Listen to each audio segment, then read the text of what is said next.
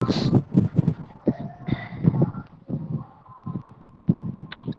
I just wanted to quickly say this. I won't repeat This this call again. is now Once you being start sharing recorded. your slide, ensure that it is in slideshow mode. That's the full screen mode. Because we will not be able to see it if it's not in the full screen. So please, for anyone presenting their content, please ensure that it is in full screen mode. Yeah. Thank you.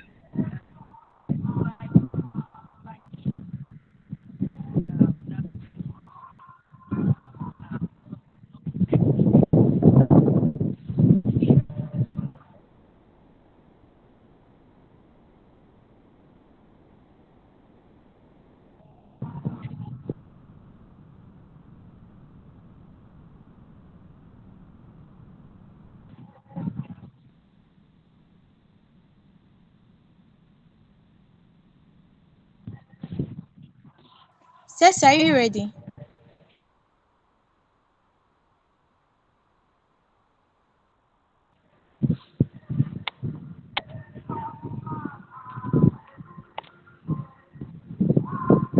Ceci, are you ready?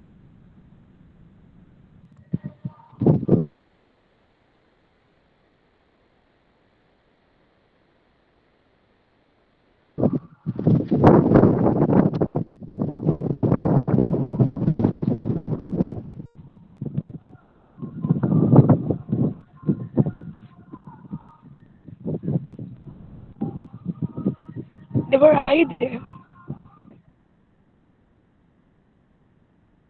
Yeah, I can hear you. Are you ready?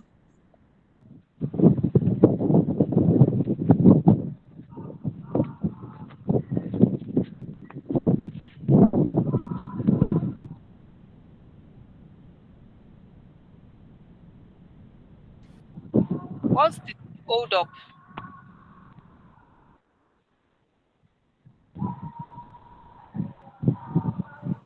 Ceci, are you ready?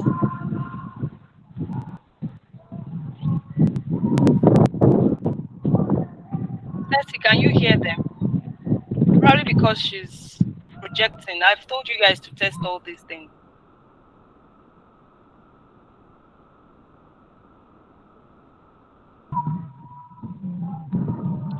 Right. I'm going to stop our projection and see if I can help you guys project from my hand. Because there's no point. She's not being able to. Just a minute.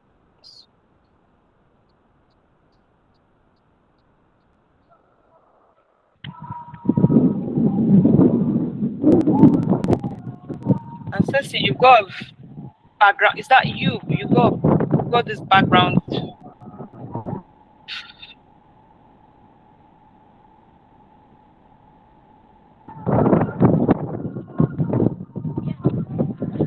Yes. Okay, so I'm going to stop Ceci from sharing.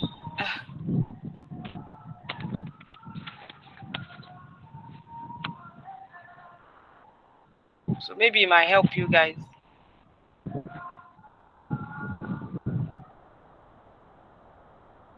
All right, Ceci, you can stop sharing now and try and see if you can talk.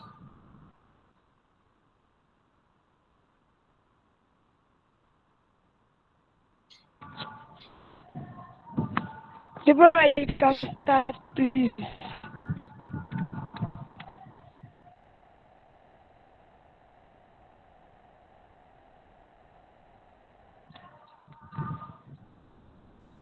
All right.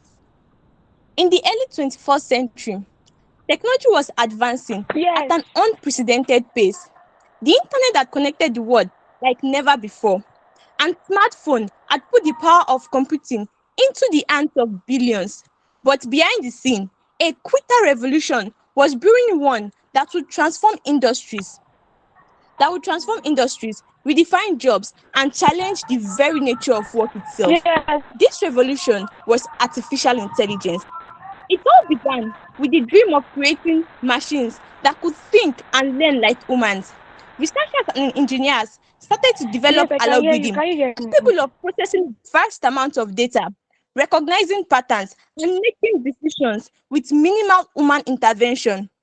At first, AI was a novelty used in niche applications like chess games, virtual assistants, and simple automation tasks. But then, something remarkable happened.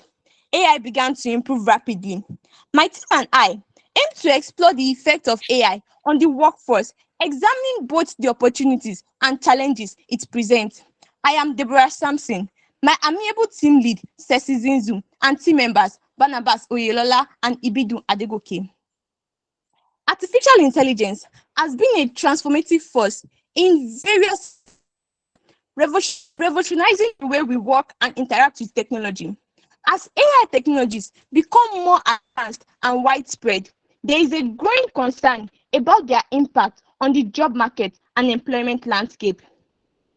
Moving to the impact of AI, one of the most significant impacts of AI on the job market is automation. AI-powered systems and robots can perform repetitive tasks more efficiently and accurately than humans, leading to automation of jobs in industries such as manufacturing, retail, and transportation. This shift towards automation can result in job displacement for workers in this sector, creation of new jobs.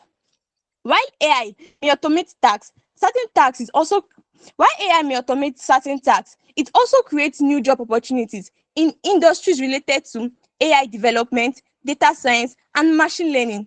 Roles such as AI engineers, data analysts, and automation specialists are in high demand as organizations seek to leverage AI technologies to improve efficiency and innovation. Skill shift. The adoption of AI technologies requires workers to acquire new skills to remain competitive in the job market. Skills such as data analysis, programming, and problem solving are becoming increasingly valuable as AI become more prevalent in various industries. Workers who adapt and upskill themselves are more likely to thrive in evolving job markets.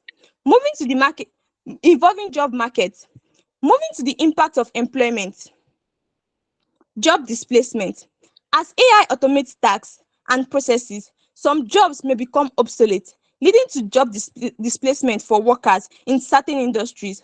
Workers in roles that are easily automable, such as routine manual labor or basic cognitive tasks, are particularly at risk of losing their jobs to AI. Upskilling and reskilling. To mitigate this impact of job displacement, workers need to upskill and reskill to remain employable in the age of AI. Continuous learning and development of new skills are essential to adapt to changing job requirements and stay relevant in the workforce. Job quality. While AI may eliminate some jobs, it also has the potential to improve job quality by automating mundane tasks and allowing workers to focus on more creative and strategic aspects of their work. AI technologies can enhance productivity, decision making, and innovation in the workplace, leading to more fulfilling and rewarding jobs for employees. AI technology has seen significant advancement over the past few decades, fueled by progress in machine learning, natural language processing, and robotics. These advancements have led to AI systems that can perform tasks with increasing levels of autonomy, accuracy, and efficiency. As AI technology matures, its adoption across various industries are accelerated, driven by the promise of efficiency gain, cost reduction, and enhanced decision-making capabilities. As AI continues to integrate into various industries, its impact on the job market is becoming increasingly evident. This impact can be seen in both job creation and placement, leading to significant change in the employment landscape. Ceci, can you tell us more about the double-edged sword of AI?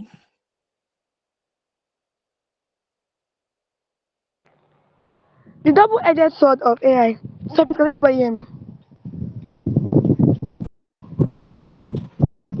Yes, yes. Ceci, The continue. We can. double-edged sword of AI. It is in a not distant future. The world is on the evolution. AI promises unprecedented benefits. It also poses some significant risk to employment and society. Imagine a future where machines represent human workers. Sounds like science fiction, right? It's the reality we are already facing. How about we talk about the effect of AI in our job market today? I want to ask, have anyone experienced job displacement or who knows anyone who has experienced such? Job displacement is the loss of job due to technology advancement. Well, you know of a fast worker only skills are jobs in automation. She struggled to come to the term of reality and she realized that she's not alone in this world. As millions of workers worldwide face similar challenges. This stark reminder of the dark side of AI. This dark side includes job loss, job loss and unemployment, widening income and widening income inequalities, social unrest and political instability, loss of purpose and identity. What could be more? What could be worse than skills obsolescence? How about we take a moment and let's reflect together on your own skills and expertise? How can you future-proof your career in this AI-driven world? But the thing is that if let AI harness its power to enhance human life, the answer lies in our collective action, you and I. Now that we explore the dark side of AI, let's talk about the silver lining AI has brought. Before I proceed, how many of us have heard of job or industry that didn't exist in 10 years ago? Well, in our world today, what have we seen? Who could have imagined that we could have data or even have a driving and truck? That's the word AI. AI is creating new job opportunities and industries. In fact, to the World Economic Reforms Report reported by 2022, AI is expected to create 133 million new jobs while displacing 75 million jobs. How has AI created these jobs? AI is also in field. That was we have the new data scientists, a natural language processor specialist who have a service chatbot. AI has helped in transform our work. As we no longer take performing most of our work, but now we deliver work real time. It enhances productivity and efficiency, and also help innovation and entrepreneurship. To the to mitigate the effect of AI on employment and the job market, mitigate the effect of job placement, that AI has us in the job situation. Banner, how to tell about the work that AI has brought about. The changing nature of work. It is no more news that the nature of work is undergoing a significant and important transformation due to AI driven shifts and changes. Here are some of these important changes that have been caused by the emergence of AI. First is what? The shift from routines to more creative tasks. The emergence of AI has allowed employees to now focus on much more creative and high value tasks.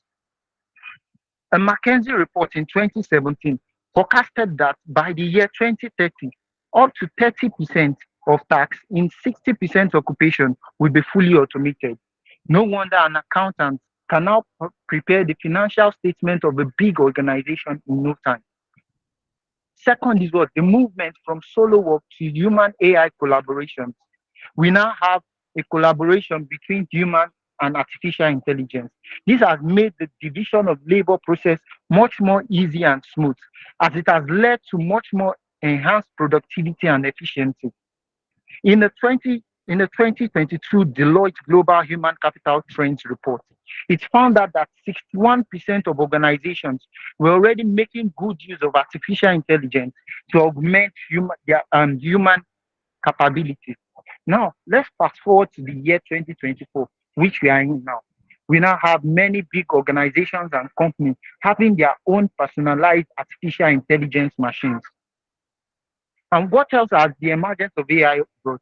It has also brought lifelong learning and skill adaptation. Through the emergence of AI, it has kept every employee and job seeker on their toes as they now continuously and constantly update their skills and update themselves to remain relevant in the job market.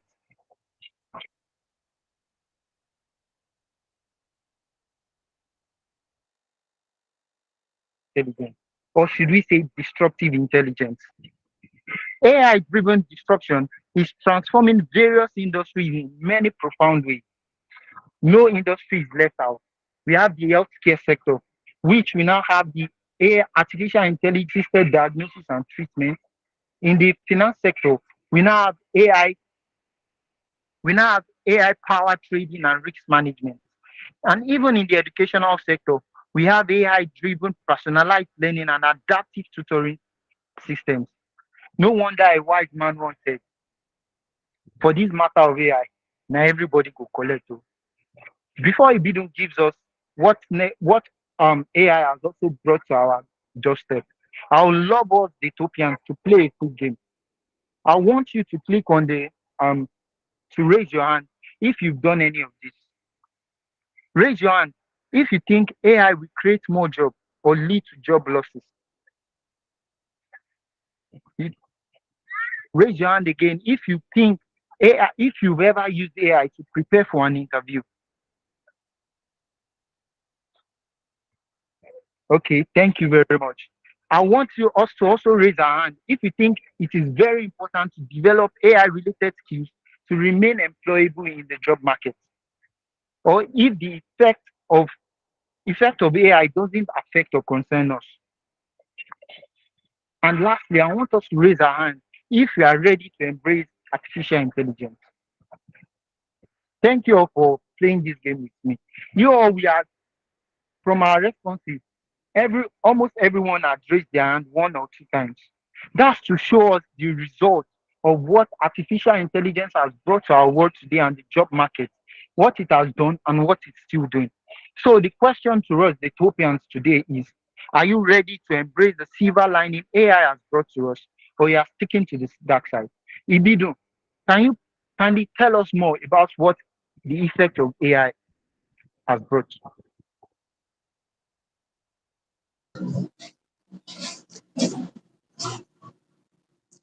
I'll be talking on the skills gap and two subsets, which are the need for AI related skills and the need for continuous learning and upskill.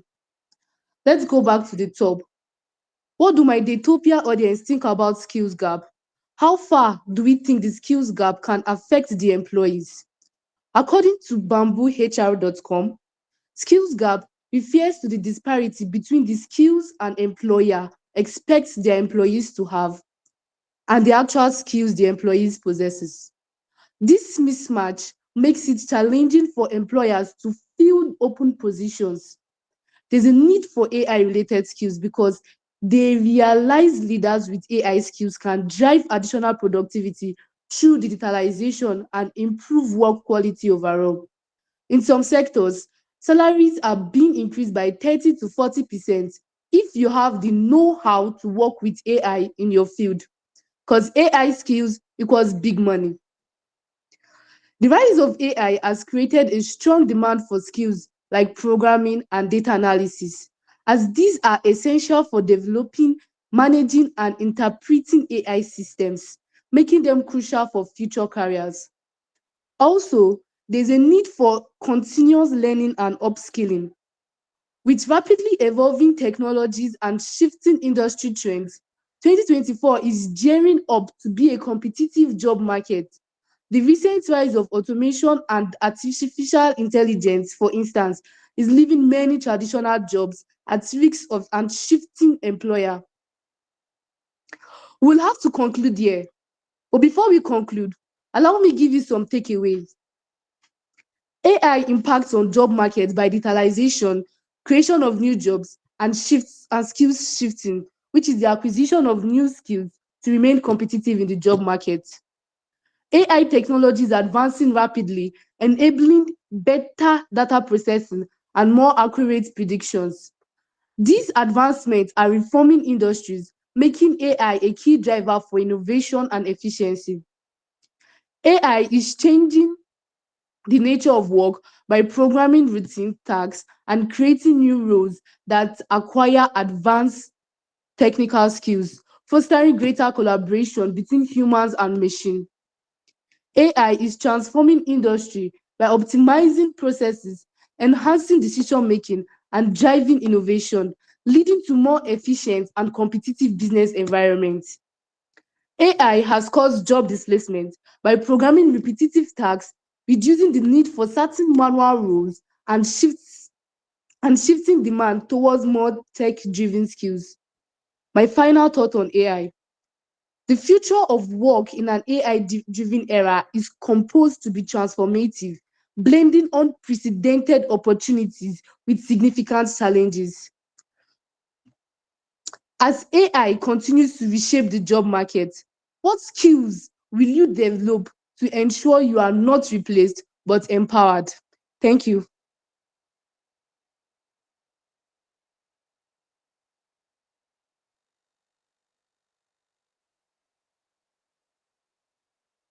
All right. Thank you very much. You can stop sharing your slides. Well done. Or is it? I think we are the one sharing it, isn't it? Okay, you're the one sharing it. Okay, well done. Thank you very much, Seminar Visionaries. Um, I'll call on a mentor to give you a feedback, quick one.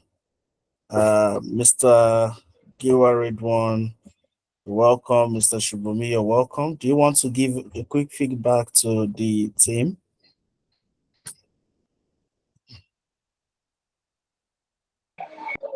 Yeah, so it was a good presentation, despite the poor connection at the beginning. Um, I liked the engagement bit. We all know AI has got a lot of use, it's got a lot of benefits today. I was looking towards seeing things like, some of the ethical concerns of using AI. We all know that with AI, there's going to be displacement of jobs. We all know the pros and cons of it.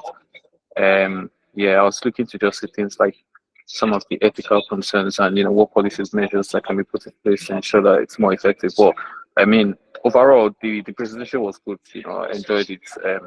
Slide deck was also um, was also good. I think maybe some improvement on some of the wordings on it. But yeah, in general, I think that was a good presentation. Thank you.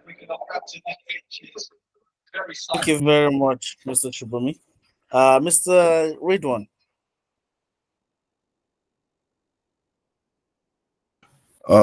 Thank you, Dr. Yusuf, for having me. Um, I won't be able to give a feedback on this presentation because I think when I joined in, I had some network challenge, so I didn't follow the presentation from the beginning. But the next one, I'll be able to give you proper feedback. No problem. Thank you very much.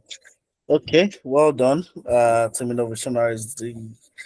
Mr. Shubomi already said most of the things. It's just that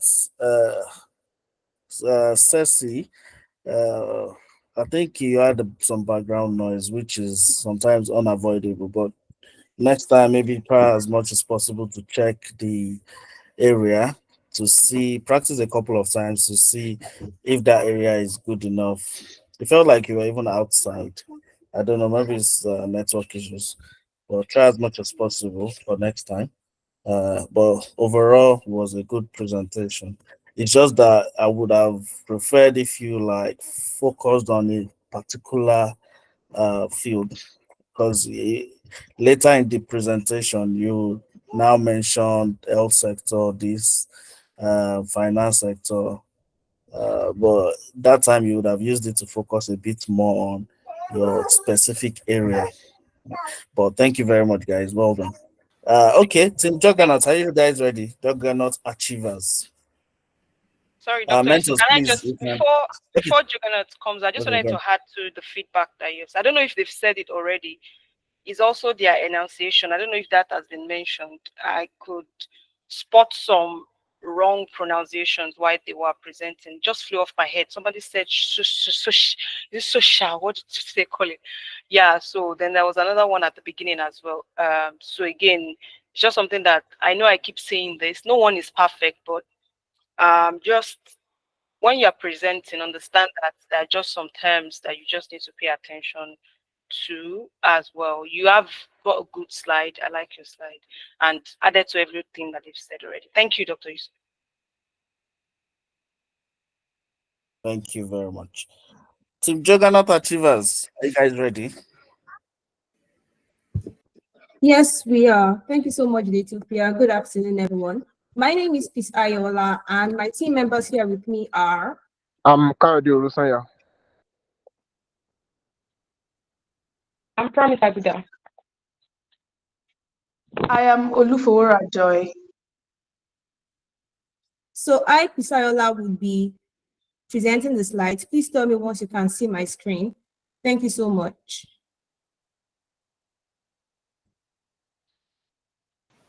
Yes, Thank you. that's coming up. The future of finance is emerging right before us, with a blend of advanced technology and financial innovation transforming the landscape as we know it. Statista has got us looking at online banking soaring from 1.9 billion to 2.4 billion in 2024. Now that's just the beginning. Can you imagine what the figures would look like in 2040? Picture this, a world where artificial intelligence is not just a fancy accessory to finance, but the very heartbeat that powers it. It's a world where your transactions are seamless, where risks are spotted before they even show up, and where financial services are customized just for you. Artificial intelligence is shaking up finance, and it is doing that at the speed of lightning. Just look at the insurance industry. AI adoption shot up from 61% to 77% of insurers actively piloting large language models, according to Connie's 2024 survey. Now, this is not just a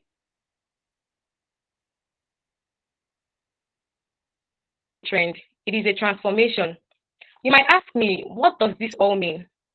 Well, it means we are journeying towards a future that is not only smarter, but also stronger and even more sustainable for every stakeholder: customers, employees, investors, and even the environment.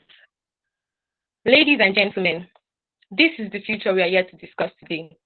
Let's dive into this exciting future as we explore the world of AI-driven risk management with Joy. Thank you very much, Promise. The integration of artificial intelligence in risk management has undeniably transformed how we identify and mitigate threats. By leveraging machine learning and natural language processing, AI systems can not only identify potential risks, but also provide actionable insights to mitigate them. AI also plays a crucial role in risk analysis. Tools like Previse help in assessing the potential impact of risks on an organization. Other AI technologies like safety culture also help to detect and analyze threats. User and event behavior analysis tools not only detect these threats, they also help to provide suitable responses to them. As we've seen, AI is profoundly transforming risk management, and this trend is set to continue with far-reaching implications. Looking ahead, AI will enhance risk management, particularly in finance. Its ability to process vast amounts of data at high speed will enable more effective systems. AI will also lead to more informed decision making, allowing companies and make decisions that align with their specific needs. Another future impact of artificial intelligence on risk management is improved efficiency. Unlike manual systems, AI tools like Tract use advanced algorithms for rapid and thorough investigation, making the system more efficient. Lastly, AI will reduce human errors, leading to more accurate risk evaluation and identifying mistakes that human analysts might overlook. However, integrating AI in risk management comes with challenges. A major concern is data privacy. The question is, how do we protect sensitive information in an AI-driven world? Another challenge that AI integration might face is the high financial cost of artificial intelligence technologies. In a country like Nigeria, with an ever-evolving financial landscape and inflation, how can companies afford the high cost of artificial intelligence technologies? Despite these challenges, it is imperative for financial institutions to leverage the use of AI. By doing so, organizations will strengthen their risk management system and gain a competitive edge in the ever-evolving world of finance. I totally agree with you, Joy. The integration of artificial intelligence will maximally improve the future of risk management. And because of that, companies must seek to manage these challenges with AI's involvement. But what about keeping pace with the demands of the environment? Kayode, could you demonstrate how artificial intelligence can transform sustainable finance and support environmental sustainability? Thank you, Promise. Artificial intelligence is rapidly transforming the financial landscape with undeniable potential to drive sustainable finance. Let's explore the factors supporting AI in sustainable finance. Firstly, AI and green investments. AI is a game changer in identifying and evaluating green investment opportunities. Its algorithms uncover promising projects in renewable energy and clean transportation. Next, portfolio optimization. AI-powered tools help investors build portfolios aligned with sustainability goals by analyzing a company's ESG performance. What is ESG performance? Environmental, social, and governance. ESG factors are crucial in evaluating a company's sustainability. AI enhances ESG assessments by analyzing unstructured data, aiding in risk assessment and informed decision making. Moreover, AI and climate-related financial risk. Climate change poses significant financial and physical risk, including extreme weather and the transition to a low-carbon economy. AI's risk modeling and scenario analysis are vital for assessing these impacts. Key organizations like the European Central Bank, ECB, and the United Nations Environment Program, UNEP, are leading in promoting AI's role in sustainable finance. The ECB researches AI's applications in climate-related risk assessment and green finance. UNEP works with the financial sector to integrate sustainability into investments, promoting AI for environmental impact assessment and sustainable development. Moving on to AI in future fraud detection and security. As financial systems become more complex, fraud threats evolve, demanding innovative AI solutions. The UK saw a rise in fraud losses from €1.2 billion in 2022 to €2.3 billion in 2023. AI is a game changer in fraud detection by implementing real-time detection, enhanced pattern recognition, predictive analytics, and routine task automation. However, in digital assets, AI monitors for market manipulation, identifies wash trading, and detects cryptocurrency scams, ensuring safer financial systems. Accenture, a global leader in AI research and development, highlights AI potential to significantly reduce fraud and improve customer experience. However, while AI offers immense potential, it's not with its challenges such as data privacy and continuous training. And these challenges must be carefully addressed. Thank you, Kayode. Yes, as financial systems become more complex, fraud threats evolve, demanding innovative AI solutions. Please, could you walk us through the role of AI and the future of customer experience? Thank you so much, Promise. As we all know, customer experience is crucial for retaining customers and driving finances. According to PwC, 32% of consumers will abandon a beloved brand after just one bad experience. To keep customers, businesses need strong and lasting customer experiences.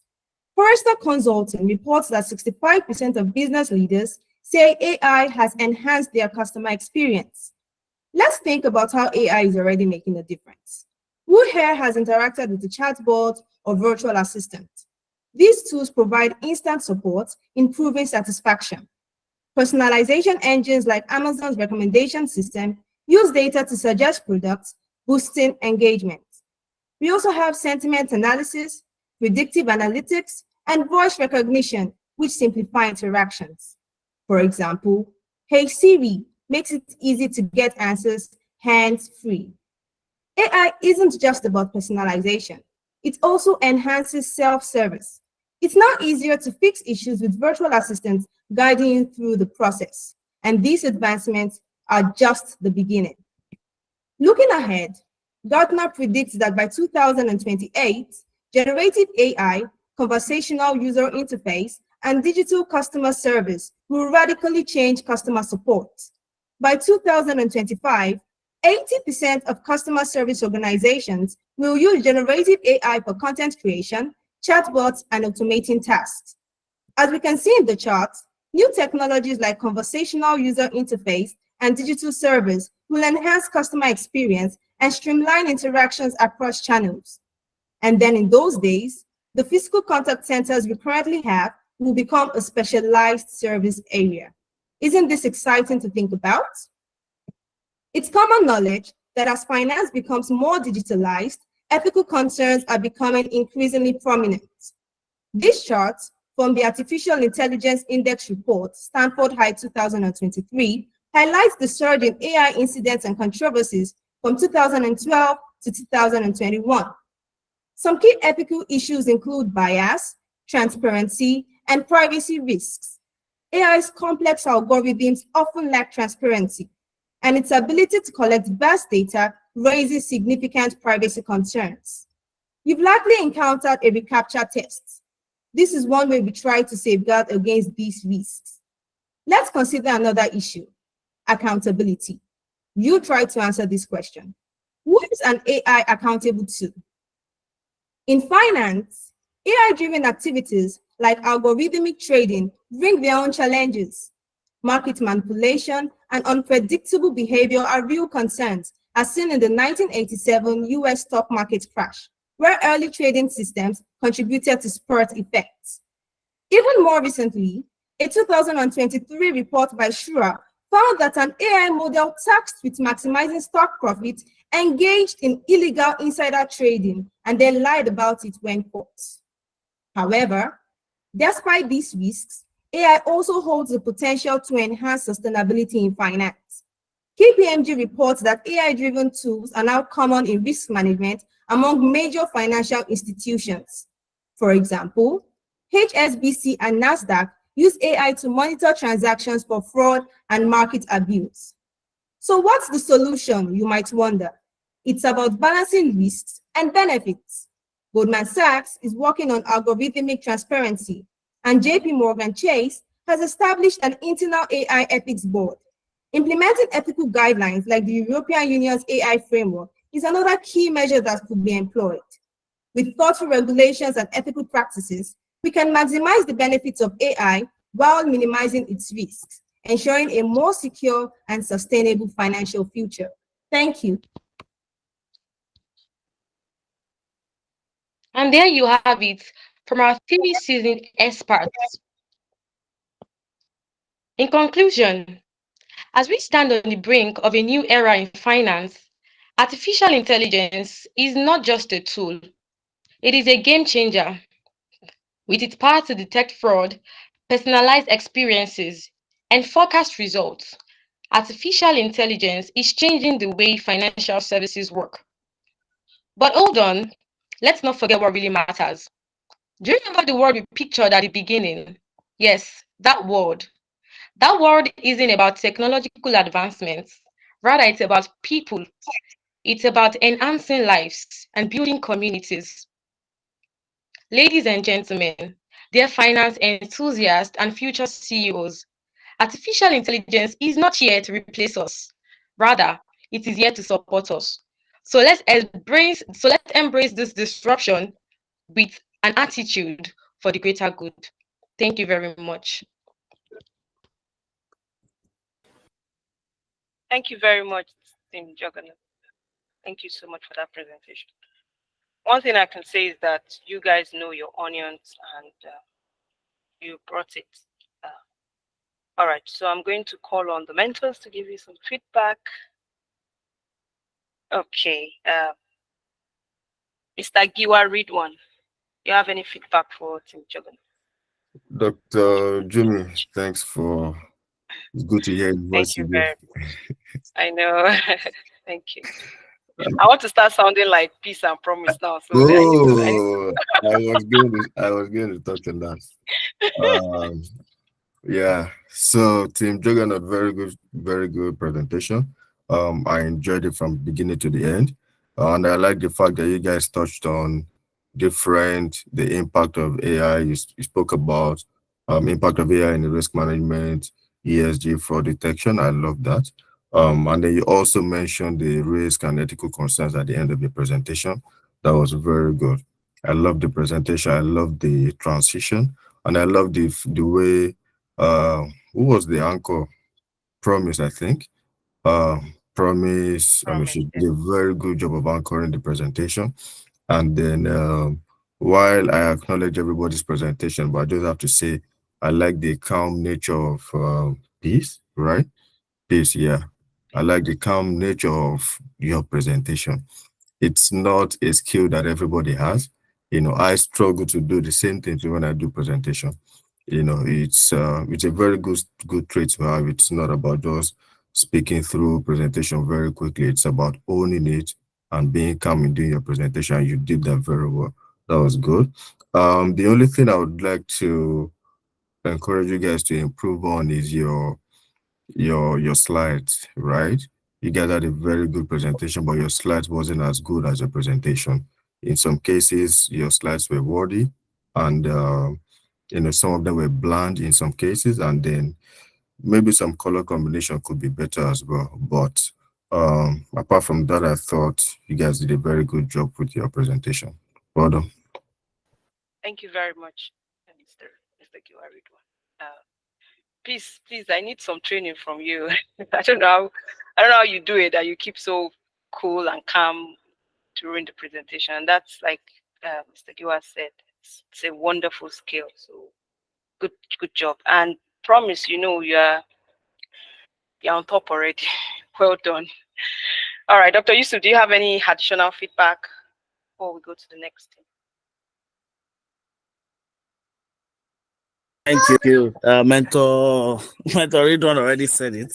You guys would have been really perfect if not for your slides. Like, it would have been a perfect presentation, right? Because I was just looking at the slides. I was like, guys, come on, you need to work on your slides. Because like Mr. Mentor Ridwan said, some slides I didn't really enjoy because I was just reading the slides rather than actually listening to you. But you guys presented so well. Just next time, try as much as possible to learn a bit more about, how to create very good slides. It's AI we are talking about, right? So we're expecting to see very creative slides, and that's why I sent a sample so that you can know that the slides game has gone a lot. It's gone so far that we need to catch up, right? So try as much as possible. If it's something that you have to like spend a lot of time, extra time to learn, try as much as possible to do that. But that's everything I have. Well done to the team. Well done, guys. Thank you very much. I'll just say this to you guys. You've done a lot of research, and it transcends when you guys are talking. Like, you didn't just put it on the slides, but you follow through with your presentation as well.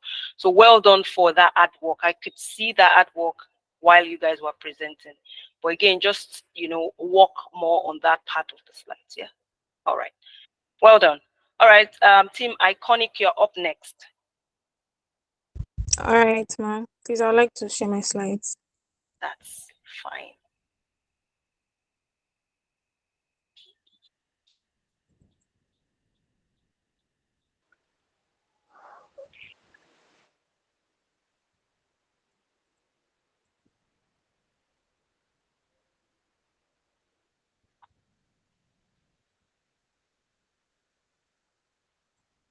Sorry, while you're projecting your slide, can I just say this for those sharing their content?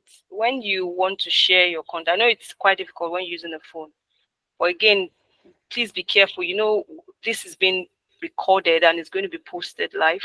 Also, you have different people here, so all I'm saying is that keep your personal things, keep them safe, and don't project it while you're trying to look for what you're looking for.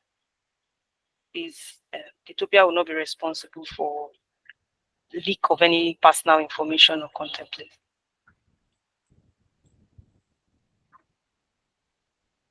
Please help me confirm if you can see my slides and if you can hear me clearly. Yes, we can. Yes, we can. Please permit me to also do a roll call. Perfect.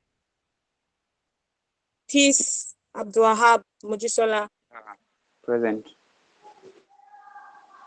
Present. Present. Right, we'll begin now. Good day, everyone. Team Iconic would like to engage your thoughts concerning AI's role in Africa's growth. With Africa's economy on the rise, we ask, how can artificial intelligence be the catalyst for this growth? Will AI be the key to unlocking Africa's economic potential or a missed opportunity? Can we harness AI to drive innovation, productivity, and sustainable development? Firstly, artificial intelligence, popularly called AI, refers to computer systems that mimic human intelligence, enabling learning, problem solving, and decision making. For Africa, AI offers a transformative opportunity to reduce poverty and improve living standards. Presenting on the team today are Kis Akoni, Mojisola Abiodun, Abdulwahab Lukman, and myself, Kis Shubi. This presentation focuses on AI's role in driving economic growth in three key sectors, namely agriculture, education, and healthcare. By exploring opportunities and challenges in these areas, we'll gain insights into how Africa can leverage AI for sustainable economic growth. With that introduction, let's dive deeper as my teammate Abdulwahab will now explore how AI is transforming these three key sectors in Africa. You're welcome, Abdulwahab. Thank you, Emisi. The year 2023 stands out as a pivotal moment in the explosion of AI, remotely triggered by the current wave of growth in big data and more closely by the advent of OpenAI's ChatGPT. These developments catapulted AI to the forefront of global discussions, with generative AI becoming a very common topic in every corner of the globe.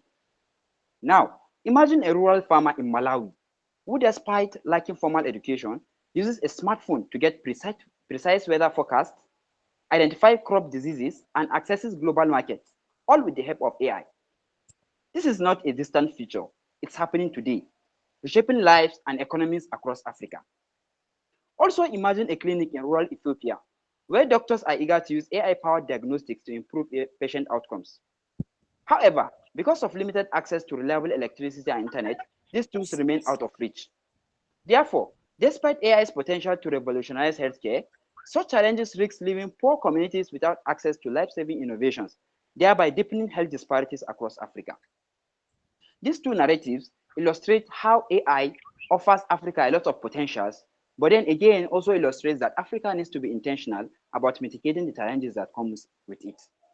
Moving on, as the world gets immersed in the excitement surrounding AI, market figures, research findings, and job opportunities provide tangible evidence of unprecedented growth in the industry. According to a 2023 Statista publication, the global artificial intelligence market is poised for a robust growth in the upcoming decade. This is obvious on the chart on the slide. You can see that it's an upward trend. Extracted also from the chart, it will be observed that the current value of the market is valued at nearly 208 billion US dollars. And this is projected to surge towards a $2 trillion market by 2030. A testament to this trajectory is the over 6 times increase in AI investment since 2016, signifying remarkable growth in this market. Similarly, this surge in AI investment corresponds to an escalating demand for AI talent. According to a LinkedIn data, job postings featuring AI or generative AI more than doubled between July 2021 and July 2023.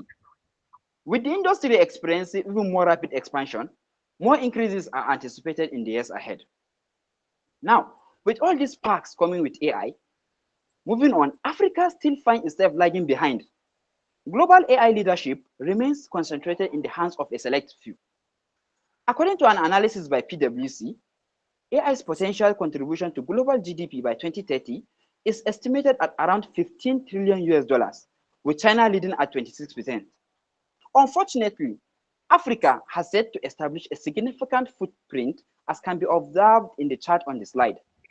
Countries leading and come from continents in Northern America, Southern Europe, Northern Europe, developed Asia, and Latin America. This same lack of representation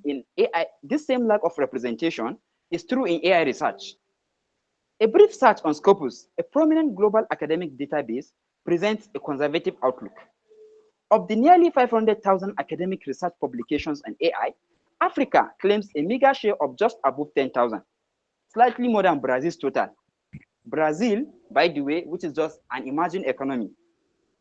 Now, this reality is not encouraging, given that research forms the backbone of innovation in any industry. Now, having explored the global trend in the AI market and the state and position Africa finds itself, I would like to pass on to Peace, who is going to walk us through the key sectors that we believe are going to contribute to Africa's economic growth in the AI landscape. Peace, you are welcome. Thank you so much, Abdul Wahab. You mean Africa can leverage AI for economic growth? Of course, AI has the potential and track record of revolutionizing the challenges we face each sector of the economy in Africa. Come, let's explore the opportunities together. First, let's take a look at the health sector. The introduction of AI has undoubtedly brought ease and comfort to people's life. Permit me to take you back to the COVID-19 period, a pandemic which struck the world. Governments, organizations, and parastatals were scrambling to find solutions. Fortunately, two countries in Africa rose to the challenge and introduced groundbreaking AI initiative. Zipline in Ghana introduced a drone delivery system which delivered medical supplies to remote communities. Yes, a drone, which a flying object, like a life-saving angel, dispense essential medicine while maintaining physical distance. Also, Instant Deep in Tunisia developed the Tunisia Corona Tracker, which actively tracked the spread of the virus and aided other countries in responding to the pandemic. Next, to the educational sector. Take a moment to imagine what education would be like without the introduction of AI. Google AI Lab, SafeBook are examples of AI-powered platforms which provide personalized learning experiences for students. These AI platforms have liberated our learning experiences, making education more accessible and efficient for everyone. Now, we can acquire knowledge, skills, and educational advancements in ways that were previously unimaginable. Finally, to the agricultural sector, a nurturing key to feed the world. The AgriForward project, which uses AI to help farmers optimize their crop yield, is a fantastic example of how AI can be used to promote sustainable development in Africa. This initiative was established in Kenya, primarily driven by the need to address the agricultural challenges faced by smallholder farmers in Africa. By improving crop yields and reducing waste, AgriForward is helping to improve food security, boost economic development, and conserve natural resources. Now to the benefits. First, I would love to take it from the health sector. By improving healthcare outcomes, reducing mortality rates, and increasing productivity, AI can create healthier populations with higher life expectancy, resulting in longer productive working years and a more skilled workforce. In the education sector, AI-powered personalized learning can address the needs of diverse learners, enabling more individuals to become skilled workers and contribute to the economy. And lastly, the agricultural sector. By boosting crop yields, reducing waste, and ensuring food security, AI-powered solution will address the issue of food insecurity, which is a key contributor to instability and poverty. This will lead to an increased productivity in agriculture, higher employment rates, and more stable societies. These benefits, when combined, can create a cycle of sustainable economic development in Africa with artificial intelligence as a key driver. Now, I'll be handing over to Mochisola, who will discuss the potential obstacles to the adoption of AI in Africa. You are welcome, Mochisola. Thank you, Imisi. Today, we stand on the brink of an extraordinary era where the winds of technological change are set to sweep across Africa, carrying the potential to reshape our continent's future. At the heart of this transformation lies artificial intelligence, a catalyst that can ignite unprecedented growth, uplift entire communities, and chart a course towards a brighter tomorrow. AI holds the key to unlocking new possibilities in agriculture, healthcare, and education, the very pillars of our societies. Yet, as we embrace this potential, we must also confront the significant challenges that lie ahead. Let's start with agriculture, the backbone of our economies and the source of sustenance for millions. In many rural areas, infrastructural deficits present a formidable barrier hindering the widespread adoption of AI innovations like Kenya's Plant Village app, which has the potential to revolutionize crop disease management. The absence of comprehensive agricultural data further limits the precision and effectiveness of AI application, while a shortage of skilled professionals hinders our ability to tailor these technologies to our unique agricultural context. However, there are clear pathways to overcome these obstacles by providing robust agricultural data platforms, providing tailored AI training for local experts, and fostering partnerships that blend technology with traditional practices. Through these strategies, we can harness AI to transform agriculture across Africa. Now, let's turn our attention to healthcare, where AI is already making significant strides. In South Africa, the Vodcom e-health platform has demonstrated the power of AI by reducing healthcare costs by 30% through remote services. Yet, the widespread adoption of AI in healthcare faces considerable hurdles. Fragmented and non-digitized health records impede the deployment of AI-driven diagnosis and treatment plans, while ethical concerns about transparency and accuracy raise critical questions about the role of AI in life and death decisions. But these challenges should not deter us. Instead, they should inspire us to take decisive action. We must prioritize the standardization and digitization of health records to lay a solid foundation for AI-powered healthcare. We must establish robust ethical guidelines to ensure that AI systems are transparent, fair, and trustworthy. And we must also invest in healthcare infrastructure to seamlessly integrate AI across all facets of medical care. Finally, let us consider education, the gateway to Africa's future. AI holds the promise of revolutionizing education, bringing personalized learning to every child, regardless of their circumstances. The success of Nigeria's Adelas platform, which has boosted student engagement by 50%, is a testament to what can be achieved. However, the digital divide threatens to leave rural students behind, while the lack of teacher training in AI technologies and the need for locally relevant content pose significant challenges. Our solutions must be both ambitious and actionable. We must prioritize the development of resilient digital infrastructure in rural areas, provide ongoing professional development for educators, and create AI-driven educational tools that are tailored to our specific needs. As we approach the conclusion of this presentation, I am pleased to invite Imisi to join us and lead us through the final thought. Welcome, Imisi. Thank you, Mojisola. To summarize our discussion, in Africa's adoption of AI to drive economic growth while leveraging the opportunities and overcoming obstacles, Africa should prioritize on the following, which include infrastructure development and digital access, data collection and management, capacity building and skills development, and lastly, AI, inclusive and responsible AI development. In conclusion, AI has the potential to transform Africa's economy by enhancing productivity, efficiency, and innovation. However, its impact depends on Africa's readiness to adopt and harness it. As Emir Hussein, founder and CEO of Spark Cognition aptly puts it, artificial intelligence is not a replacement for humans. It's about amplifying human potential.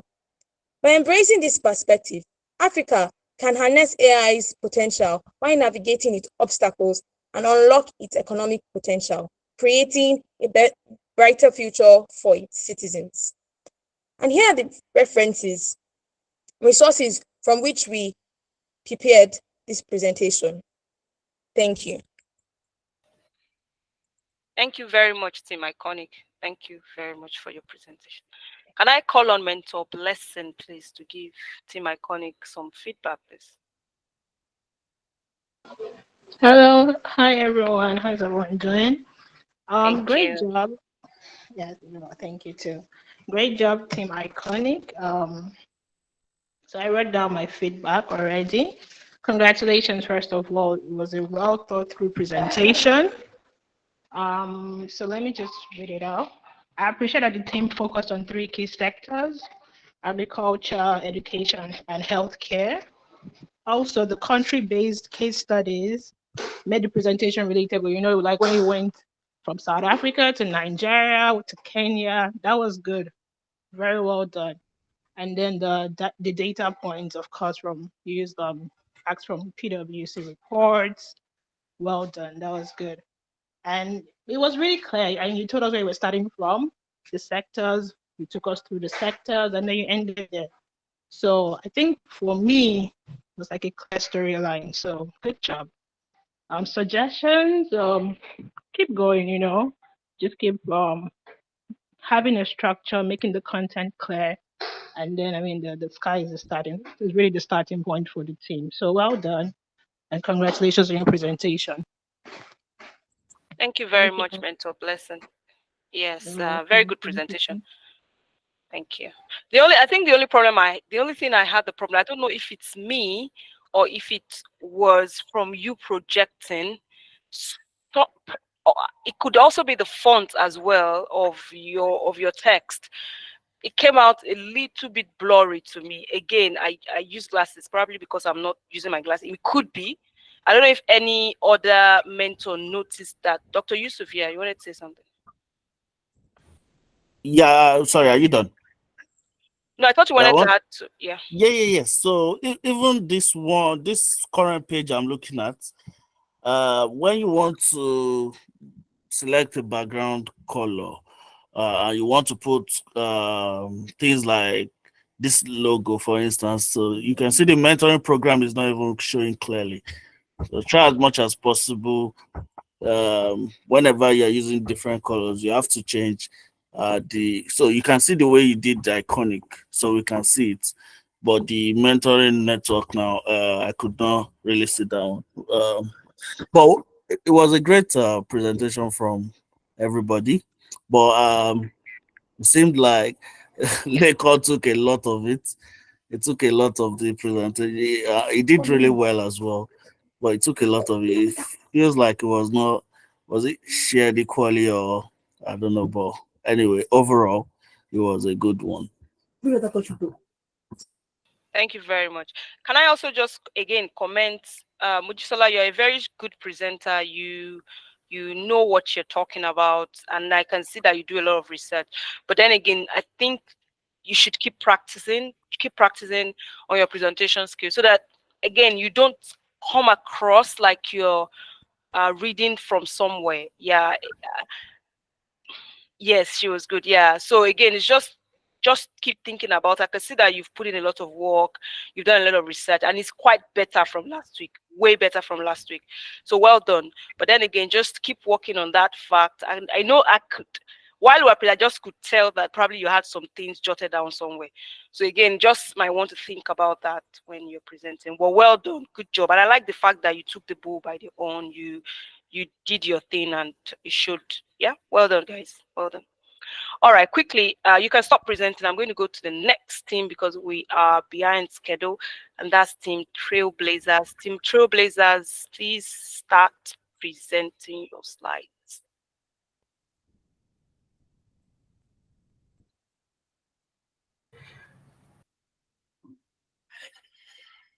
Okay.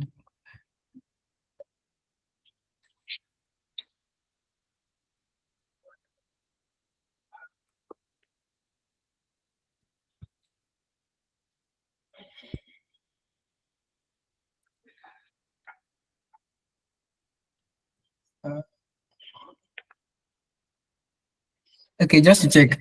Because I hear. Yeah, I'm with you. I can hear you. Peace, Eniola. I'm actually here. I'm here. Your slides are not up yet, though. No.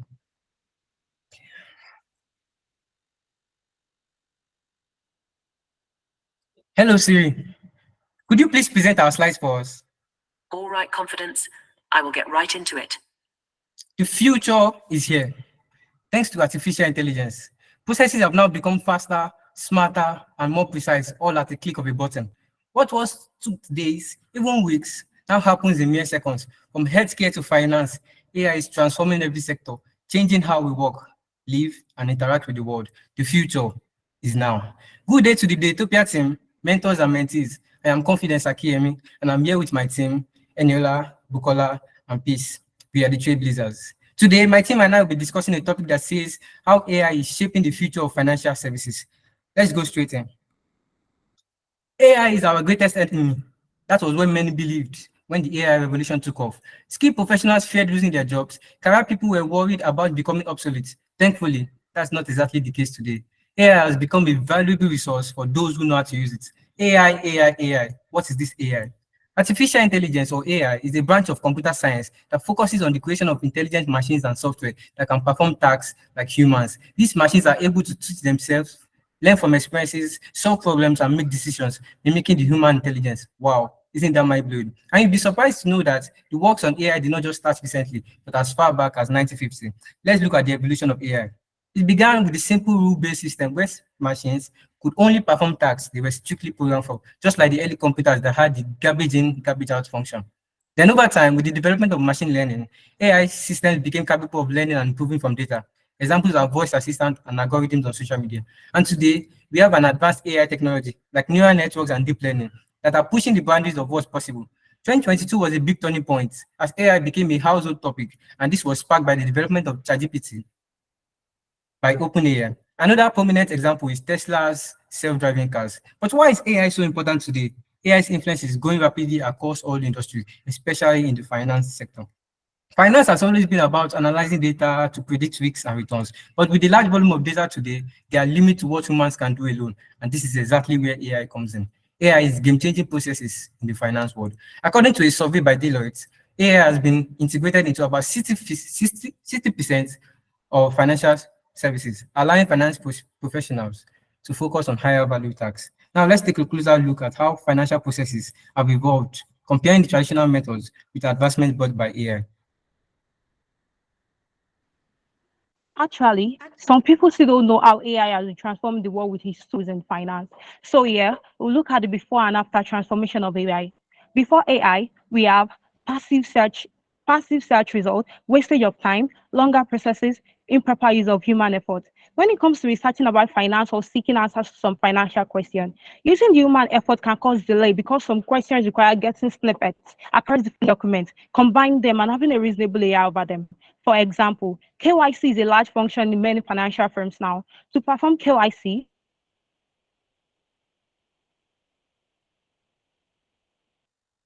one needs to look at SEC filings, articles of incorporations, and tons of different types of documents. So before AI, people would go to different regulatory bodies and basically leverage on the best possible tool to do this, which is Google search. Though Google search is good, it is not tax aware.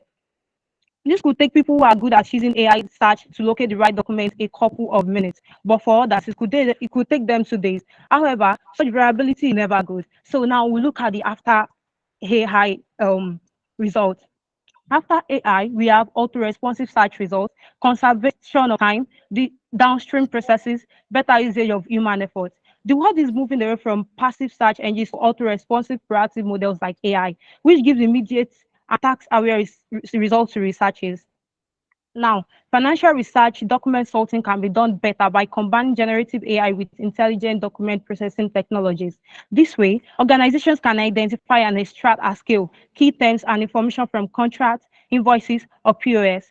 That's one search that many employees in an organization would have come together to do using Google search can now be done by an employee or two using AI. Also, organization can simultaneously leverage AI to help identify any contractual risk or special clauses and determine the accounting applications to support downstream processes while also being able to compare and contrast key elements from contracts, and documents. Now, let's look at the AI's impact across key financial divisions. AI has had a profound impact across various key financial divisions, changing how institutions operate. We have divisions like investment banking, asset and wealth management, financial advisory, processing payments, risk management, and many more. But we'll be talking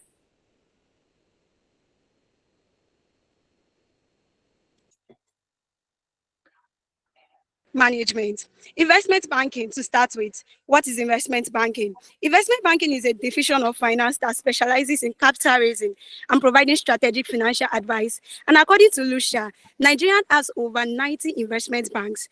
5,966 investment bank in United States, 1,372 investment bank in United Kingdom, and many more. According to Equinox 2023 Global Tech Trend Survey, 47% of the Nigerian business actively embrace AI, and over 90% are banking on artificial intelligence benefits to expand their operations, enhance efficiency, and to stay competitive in this digital era. So, what are the uses of artificial intelligence in investment banking? Artificial intelligence helps investment banks to manage risks. It also helps them in fraud detection, reduce cost and increase productivity, cyber threat detection, and portfolio management. And now we'll be looking at a case study that relates artificial intelligence to investment banking. The US generative AI in banking and finance market size was valued at an amount of $244.48 million in 2023 and is expected to reach 3,183.44 million by 2032, growing at a CAGR of 33% from 2023 to 2032. Now moving on to the second financial division, asset and wealth management. Asset and wealth management involves managing investments and providing comprehensive financial services for individuals and institutions. And integrating AI into asset and wealth management will lead to the following: more meaningful client engagement, which will positively impact business growth, improve lead generation, support meeting preparation and delivering of productivity enhancement, the use of AI-driven robot advisors, portfolio optimization, client profiling, tax optimization, and many more. And looking at a case study from Boston Consulting Group, BCG, according to their 2024 Global Asset Management Report, in the face of many prayers, asset managers are required, asset managers will need to rethink the way they operate in order to maintain the growth and profitability of past years. The most viable way forward is by using an approach that we call the 3Ps: productivity, personalization, and private market. As the artificial intelligence revolutions gather momentum, according to BCGs, asset managers have an opportunity to invest in AI and integrate it into their operations in a way that can enhance a 3P strategy. In adopting AI to facilitate productivity, operational efficiency, improve decision making, asset managers should view the technological possibilities as transformational tools for their organization. According to BCG, waiting is not an option when it comes to investing in AI. The technology is rapidly developing, and asset managers that do not start their journey now risk being left out. Now, let's look at statistics to explain AI adoption in financial services. According to 2023 software ORCs and Wi-Fi talent, AI adoption in banking is expected to grow by 61% by 2025. AI adoption in the finance industry jumped from 45% in 2022 to 85% expected by 2025. AI adoption in finance has rapidly increased, with 60% of financial institutions using AI across multiple business functions. 36% of financial service executives have used AI to reduce costs by 10%. 46% of financial services firms saw improved customer experience after implementing AI. Now, let's move on to AI implementation in a leading financial institution.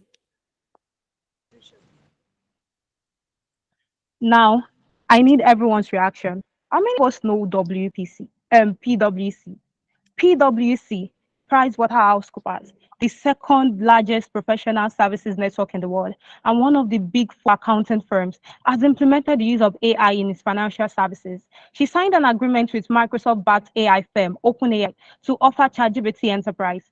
PwC invested $1 billion in AI to help clients maximize productivity and create new products, thereby becoming OpenAI's first reseller and largest enterprise user. Also, the world's biggest bank, JP Morgan, launched its own ChatGPT-like product,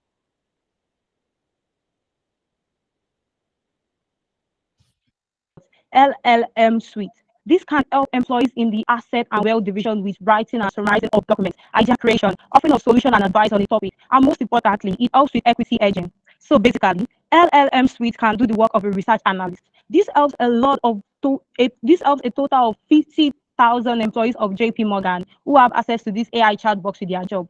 However, despite all the transformations AI has done in the finance world, there are still challenges and limitations to it. How many of us here believe that as useful and powerful as AI is, it still has our challenges? Let me see our hands. One, two. Okay, that's cool. AI in finance has some flaws and it includes cost implication, cybersecurity risk, ethical consideration, data-related challenges, interpretability and explainability, talent skills and gap, and lastly, technical issues. Now, let's take it one after the other so that we can have a better understanding of the flaws of AI in finance. Cost implication. Implementing AI solution requires sustainable upward skills. Implementing an AI solution require substantial cost. Developing AI model, acquiring data, purchasing hardware can be expensive for financial institutions, especially smaller firms. Cybersecurity risk. AI systems rely on vast amounts of sensitive financial data for training and decision making. If the system is hacked and manipulated, it can affect the productivity of AI in finance. Ethical consideration. Determining who is responsible when an AI system makes a mistake can be difficult, which is a breach to one of the financial ethics, which is accountability. Data-related challenges. AI models rely on high-quality data for accurate prediction and decision. However, financial data can be noisy, incomplete, or outdated, which can negatively affect the performance of AI. Interpretability and explainability. Many advanced AI models give financial decisions that can affect real people and customers because they don't have understanding of AI in finance. Talent skills and gap. Many financial professionals lack the basic skill needed to work with AI. And lastly, technical challenges. Advanced AI model, especially those using machine learning or deep learning techniques, require significant computation power to train and operate. With all these challenges, now let us look at the future of AI in finance. Looking forward, the rapid pace of AI integration in finance shows no signs of slowing down as technology keeps getting better. Experts predict that by 2040, AI will be equal to human intelligence, and by 2060, AI will surpass human intelligence. And what does this mean for finance? It means there will be advanced predictive analytics, greater personalization, and even complex processes will be taken up by AI. And by 2027, according to a prediction by DataCamp, AI in finance is predicted to be a $130 billion industry. Wow, AI impact in finance is truly revolutionary and it is just getting started. Now let's wrap it up. In conclusion, we know that while AI presents significant opportunities for finance professionals to enhance efficiency, accuracy, and client services, it also poses challenges related to job displacement, ethical concerns, data security, and many more. But these challenges can be mitigated through training programs for professionals to adapt to AI, improve data security measures, regulatory compliance, and many other measures. By adapting to these changes, finance professionals can mitigate risk and leverage AI to their advantage. The aim of every finance institution is to add value and provide quality service to its clients. And this will be achieved through the synergy between AI and professionals, as this will produce a greater result. So should finance professionals be concerned about the rise of AI? Yes, they should, but their concerns should be how they can embrace AI, improve their skills, and achieve an improved result with AI. Because with AI, we can achieve that great outcome that we desire. AI is already part of their life, and it would impact every finance industries. In summary, any business model that fails to embrace AI will be extinct. For current and upcoming finance professionals, do you want to be extinct? I believe your answer is no. So embrace AI now. AI cannot replace finance professionals because they have this capability and ability that AI does not have. And just to let us know, that finance professionals command AI. They give AI data to process the work to do, which is why humans are needed in this equation. Finance professionals plus AI equals greater efficient and effective results. Together with AI, finance professionals can change the world to a better future with AI and finance professionals. Thank you. Thank you too. Thank you. That's all I can say. Thank you. Okay. Mentor, read one. I know you have a lot to say to this team. So the floor is Ah, thank you so much for calling me. Uh, these guys are true trailblazers. Um, so I'd like to first of all say well done with your presentation. You guys did an amazing job with your presentation. Starting with confidence, that was a very confident start to your presentation. The way you took audience engagement to another level, um, starting with Siri and then moving on to your presentation. Imagine if you had, I mean, this is just me thinking out. Imagine if you had used AI to run through your presentation, every single part of your presentation. That would have been really, really cool. But so you guys have a team of very strong presenters. I don't know if you chose your team members or if it was randomly chosen, but you guys have a very strong team of presenters from you to Bukola, Etuk, and the last person. So I like the fact that you used lots of data in your presentation. Your slides were amazing. I don't know. I feel like I've heard this confidence thing before. So it looks like you were part of the team before, maybe last year, and that's why you have experience in doing presenting slides. But your slides were very good. I love the transition and the way you did your transition. It feels like every single person knew when the other person had finished, so you didn't need to wait any second. You just jumped right into it. So that was very good. The fact that you were also able to talk about different aspects of finance, investment banking, asset management, wealth management, that was also very good. Maybe I would have expected to hear more about personal banking because in financial services, whether you like it or not, personal banking is still what makes the most money for the bank. So I could have heard more about that, but it's not going to take away from your presentation, but that would have been a good addition to the presentation. Then audience engagement, I spoke about that. That was really good. And then the fact that you used data all through your presentation, that was amazing. It showed you guys did your research and your delivery was amazing. I don't know what else to say to your presentation because it was lovely. Your storytelling was also good. One of the mentors had also mentioned that. The only thing I would like to say is, and this is not about your presentation, it's just for Eniola.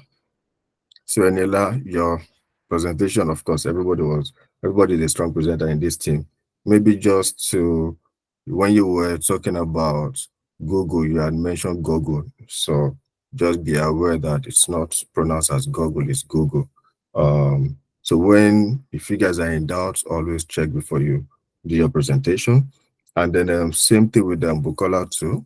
I think Bukola, when you did your presentation, you were talking about growth. You were saying growth, and just be aware that you need to add the th properly and say growth instead of growth. But beyond that, these are not going to take away from your presentation. I just wanted to point this out to you. I'm not going to reduce your growth or whatever because of this. I just wanted to point it out. But you guys have done a very good job with your presentation, and I love it. Well done, guys. Thank you very much, Mentor Ridwan. Thank you so much. Thank you very much, guys. Great presentation. Well done. Well researched, like I said. Bukola with the confidence and well done. Yeah. All right. Quickly, we'll go to the next team.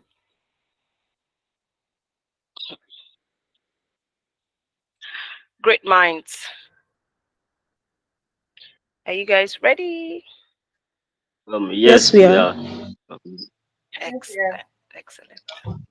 Yes, we are. Okay, let me just share my screen with you.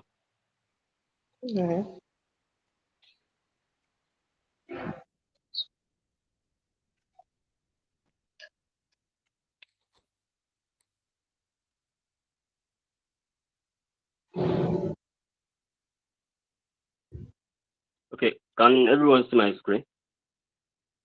Yes, we can. Make it bold. Okay. excellent. Okay. All right, thank I'll you very start the much. So we're timer going to once you begin now. start. Yep. Okay. So, good day, everyone. We, the great minds, are going to give you an insightful presentation on the theme, the impact of artificial intelligence, for short, AI, on the future of work. On the call for the presentation is Doyin Solagiwa, Yakub Munir, Osuji Chioma Goodness, and myself, Ojulari Bilkisu. And as a team, we were able to come up with the topic, how AI impacts the professional fields. So for most of us, when we hear AI, we immediately think it's ChatGPT. But the truth is that AI goes beyond that.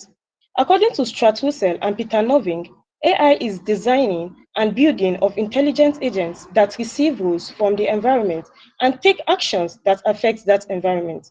A computer scientist called Alan Turing laid the foundation for artificial intelligence in 1950. The term artificial intelligence was coined by a Stanford professor, John McCarthy, in 1956. In the world today, AI is changing the way we work by affecting the types of jobs available, the skills we need, and how industries operate. So as AI keeps getting bigger, it will definitely have bigger impact on the job we do, making it necessary for us to learn more about how it affects us and how we need to adjust to its changes. So instead of being bothered about AI taking our jobs, we can learn to work alongside with it to enhance our own skills and abilities. Or we could focus on jobs that require creativity and empathy, which are skills that computers can't easily replicate. Now, the automation and efficiency of AI in professional roles.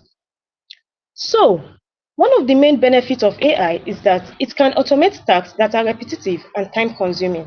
For example, in accounting, AI helps with tasks like entering data, processing transactions, and creating financial reports much faster than humans and also with fewer errors. This allows accountants to focus on more complex work like giving financial advice and planning for the future. Also, in legal fields like law, AI changes how lawyers work by making tasks like document review faster and more accurate. It can help a lawyer quickly go through large amounts of legal documents to find important information, which saves time and reduces the chances of missing important details. In healthcare, AI is being used to help doctors diagnose diseases, analyze medical images, and create treatment plans. For example, AI algorithm can analyze medical images to help detect diseases like cancer. Researchers at the University of British Columbia have even created an AI model that can predict cancer survival with 80% accuracy and detect Alzheimer's disease using language and speech pattern from patients, and this will definitely help save life.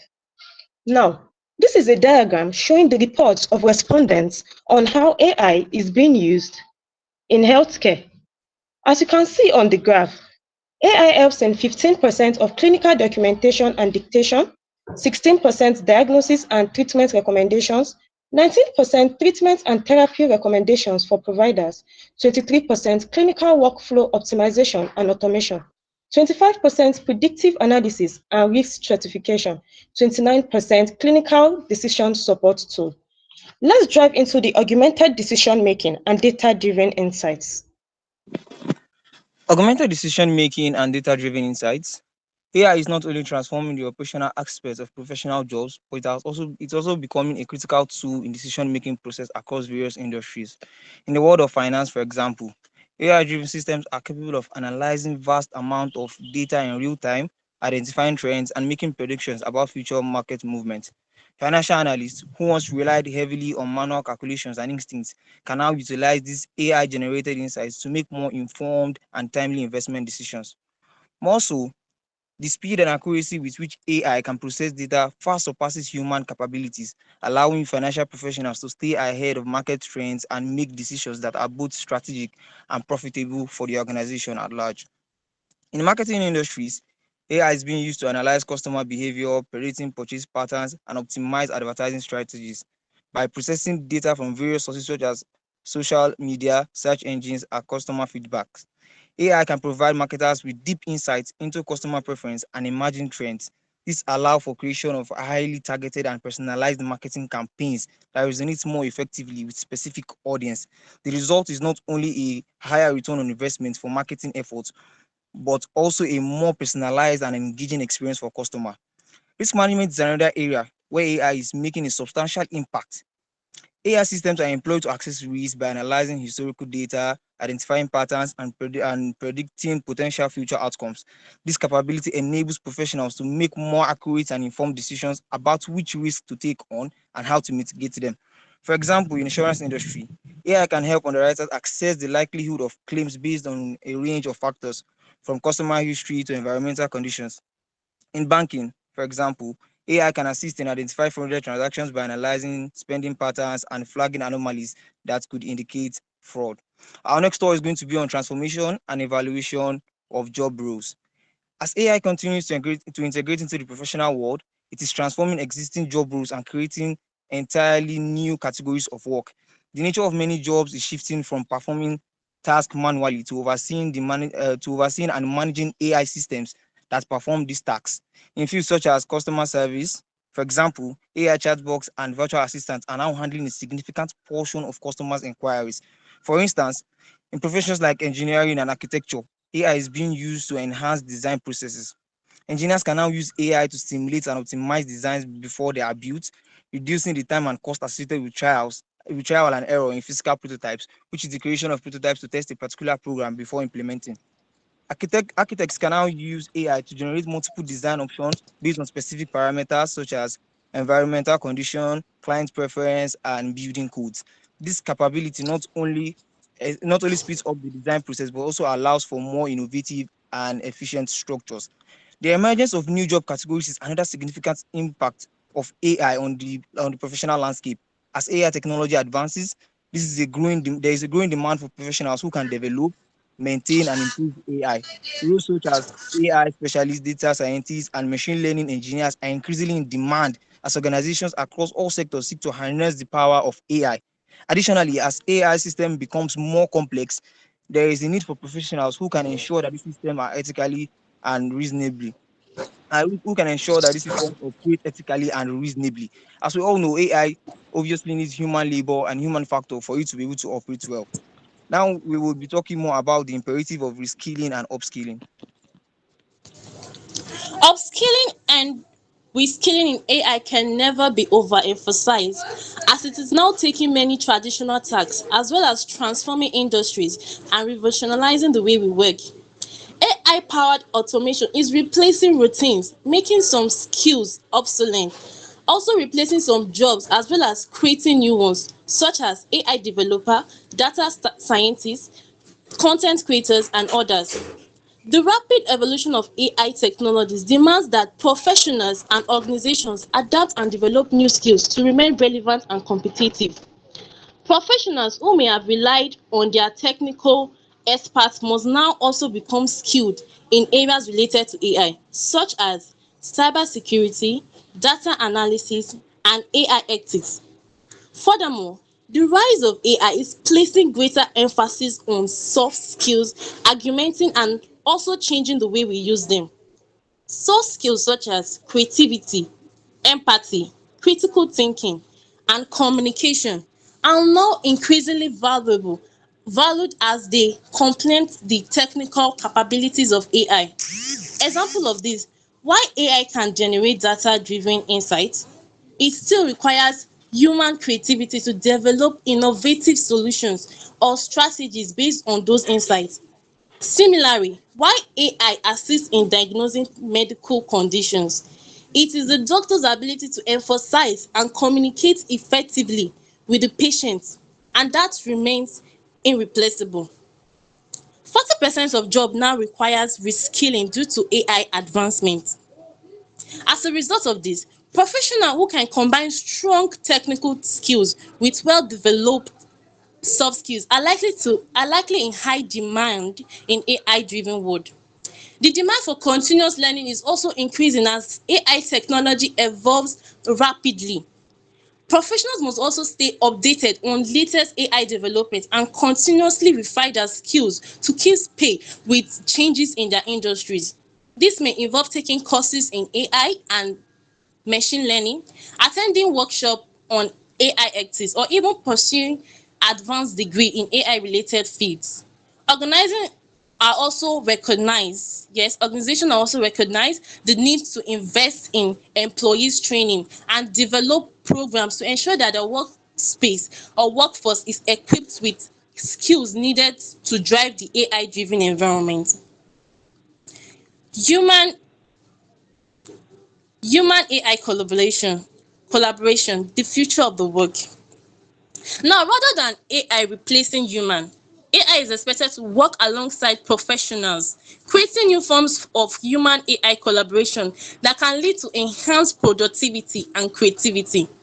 In healthcare, for example, AI system can analyze medical data and suggest possible diagnosis, but the final decision and treatment plans are only made by doctors. This collaborative approach only allows medical professionals to leverage AI as analytical power while maintaining control over critical aspects of patient care. The result is more efficient and accurate system, while AI doctors is making better informed decisions. Now, in creative fields such as design, marketing, and entertainment, AI is emerging as powerful tools for enhancing human creativities. Designers can now use AI to generate design concepts or optimize layout, while marketers can leverage AI to create personalized content. In the entertainment industry, AI is also used to generate music, write scripts, and even create visual effects. However, while AI can assist creative process, it is ultimately human creativity and judgment that shape the final product. The synergy between human creativity and AI analytical abilities is leading to new forms of art and expression, as well as more effective and engaging marketing strategies. The concept of AI teams is also becoming more prevalent in industries such as finance, law, and engineering. Now, in finance, for example, AI-driven system can analyze market data and identify investment opportunities, but human analysis are needed to interpret this insight and make strategic decisions.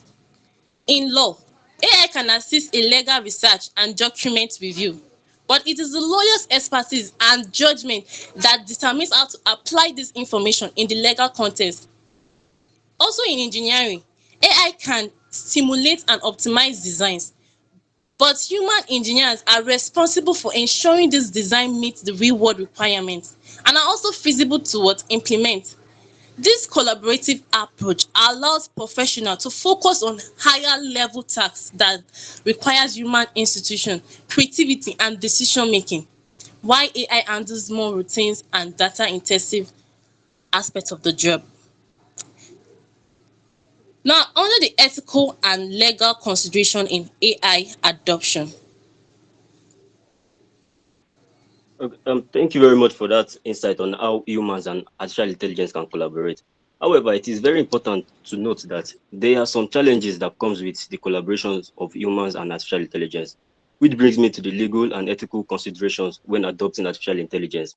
So, for every day that passes by, artificial intelligence is becoming more popular, with professionals also becoming more reliant on artificial intelligence.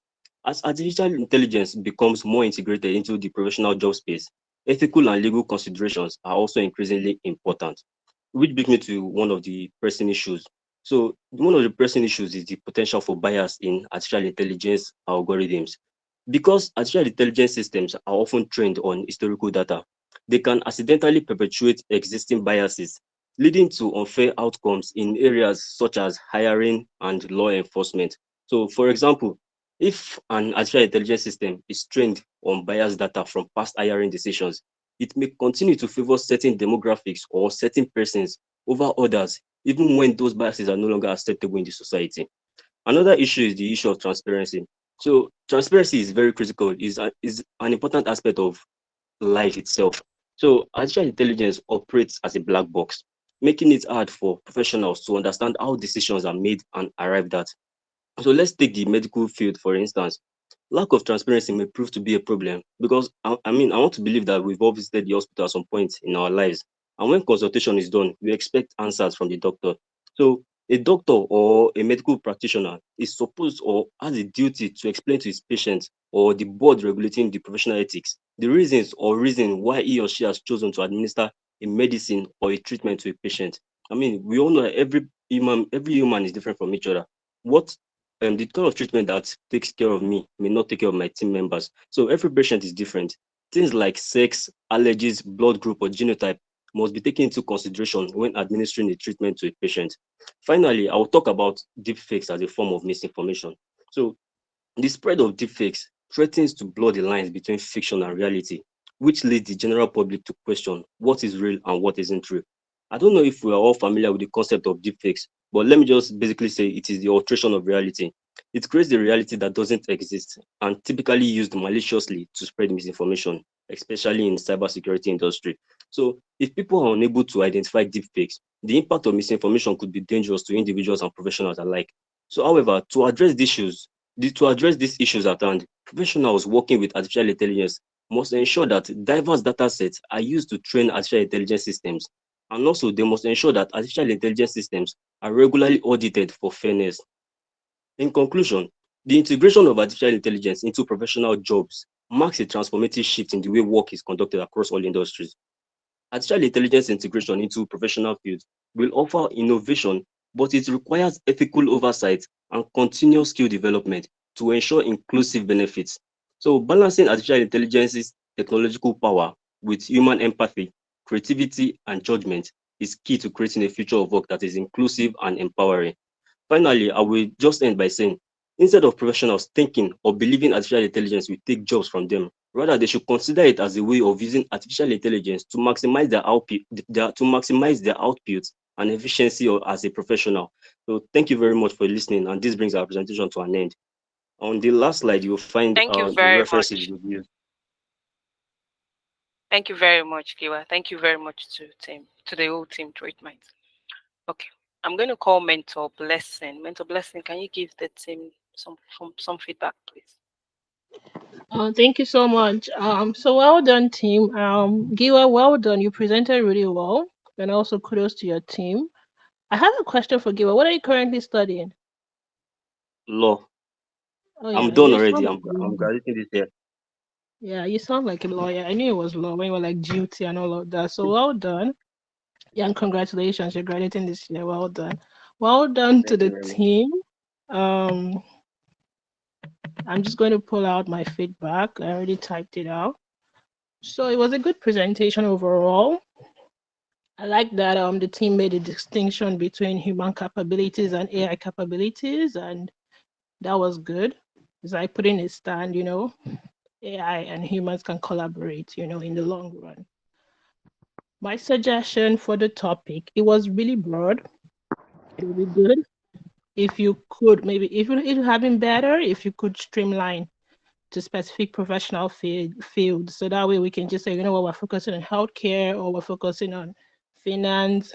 So it kind of like we kept on going into various fields. So that's a suggestion. Pick maximum 3, and then focus on it. So that way it gives you depth and content. But overall, the presenters did very well.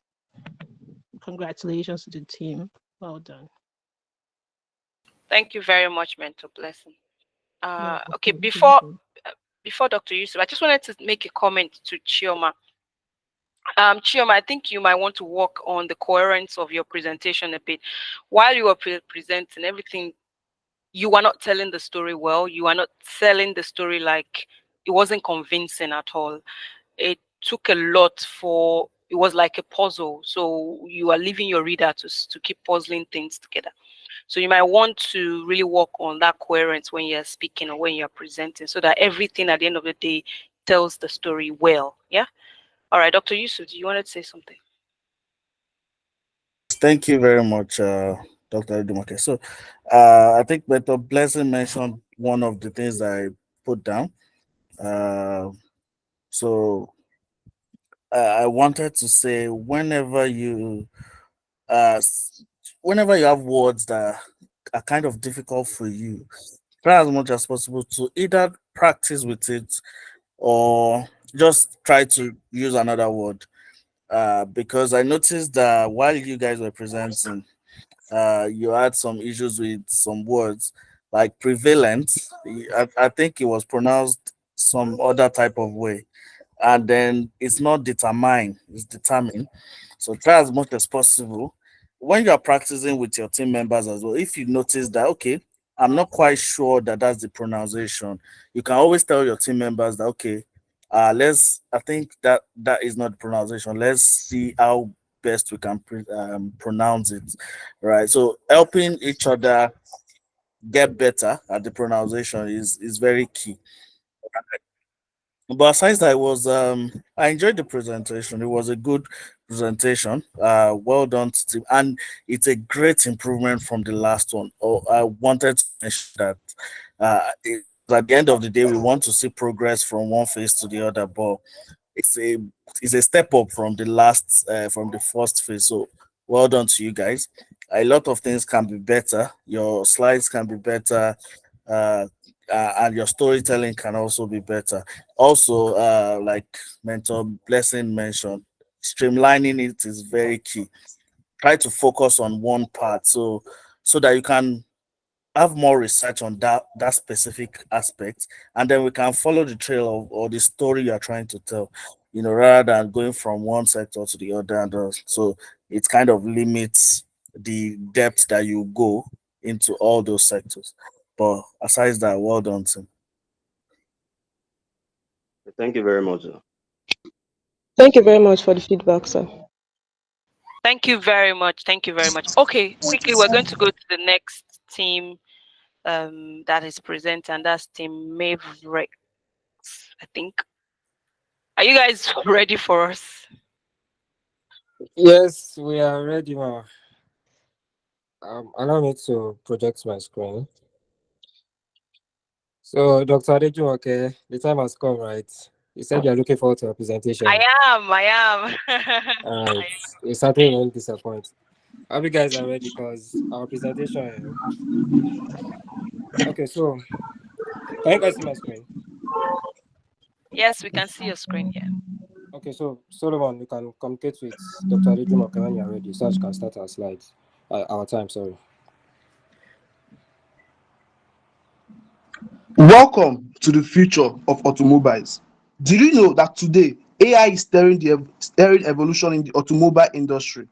I bet you don't. If you do, raise your hand while we take a ride into the future.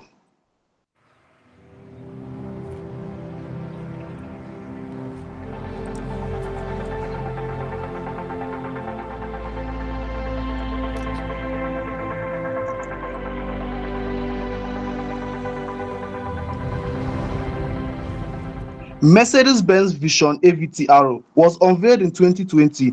It is a futuristic, sustainable vehicle that showcases innovative design, technology, and of course, maximum integration of artificial intelligence. Relax, that's not all. Let's go down memory lane. In the 18th century, the advent of steam engines led to the first industrial revolution, allowing production to be mechanized. Afterwards, the second industrial revolution came in play through the invention of electricity and other scientific advancements for mass production. In 1950, the third industrial revolution saw the emergence of computers and digital technologies. This led to the increase in automation in the manufacturing industry. Today, here we are in the fourth industrial revolution, blurring the boundaries between the digital, physical, and biological worlds. The fourth industrial revolution encompasses technologies like Web3, blockchain, virtual reality, robotics, and above all, artificial intelligence. According to Maxim, by 2030, 45% of global new car sales could be at a level of 3 or above in connectivity. This is the Maverick. Speaking to you is Ebidame Solomon, and with me is Ore, David, and Charles. Join us to talk about the evolution of AI in automobiles, the road ahead for full autonomy, generative AI, digital assistance, sensor technology, the impact of self-driving cars, ethical dilemmas, and of course, the regulatory and legal challenges. While the concept of self-driving cars might be seen as a recent phenomenon, the integration of AI into automobiles has a longer history. For the purpose of this presentation, I've categorized the evolution of AI in automobiles into 3 stages. The early stage, the period between 1980 and 2010, and the current stage. The early stages focused on enhancing drivers' experience and safety rather than full autonomy. So we saw features such as the anti-lock braking systems, which laid the groundwork for driver assistance systems by using sensors and algorithms to prevent wheel lockup during driving. The early stages also featured cruise control. However, the period between 1980 and 2010 marked the beginning of more sophisticated AI integration into vehicles. Vehicles featured adaptive cruise control technology, which used sensors to adjust vehicle speed based on traffic conditions, enhancing safety and comfort. It also featured lane departure warning systems to detect lane markings and alert the driver if they were drifting. We also saw the park assist feature, which helped drivers maneuver into tight parking spaces. This period saw the emergence of the first self-driving car. The current stage. There are 6 levels of automation. Level 0 is where no automation takes place and the driver performs all the tasks. Level 1, here we have adaptive cruise control and lane keeping assist, but vehicles still require constant human supervision. Level 2 features the automated parking and traffic jam assist that allows for hands-off driving. And many of our vehicles on our roads today are at this level. Level 3 is the level of conditional automation. Level 4, the level of high automation. And level 5 is the stage where we achieve full autonomy. Here, the vehicles can handle all driving tasks under all conditions without human intervention. This level is under development, and we've seen companies such as Tesla, Waymo, and Cruise lead the charge in testing vehicles capable of full autonomous driving in controlled environments. This is the future of automobiles. If you are conversant with the developments going on in the world of AI, you would be aware of the integration of digital assistants into cars, which were initially developed on mobile phones. These digital assistants are used to perform certain simple functions, such as sending a text message and playing Ashake's new album, to advanced functions like providing real-time traffic routes. Generative AI, also called Gen AI, is the underlying technology that powers many of the advanced features in digital assistants within automobiles. According to Prudence Research, the global Gen AI market size in automobiles was estimated at about 389 million US dollars in 2023. In 2024, this figure has risen to about 480 million US dollars. What is spontaneous growth, right? It might be shocking to reveal that in 10 years' time, that is by 2034, the global Gen AI market size is forecasted to reach about 3.9 billion US dollars, expanding at a compound annual growth rate of 23.3%. Now, how exactly does Gen AI complement digital assistants in vehicles? Through Gen AI, AI-powered guides and assistants transform car manuals into interactive tools, offering personalized real-time support by analyzing data or driver inputs. Gen AI also enhances predictive maintenance by analyzing vehicle data to anticipate issues even before they arise. It alerts the driver to potential failures, reducing breakdowns and costly repairs. Gen AI sharpens voice and gesture recognition, enabling seamless control of vehicle systems. It identifies who is speaking and tailors responses, like opening the correct window when commanded by a child seated in the back by that window. Gen AI revolutionizes traffic management by analyzing real-time data to optimize traffic signals, routes, and flow. This is what is called smart traffic management. Another recent technology working closely with Gen AI is sensor technology.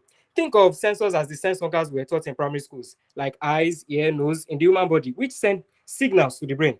In this way, too, the sensors send signals to the electronic control unit of the car, which then makes decisions based on the data received. According to Aqua Insurance, cars are estimated to have around 70 sensors, but in light of our discussion of self-driving cars, we will look at 3 really crucial sensors that can be found in self-driving cars. First one is LiDAR, an acronym for light detection and ranging. This sensor uses laser beams to measure distances to objects around the vehicle, much like how our ears use sound waves to understand our surroundings. An advantage of this is that it provides high resolution and accurate distance measurement, crucial for detecting objects and obstacles. However, a downside is that it can be expensive and less effective in poor weather conditions, like rainfall. Another sensor is radar, which in full means radio detection and ranging. This sensor uses radio waves to detect objects and their speed, similar to how our skin and muscles can sense movement and proximity to other objects. It is effective in various weather conditions, like including rain and snow. It can detect moving objects and it is useful for collision avoidance. However, it provides lower resolution compared to LiDAR and can struggle with distinguishing between closely spaced objects. The third is camera, which captures visual information about the environment. Think of it as the eyes of the car. They are used to identify traffic signs, pedestrians, and other vehicles. An advantage is that it has a relatively low cost and can cover a wide field of view. However, its performance can be affected by lighting conditions. Like when it is dark, it can't see. These three sensors and others continuously gather data about the vehicle's environment and its own status. AI algorithms process this data to make driving decisions and control the vehicle in real time. Today, we explore a revolution in mobility that not only drives us forward, but also drives positive change. What are these positive changes? Allow me to drive some of them to you. One of the impacts of self-driving cars is the minimized collision risk which they bring. And oh, do I have a lot to say about this? According to the National Highway Traffic Safety Administration, 94% of all car accidents are due to human error. Errors such as fatigue, impaired judgment, and reaction delays. Autonomous vehicles guided by AI do not suffer from these limitations, leading to safer driving behaviors.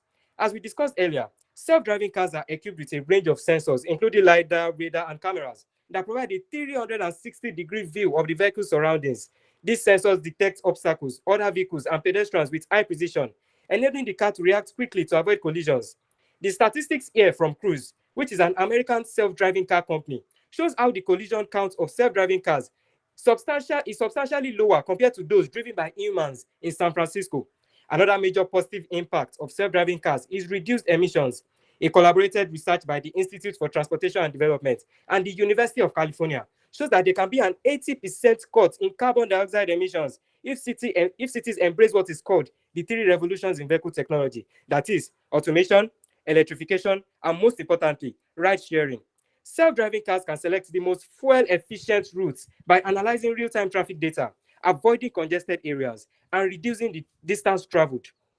This minimizes the time spent on the road and, of course, in turn, emissions produced. Other benefits include greater mobility, especially for the disabled, reduced traffic, and increased productivity. Imagine a future where generative AI and advanced sensors in self-driving cars work together like a symphony, orchestrating every movement with precision. Picture cars that not only see the world around them, but also anticipate every twist and turn, every change in the environment, all the while communicating seamlessly with each other. This combination creates a world where accidents are rare and emissions are nearly eliminated, paving the way for safer, cleaner, and more efficient cities. In this harmonious blend of technology, the road to the future is as smooth as the ride itself. So, have you ever wondered what a self-driving car would do if it had to choose between two bad outcomes? Now, we are going to explore how these AI-powered cars react when they face tough challenges that involve people's lives. We'll begin with this example called the trolley problem. Now, I want everybody to imagine a self-driving car is speeding down the road and it is about to crash. It's about to crash and it can either keep moving or hurt several people or just turn and harm one person. And this decision has to be made by the car's AI in a second. This would make us think, should the AI save more people or focus on protecting one? And who gets to decide what's the right choice? To help us with these tough choices, AI systems use neural algorithms. These are step-by-step guides that help the car to do what from spotting danger to learning what happens afterward. Now that we have thought, have we ever thought about who's responsible when something goes wrong with the self-driving car? As these cars become more common and the question is becoming more important, this picture shows the responsibility is shared between companies that build the cars, the people who program the car, the drivers who use them, and everyone, and the people driving it as well. Everyone has a role in keeping this car safe. But when an accident happens, it can be hard to say who is at fault. Is it the company or the AI developers that develop the AI or the person behind the wheel? These laws aren't always clear. I want everybody to use the comment section and tell me who they feel should be blamed when an accident happens.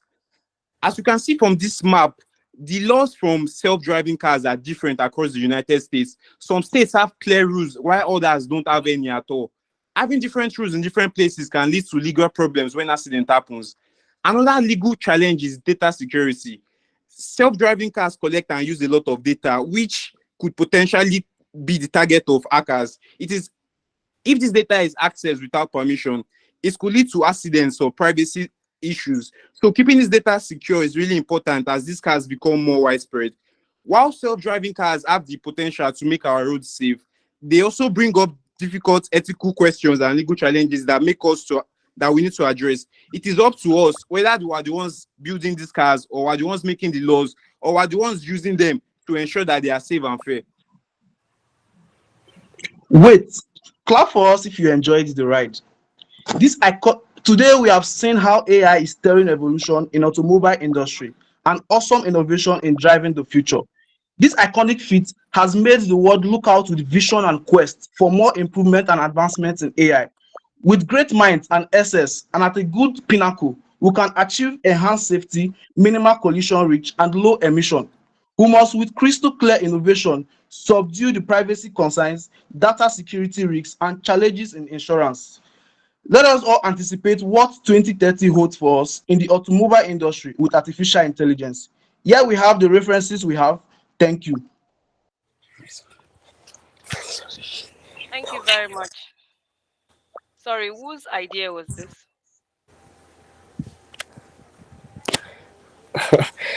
It was sort of a shared idea. I can't exactly remember the person that brought it. So all of you like cars, right? Not exactly, not exactly. Yeah, we do. All right, okay. I'll call on all right, Mentor Ridwan, do you want to give them a feedback? I don't know if Mentor Shubi is back yet, but let me call on Mentor Ridwan. All right. Thank you, Dr. Jimmy, for the opportunity. So I would say well done to the guys.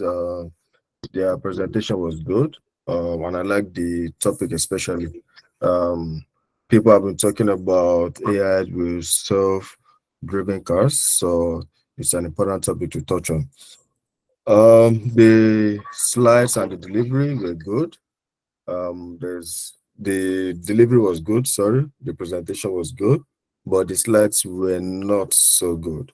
In the sense that it looks like the slides were over designed.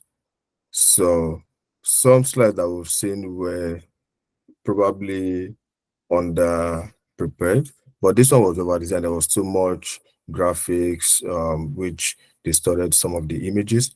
So when you're doing your presentation, one thing you need to think about is you need to have a balance of not having under design slide or over design slide. You need to have a balance. Just look for that sweet spot where it's not too there's no too much graphic or there's too less graphic. You need to find that balance to convey your information and then make your slides look appealing. So what you want from your listeners when you're doing your presentation is that they look at your slides, it's appealing to them, they can see the content, and it's straight to the point. Everybody gets the point from seeing the slides without you talking about it. So just think about that and make your improvement to the slides. But in terms of the content, of course, and when the content is good, and I like the fact that you touched on the ethical considerations of using AI for automobiles. So I think that will be all. You guys did a good job. I wish you all the best. Thank you very much. Dr. Yusuf, you have your hands raised. Yes, thank you very much. Mentor Redwan mentioned the key points anyway. So, but I just wanted, because they might not get this in the full feedback that we are going to send eventually. So let me just take them through the slides. It was a good presentation, confident one. I love the fact that it's a very unique topic, and to be honest, I learned a lot today from their presentation. So well done to you guys for thinking about something unique and different. Well done. But let me just, if you can just share your slides one more time. Okay, sir. I'm Let me, coming. I'll just mention one or two things because of time so that you Okay. can understand what Mr. Mentor Ridwan was talking about. Should So I if start you, from the beginning? yeah, yes, please. No, not from Okay, so for instance, this one, you can see that number 2, reduce the emission. When you want to share things like this, we don't just want to see words that we can't read. So either you share it on a different page where we can read the words and it's clear, or you just try to look for a way around it, or probably uh, use highlights. So just mention the key points here, and then as long as we can read it, right? So we can also read the charts. So it seems like you put a lot of things here, and then you are trying to communicate something, but you did not communicate it, right? So if you go to your references as well, I'm struggling to see um the references because of the background you've used, and it's quite the text size is quite small, so it's difficult for me to see it. So the background is a bit bright, and so it's not making me see the highlighted references. I just wanted to mention that if you go to, can you go to another slide? Let me just see. So if you go to, no, this, not this one. Yeah, so if you go to the graph, when you were explaining the graph, I was trying as much as possible to really see exactly what you were explaining, the one that has the graph in the middle. But I couldn't. So just next time when you want to have like a graph or something that you want us to see or read from, try as much as possible to make it very, very obvious so that we can read from it. And then just take note of, the colors. So the ethical dilemma, the color is too similar to the background. So the colors are not doing it for me. And sometimes the logo of Team Maverick is way too blended into the color of the background. It's just something to note for next time. Um, the sources are good. I like the fact that you put sources in everything.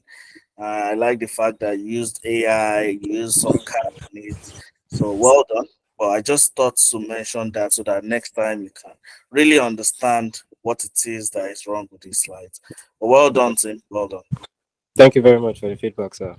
No problem. Thank you very much. Well done, David. I enjoyed the presentation. What is it called? I've never really sat down to listen to any automobile presentation, so I learned a lot from it. Thank you for bringing that unique perspective for us today. Well done. Okay, I'm going to go straight to the next team, and that's Team Essence. Are you guys ready?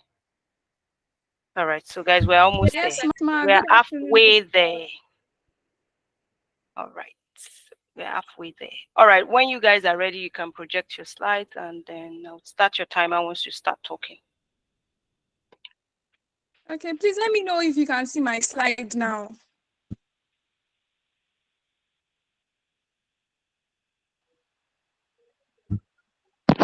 Okay.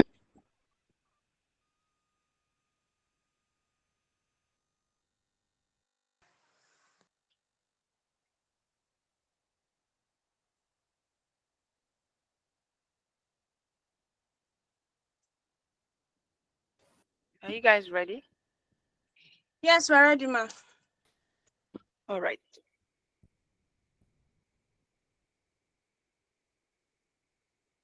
Section 36, subsection 1 of the Constitution of the Federal Republic of Nigeria, 1999 as amended, states that in the determination of the civil rights and obligations, including any question or determination by or against any government or authority, a person shall be entitled to fair hearing within a reasonable time by a court or other tribunal established by law and constituted in such a manner as to secure its independence and partiality. Despite the fact that speedy trial is guaranteed by the Nigerian Constitution, it has almost become an acceptable fact in Nigeria that cases must last several years in court before being concluded. This plight is not only experienced by the common Nigerian man, but also the high and mighty. In 2019, Dr. Washington Osifo and 13 other members-elect of the Hallowed Chamber of Edo State Assembly For the 4 years which they were to represent their constituency, were never sworn in as members of the House. This was thanks to a protracted court case that lasted the 4 years tenure of the assembly. Interestingly, Dr. Washington Osifo holds a PhD in law, but he couldn't save himself from the grasp of the failing system. Would there ever be a solution to this? Let's find out. Good day, ladies and gentlemen. My name is Choma Adekoya. Alongside me are my exceptional teammates, Mutimilen and Idowu Oluwashemi. Topic: AI-powered chatbots for legal assistance, revolutionizing access to justice in the future. We'll start by examining the problem of limited access to justice and the need for innovative solutions. We'll discuss how AI-powered chatbots are revolutionizing access to justice, the advantages, challenges encountered, and potential for these tools to enhance access to justice in Nigeria. Faces several challenges: high cost of litigation, lack of resources. These issues affect the efficiency and hinder access to justice for many. Having lived with this phenomenon for several decades, I'm excited to share that we might have just found a lasting solution to this. Artificial intelligence. Today, we are witnessing a rapid transformation in various sectors, and the legal sector cannot be left out. The integration of has given rise to AI-powered chatbots designed to provide automated legal services and support, regardless of their financial status or location, had access to legal assistance anytime they needed it. This is the vision behind our domain. I'm sure our audience wants to know more about the great possibilities that lie with the use of AI-powered chatbots. Lushala, could you please walk us through how exactly AI-powered chatbots work and its usefulness in the Nigerian legal system?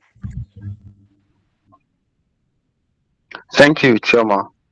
Justice delayed is justice denied, according to William Gladstone.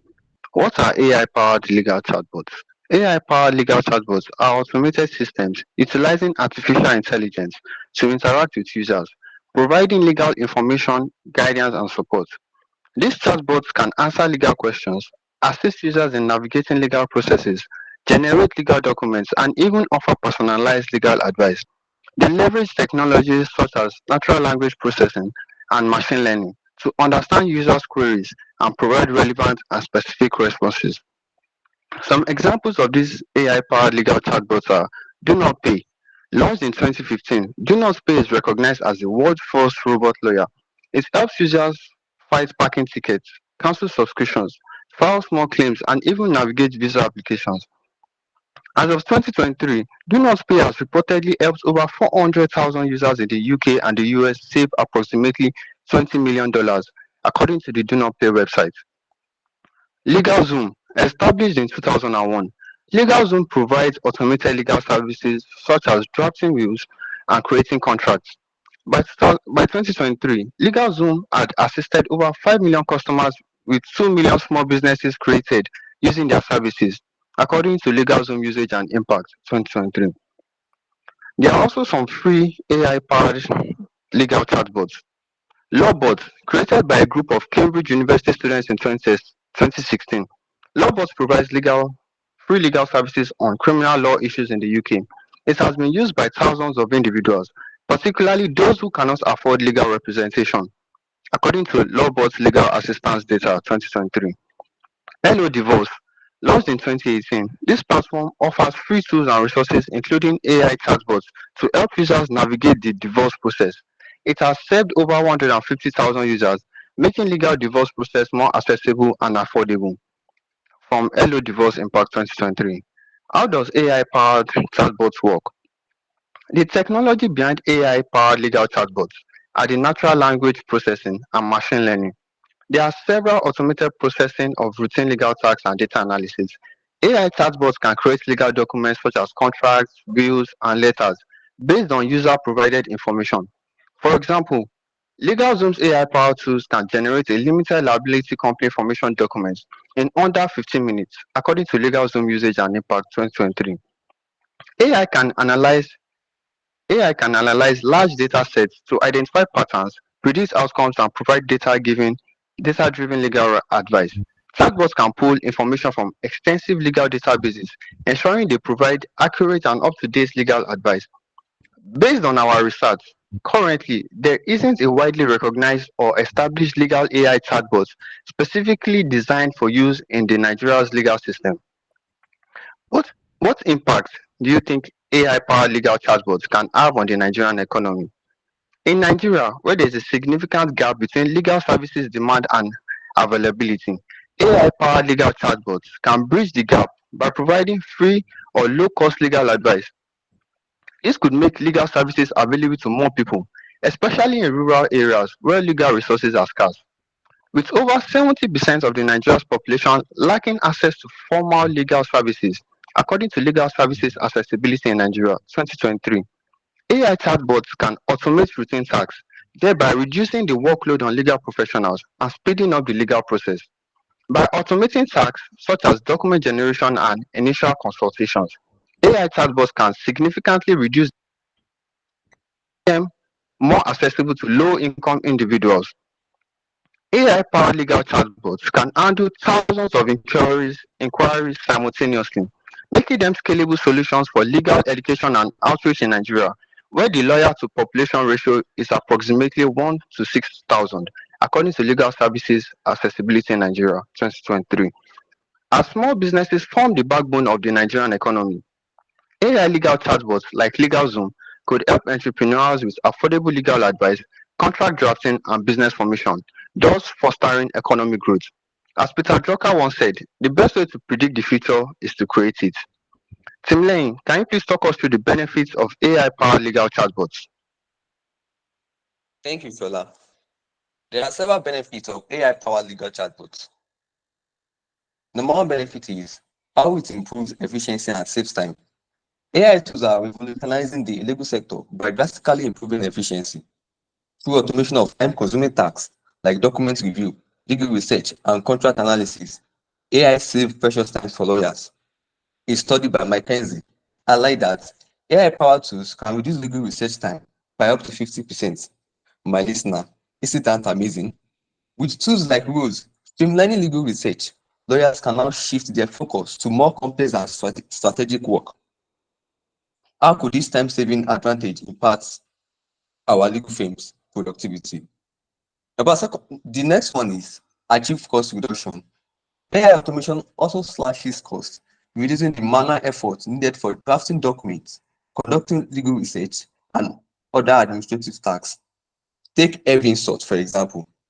It automates contract data extraction, leading to improved productivity and reduced operational costs. The next one is enhances accuracy. AI significantly enhances the accuracy of legal reviews by processing vast amounts of data with precision, minimizing human errors.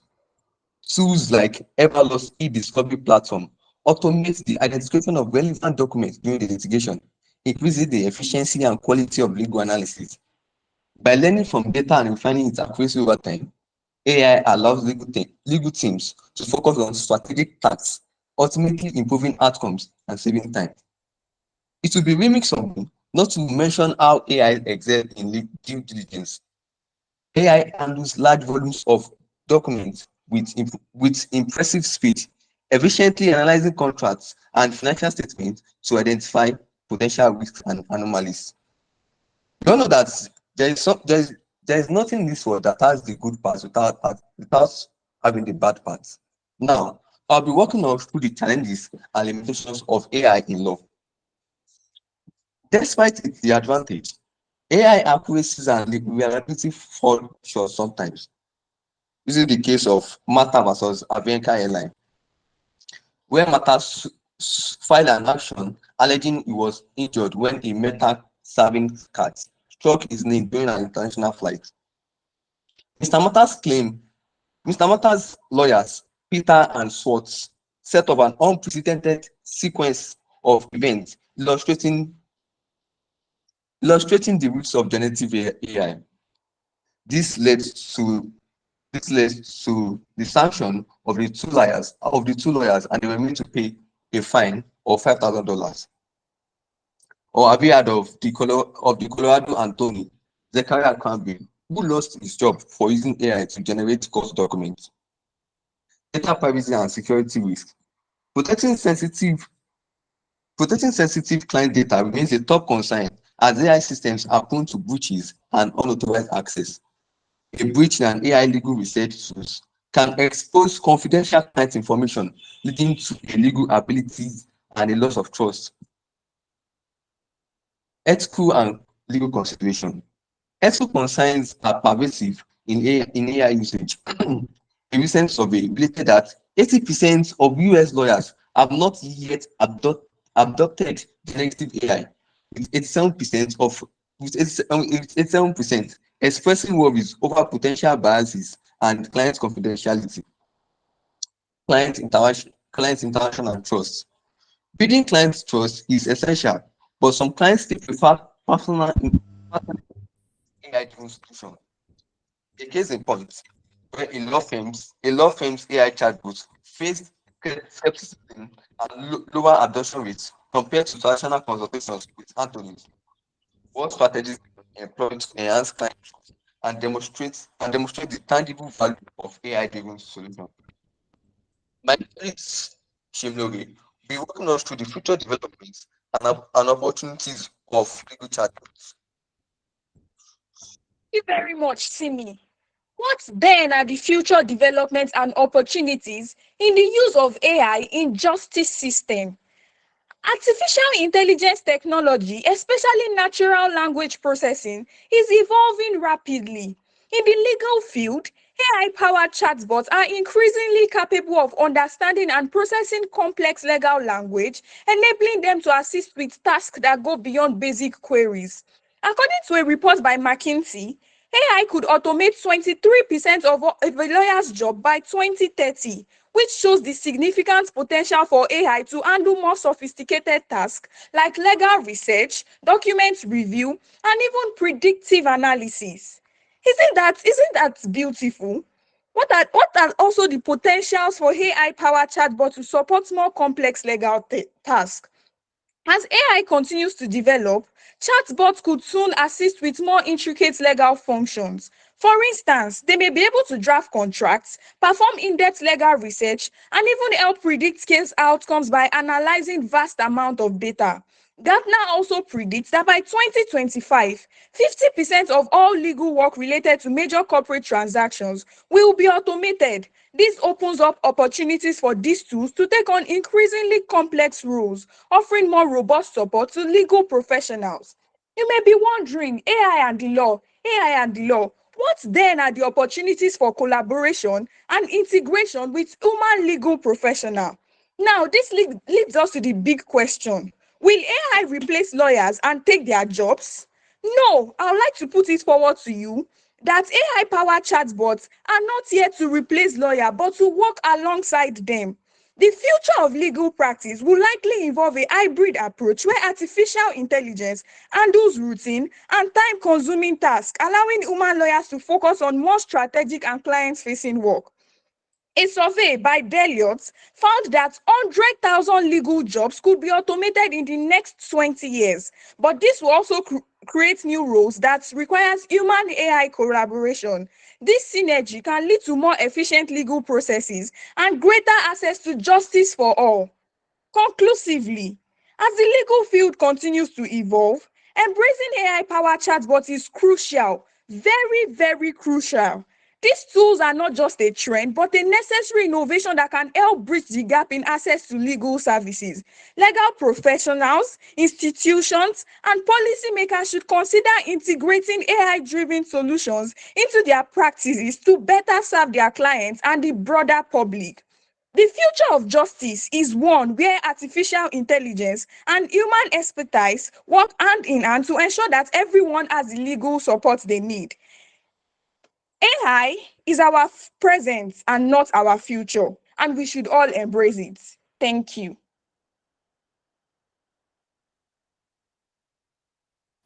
Thank you very much.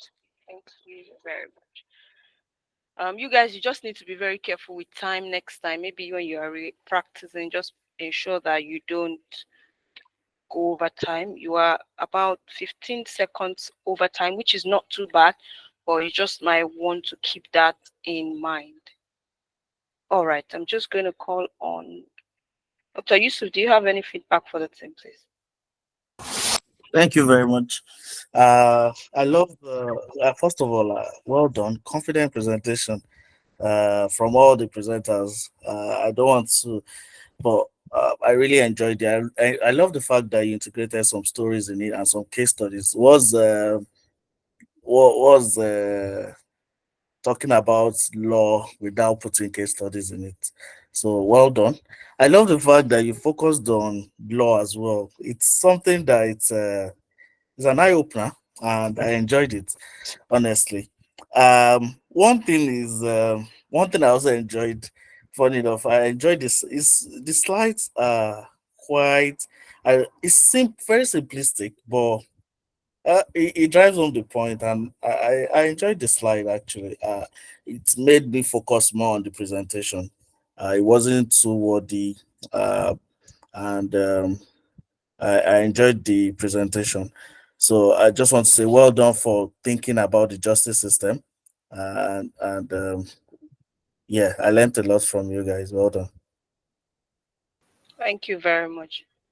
I personally, it's a simple slide, but then again, I feel some slides could be better. I had some issues with some slides where it was quite hard to distinguish the heading with the main text of the slide. So again, I don't know how you can make that a little bit better um, with your next presentation. I just noticed that some of the slide, it was quite difficult to distinguish which is the heading, which is the main text of the slide.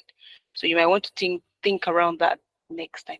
All right, thank you very much for that presentation. I'm going to move quickly to the next presenter. You can stop sharing. Team Pinnacle, are you guys here?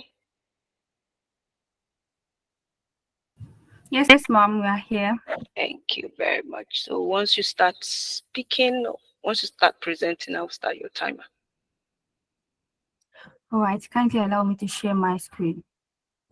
You are welcome to do that.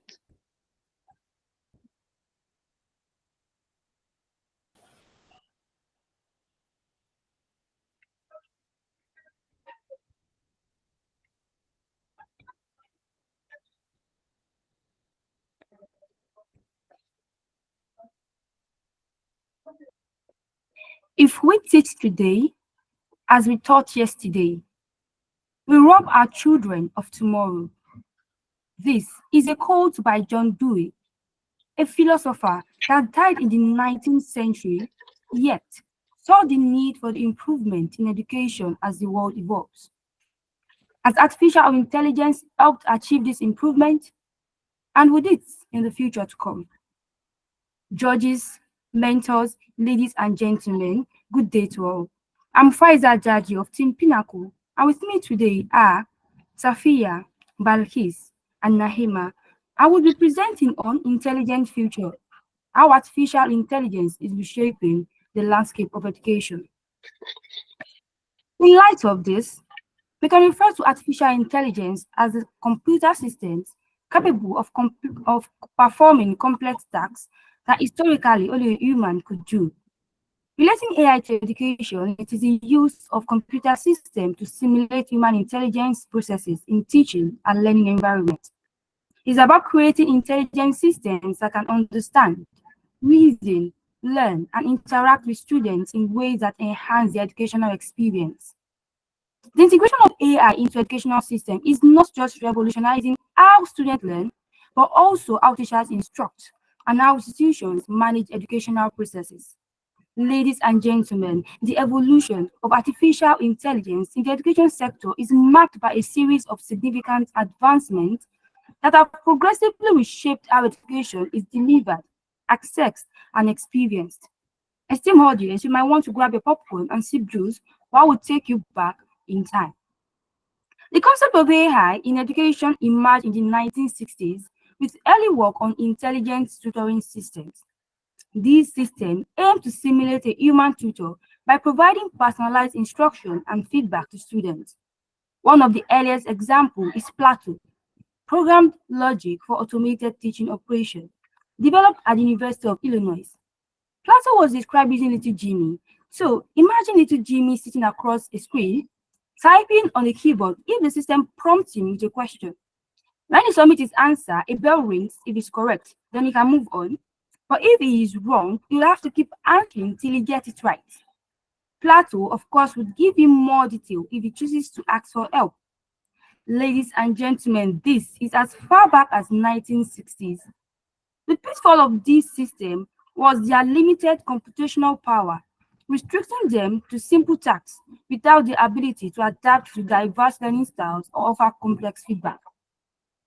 Moving on, in the 1990s and 2000s, advancement in machine learning led to more sophisticated intelligence tutoring systems that could adapt to the learning pace and style of individual students, offering personalized lesson and assessments. Example is the Carnegie Learning Cognitive Tutor, which use AI to model students' understanding and provide personalized math instruction. What about the 2010s? The 2010 saw the purification of the massive open online courses MOOCs, such as Coursera, edX, and Udemy. These platforms began integrating AI to enhance the learning experience by offering personalized course recommendations, automated grading, and intelligent tutoring. Do you ever question how Coursera knew you needed a data analytic course? Or how it suddenly suggests a photography course when you just check up the types of camera you could get online? This is done by analyzing vast amount of learner data that allows these platforms to provide tailored content and assessment, thus improving student engagement and retention. This period also focuses on AI's ability to automate grading and provide instant feedback with tools like edX, AI Grader that evaluates short answer questions and essays, reducing the workload on instructors and speeding up the feedback processes. Imagine walking into a classroom where AI is your personal learning assistant, helping you catch up on missed lessons or mastering a new skill. By the late 2010s, AI started making its way into both physical and virtual classroom, revolutionizing the way we learn. Take Google Classroom and Microsoft Teams, for instance, which use AI to help teachers manage their classrooms, track student progress, and provide personal feedbacks. It's like having a virtual teaching assistant. But that's not all. AI-powered virtual assistant and chatbot like Georgia State University BoostBots became the go-to helpers for students, offering 24/7 support for academic queries, course information, and administrative tasks. BoostBots even help increase student retention by proactively addressing student concerns. In STEM, in STEM education, AI and robotics took center stage, providing hands-on learning experience with tools like NOAA robots and AI-driven VR/AR environments. Imagine learning to code or engineering principle by working with a robot. It means learning by experience. Fast forward to the 2020s, AI has become even more sophisticated, adapting content to individual student needs, emotional engagement, and learning preferences. Dreambox Learning Smart Platform, for example, adjusts a real time for each student's needs, while Duolingo tailors language lessons based on individual user performance. Duolingo analyzes user data to adapt the difficulty and content of exercises, providing a customized learning path for each user. It's like having a personal tutor. Imagine a high school where every student has a personal tutor that knows their strengths, weaknesses, and even their favorite ways to learn. This isn't science fiction. It is happening right now at Montgomery Blair High School in Maryland. In 2022, the school introduced an AI-powered tool called LearnSmart. This tool acts like a super smart assistant for teachers, tracking each student's progress and suggesting activities tailored just for them. For example, if a student struggles with maths but excels in science, LearnSmart will create personalized catch up in maths while challenging them further in science. In just 1 year, the results were amazing. Test scores in subjects like math and science jumped by 15%. Students were more engaged, teachers had less paperwork, and everyone could see the difference AI was making. Here is a chart that proves this. The line graph shows how average test scores improved over the year. Before the AI tool was introduced, the scores were steady but not impressive. After LearnSmart was implemented, you will see a clear upward trend showing the boost in student performance.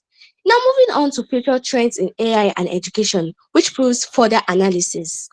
The future of education is going to look very different thanks to AI. Here is a glimpse of what is coming. First, there will be an AI-driven curriculum design.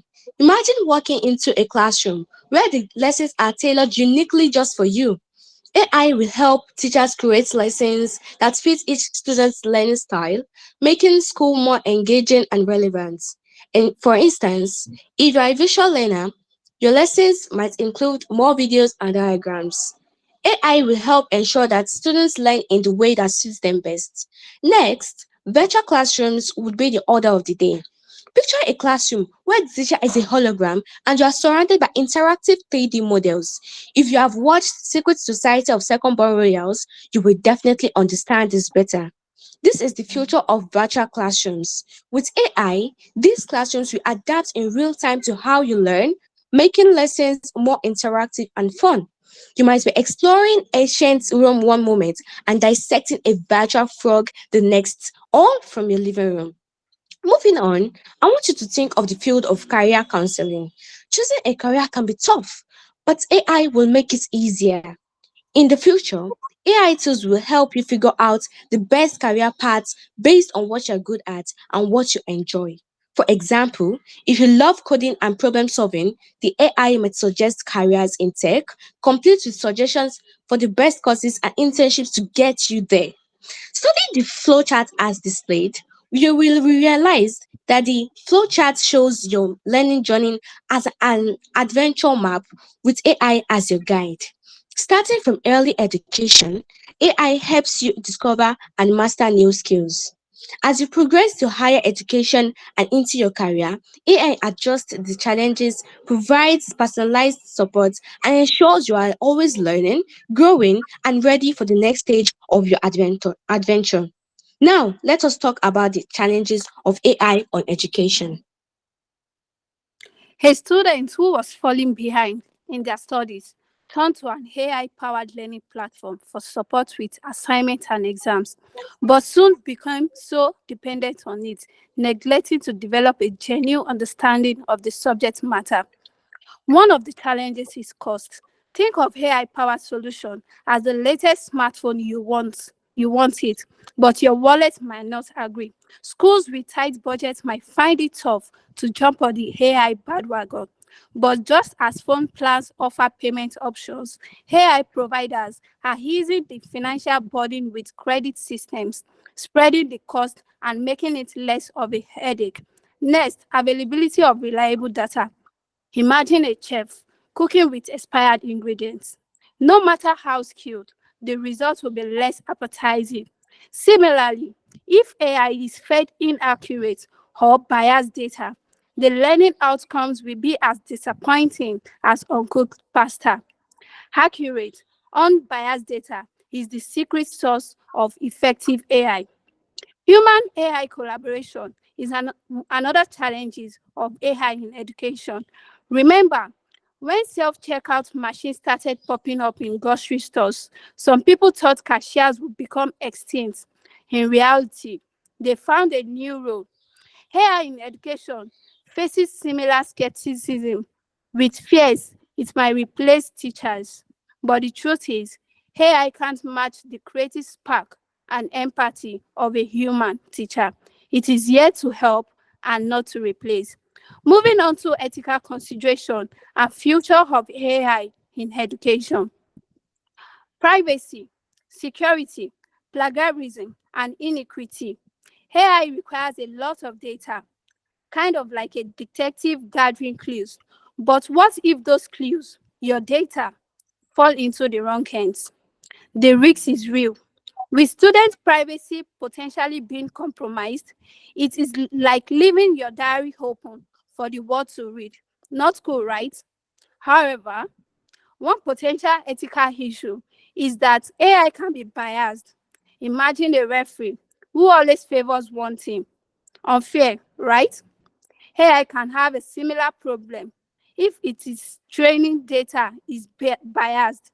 If not checked, it might perpetuate existing inequalities, turning what should be an equal playing field into a lopsided match. Recently, there has been a rise of AI tools like ChatGPT.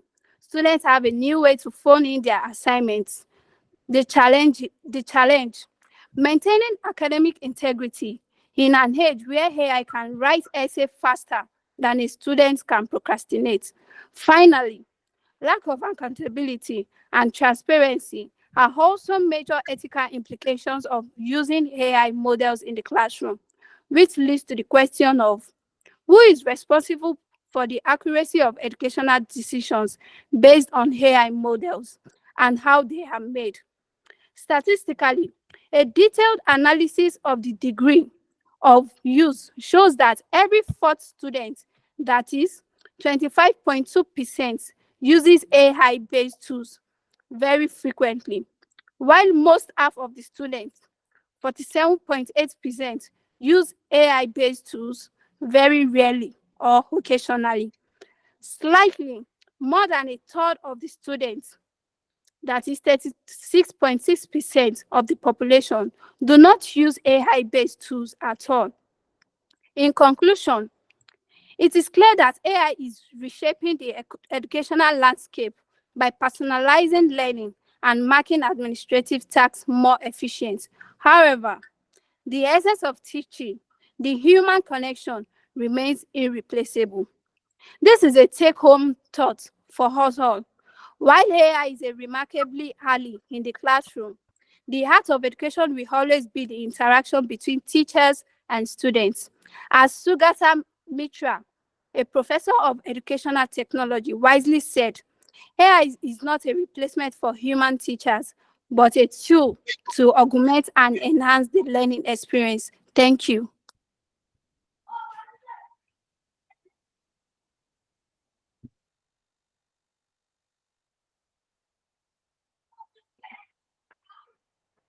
Thank you Thank very you much for very that. much.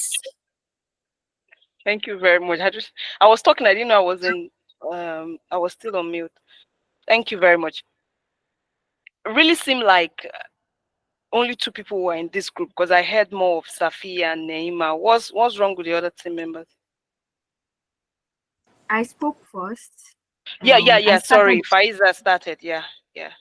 and Balkis and Safia are sharing one phone because of network.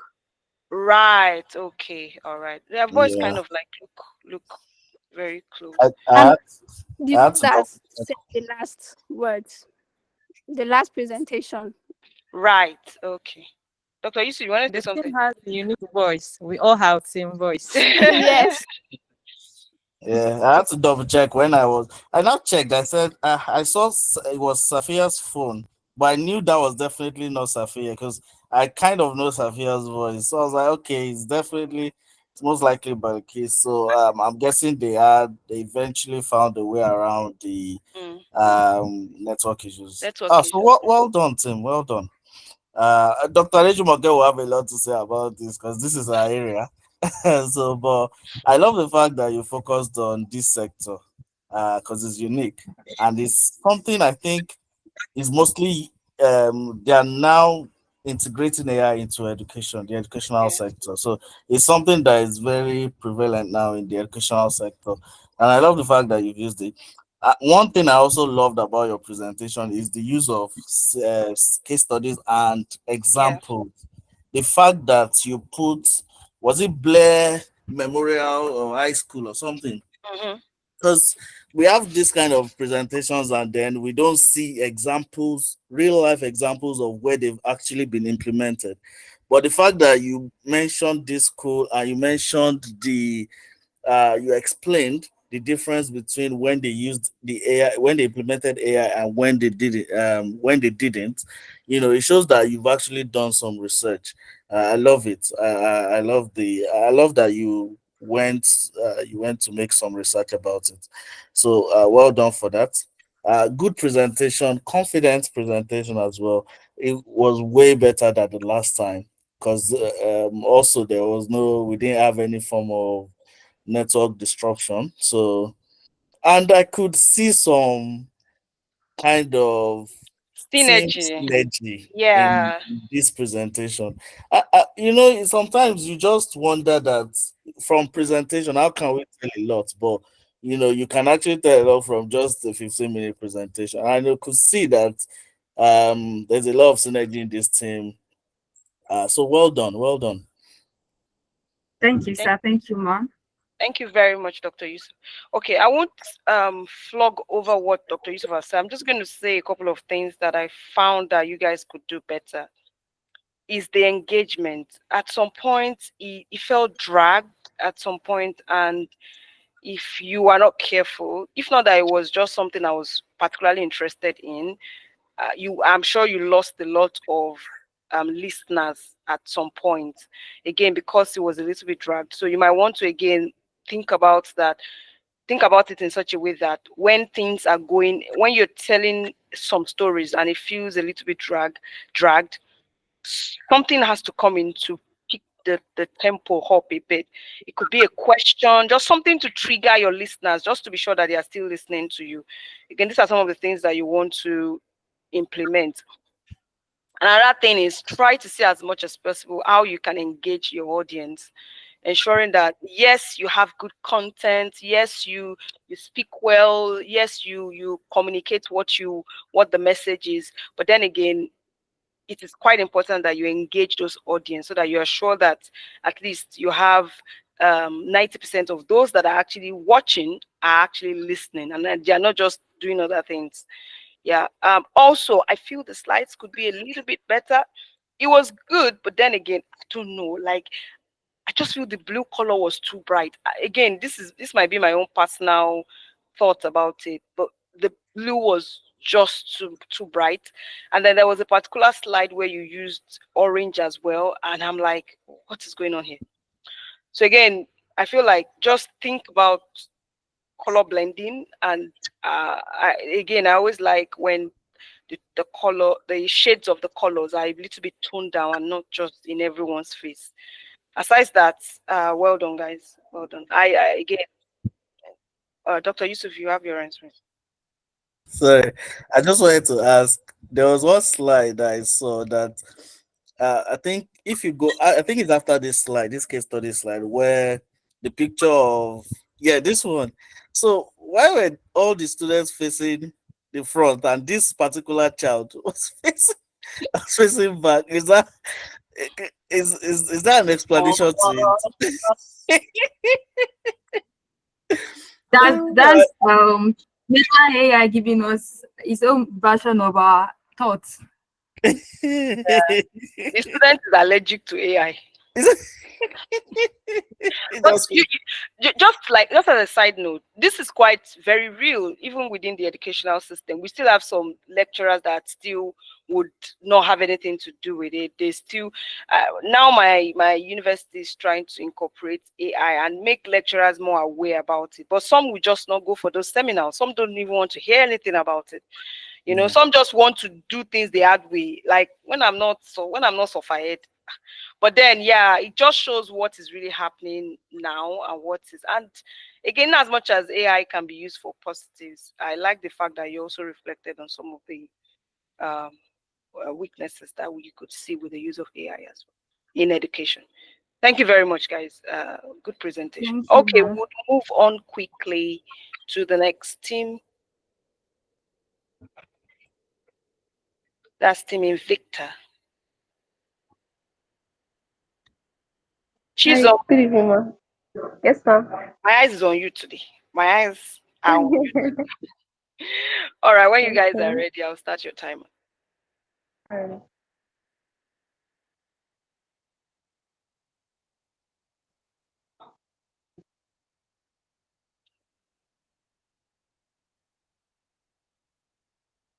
Dear mentors, mentees, and organizers, we have a problem.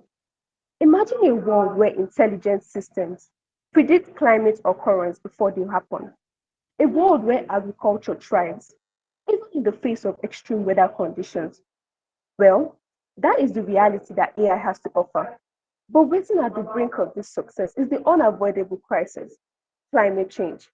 Good day, everyone. I am Chisun Ikejaku, and with me today are Michael Afolabi, Feitoluwa Balogun, and Victor Oladipo. Sit back as Team Victor brings you fresh insights into the role of AI in accelerating growth in the climate sector. First, what is AI? According to an article published by the Massachusetts Institute of Technology on the 10th of July 2024, they describe AI as a catch-all term for a set of technologies that make computers do things that are thought to require intelligence done by people. But in simple terms, AI is a computer that learns and thinks like us. Over to Victor to give us a little bit of history. In 1950, Alan Turing published a paper called Computing Machinery and Intelligence. In this paper, Turing, who is famous for breaking the German Enigma code during World War II and often referred to as the father of computer science, asked the question, can machines think? From there, he offers a test, now famously known as the Turing test, where a human interrogator will try to distinguish between a computer and human text response. Although this test has undergone much scrutiny since it was published, it remains an important part of the history of AI. In 1956, John coined the term artificial intelligence at the first ever AI conference at Dartmouth College, and later that year, Alan Newell, Shaw, and Albert Simon created the logic theorist, the first ever running AI software program. In 1967, Frank built the Mark I perceptron, the first computer based on the neural network that learned through trial and error. And in the 1980s, neural networks, which use a backpropagation algorithm to train itself, became widely used in AI applications. In 1997, IBM's Deep Blue beat the then world chess champion, Garry Kasparov, in a chess match and also a rematch. Today on Okoya will update with it anyways. And finally, in 2023, a rise in large language models such as ChatGPT has created an enormous change in the performance of AI. Artificial intelligence is a field of science concerned with building computers and machines that can reason, learn, and act in such a way that would normally require human intelligence or that involves data whose scale exceeds what humans can analyze. This basically implies a simulation of human intelligence. AI is a broad field that encompasses many different disciplines, including computer science, data analytics and statistics, neuroscience, linguistics and languages, philosophy, engineering, psychology, and other disciplines. AI systems work by ingesting large amount of label training data, analyzing that data for correlations and patterns, and using these patterns to make predictions about the future. For example, an AI chatbot that is fed examples of text can learn to generate lifelike exchanges with people, just like we have on some customer service platforms. Now, programming AI systems focuses on these four cognitive skills. The first is learning. This aspect of AI programming involves acquiring data and creating rules, which are known as algorithms, to transform it into actionable information. Next, we have reasoning, and this aspect involves choosing the right algorithm to reach a particular desired outcome. Then we have self-correction. This involves these algorithms continuously learning and tuning themselves to be able to provide the most accurate results possible. And finally, we have creativity. This aspect uses neural networks, rule-based systems, statistical method, and other AI techniques to generate new images, text, music, ideas, and so on. Now, having said all this, let's take a look at the benefit of AI. The first is medical advancement. The use of artificial intelligence solutions in the healthcare sector is becoming increasingly popular these days. Remote patient monitoring technology, for instance, allows healthcare providers to perform clinical diagnosis and suggest treatments quickly without requiring the patient to visit the hospital in person. And AI can also be beneficial in the monitoring of progression of contagious diseases and even predicts the future effect and outcome of these diseases. Next, we have research and data analysis. AI and machine learning technology can be used to analyze data much more efficiently, and it can help to create predictive models and algorithms to process data and understand the potential outcome of different trends and scenarios. Next, we have solving complex problems. AI has helped in solving various complex problems, ranging from fraud detection, personalized customer interactions, to weather forecasting and medical diagnosis. We have smart decision making. As long as AI is not programmed to imitate human emotions, it will remain unbiased on the matter at hand, and it will help to make the right decision to support business efficiency. Finally, we have automation, which has led to increased productivity in various sectors across the global economy. Let's move on to AI and climate, which Michael will present. Thank you very much, Victor. So, moving on to AI, climate sector, and the future. PwC has highlighted that AI could help reduce global greenhouse gas emissions by up to 4% by the year 2030. You might want to ask, how will this happen? Right. Integrating AI into sectors like agriculture, transport, and energy can optimize various processes across industries, leading to increased energy efficiency and reduced waste. Guess what? It doesn't end there. According to an article released by the World Economic Forum on the February 12th, 2024, there are some ways AI helps in tackling climate changes, which includes, firstly, accuracy in knowing when and how fast the iceberg is melting. I'm sure you want to know how. I'll tell you. AI has been trained to evaluate changes in icebergs 10,000 times faster than humans could ever do it. Then, according to the European Space Agency, scientists at the University of Leeds in the United Kingdom said their AI can map large Antarctic icebergs in satellite images in just 1/100th of a second. Secondly, AI models forecast to predict changes which leads to climate disasters. How is this even possible? I'll give you an example. In Sao Paulo, Brazil, a company called Supremo uses AI to predict where and when exactly climate disasters will occur and what type of climate disasters they will be. This is shocking, right? In addition to that, AI can be used in mapping deforestation. According to Space Intelligence, a company in Edinburgh, Scotland, says it is working in more than 30 countries and has mapped over 1 million hectares of land from space using satellite data. Am I boring you? Stick with me. We're going somewhere. Moving on, AI also helps to recycle more waste. You might want to ask me, how? Don't worry, that's what I'm about to talk about. A software startup in London used an AI system it developed to track 32 billion waste items across 67 categories in 2022, and it identified 86 tons, which is equivalent to 86,000 kilograms of material that can be recovered and recycled with the help of AI. Furthermore, helped in the reforestation of trees in Brazil using drones. How did that happen? In accordance with the initiative around the coastal city of Rio de Janeiro, which launched in January 2024, a single drone can disperse 180 seed capsules per minute, which is 100 times faster than using the human hands. And then lastly, AI helps industries reduce carbon emissions. This is due to the help of an emission intelligence platform, which was built by the Eugenia AI based in California, United States. This platform combines satellite imagery with the data from machines and processes. AI then analyzes this data to help companies track and reduce their emissions by 20 to 30%. And now, as we all know, to everything that has an advantage, there is always a disadvantage. And the disadvantages of AI to the climatic sector includes resource extraction for its hardware production, leading to environmental degradations. Also, energy consumption by AI leads to increased carbon footprint. And lastly, e-waste. As a result of rapid technological advancement, this leads to frequent hardware obsolescence. Fine will from here take us through the ethics and future of AI. Thank you, Michael, for that wonderful insight. Should machines be allowed to decide to kill humans? What will humans do if machines can do all kinds of work? These were questions raised by philosophers, according to Stuart Russell. According to Stuart Russell, the UK's Engineering and Physical Science Research Council developed a set of principles for robotics in 2010, in which other companies and government agencies followed suit. The most commonly cited principles are: 1. Ensure fairness. Designers of machine learning systems have a moral responsibility to ensure that their machines are fair without no bias or discrimination, irrespective of the data gotten, which includes race or gender. 2. There must be trust and transparency. The people need to trust the system before they put it to use, and they also need to know that the system is not working against them.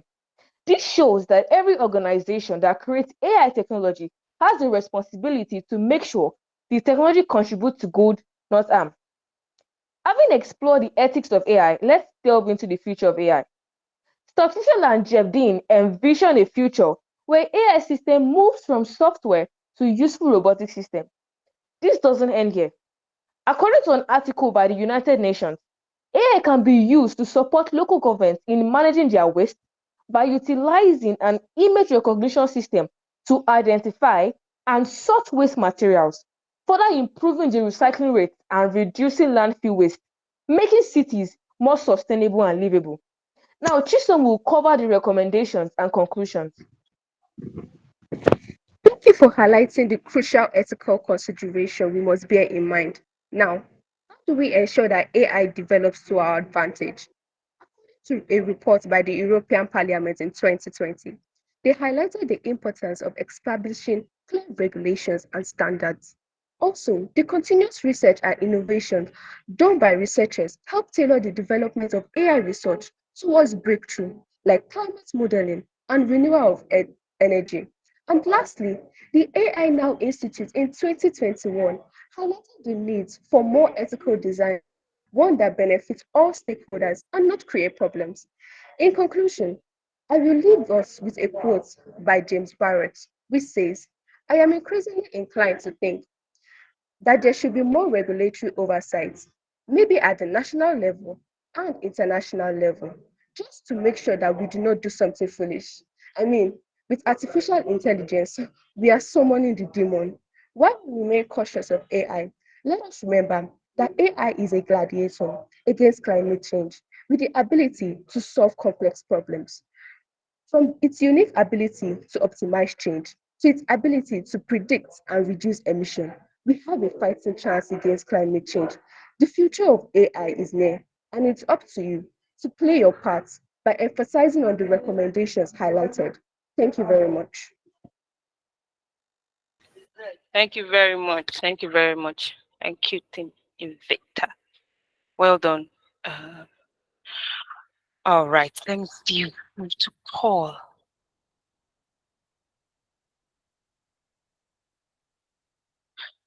All right, Mentor Shubomi, can you please give the team some feedback, please?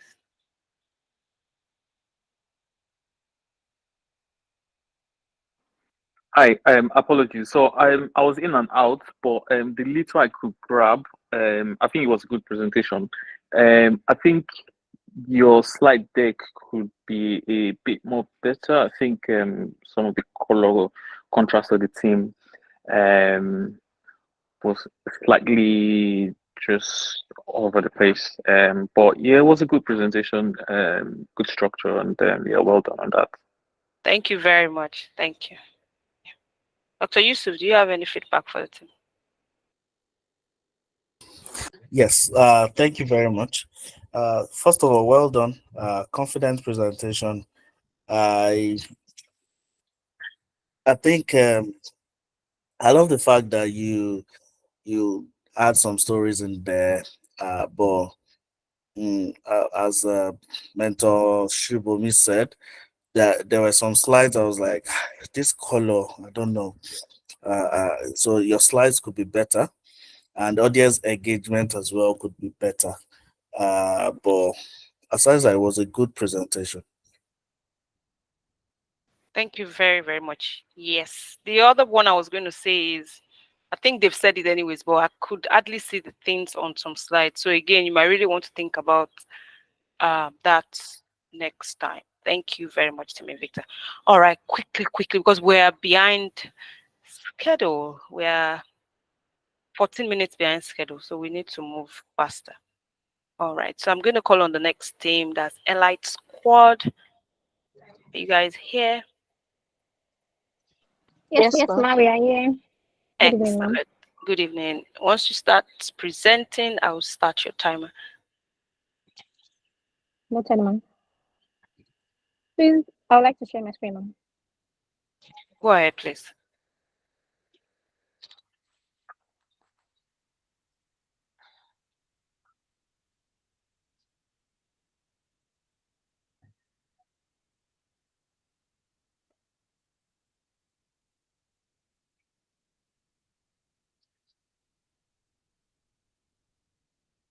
Judges, mentors, ladies and gentlemen, I agree that it's been quite a while we have been here. But how would you live without listening to the beautiful panel session we're about to deliver? With me as the moderator, Mariam Sani, and my distinguished panelists, Glory Olanode, Abraham Rebecca, Godfavor Olagoke. We'll be taking you through the topic of AI and the future of education, enhancing learning or replacing teachers. What does that spark in you? The aim of this panel session is to explore the evolution of AI, to explore the intersection of AI and education. And by the end of this panel session, I am sure that every one of us here will be able to answer the question, will AI become the new landlord in the classroom or a co-tenant? However, I don't know if my audience have been following quite a lot of news lately, but then I have a question. Do you know that AI in education market size reached $4 billion in 2022? My dear audience, do you know that AI is projected to expand at over 10% CAGR, which is the compound annual growth rate, from 2023 to 2032? Over the years, we've seen that AI has been involved in transforming lives, transforming our daily activities, right from 1950 to the 21st century. Its influence cannot be underemphasized. However, I would like Ms. Godfavor to take us through the essential addition that AI has brought to our lives. Okay, thank you, Miriam, for that question. I would like to start with a quote by a New York University professor, Professor Yan, which says, "Our intelligence is what makes us humans, and AI is as an extension of that quality." Having this consciousness, definitely, AI would have a positive impact in our world. Looking at education majorly, for example, looking at Coursera, an adaptive learning platform where people take courses like Excel, and people who can't even afford to take paid courses can take free courses, and Duolingo AI-powered learning language, where you can learn different languages from around the world. These are AI-powered systems which helps in learning experience and individual learning skills. Let us imagine a world where teachers can focus on high tasks like monitoring and coaching. That is, AI can help with grading assignments, tracking students' progressions, and detecting plagiarism for exam project assignments. We can use task automation tools like tax autograde and GradeScope in helping in this tax automation, breaking barriers. Also, using virtual learning environments to overcome geographical, linguistic, and social economic barriers. For example, how is this meeting holding presently? Obviously, we are using Google Meet, which is a virtual learning environment too. We can also use YouTube, where students can learn more and enhance their knowledge on what they've learned in class. AI tutors like tutor learning and that offers a real-time feedback and encouragement, helps in improving intelligent tutoring and aids better understanding for students in the class. That is my view on positive impacts of AI, Miriam. Oh, well, thank you, Godfavor. That's quite an interesting one. But however, how then do we get these tools? You've mentioned quite a lot of tools. Glory, could you please run us through some available tools at our hand?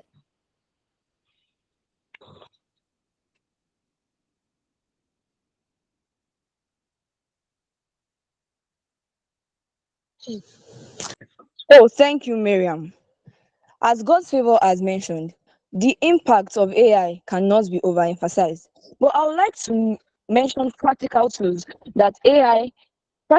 tools that has been used and is being used presently in education, because I'm sure that almost everyone on this call are students and we make use of these tools in our day-to-day activities. The first one is ChatGPT. Ladies and gentlemen, this needs no introduction, but I'll do it anyway. ChatGPT is one of the best AI tools, not only for students, but for everyone.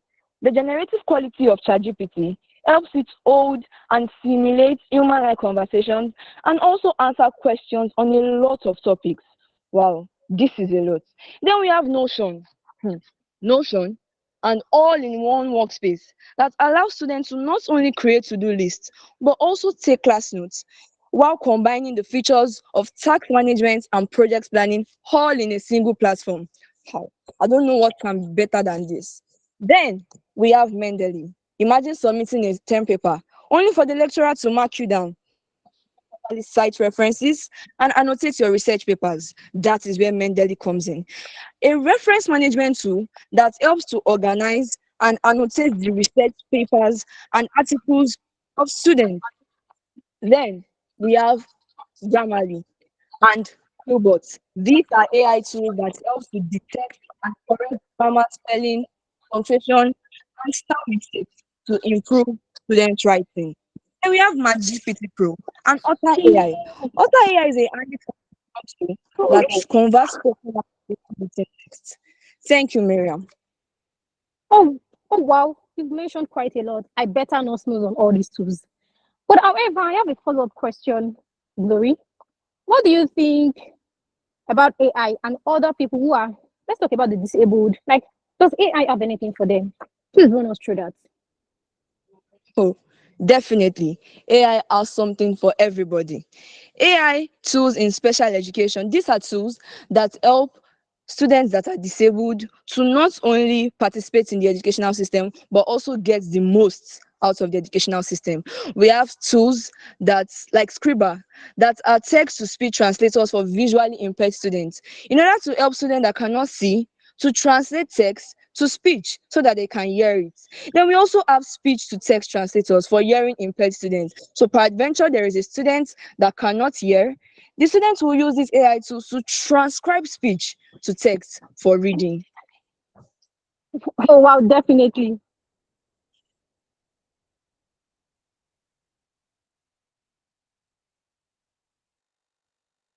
Oh wow, definitely. Talk of inclusivity, then AI is there for us. So the question, will AI replace teachers?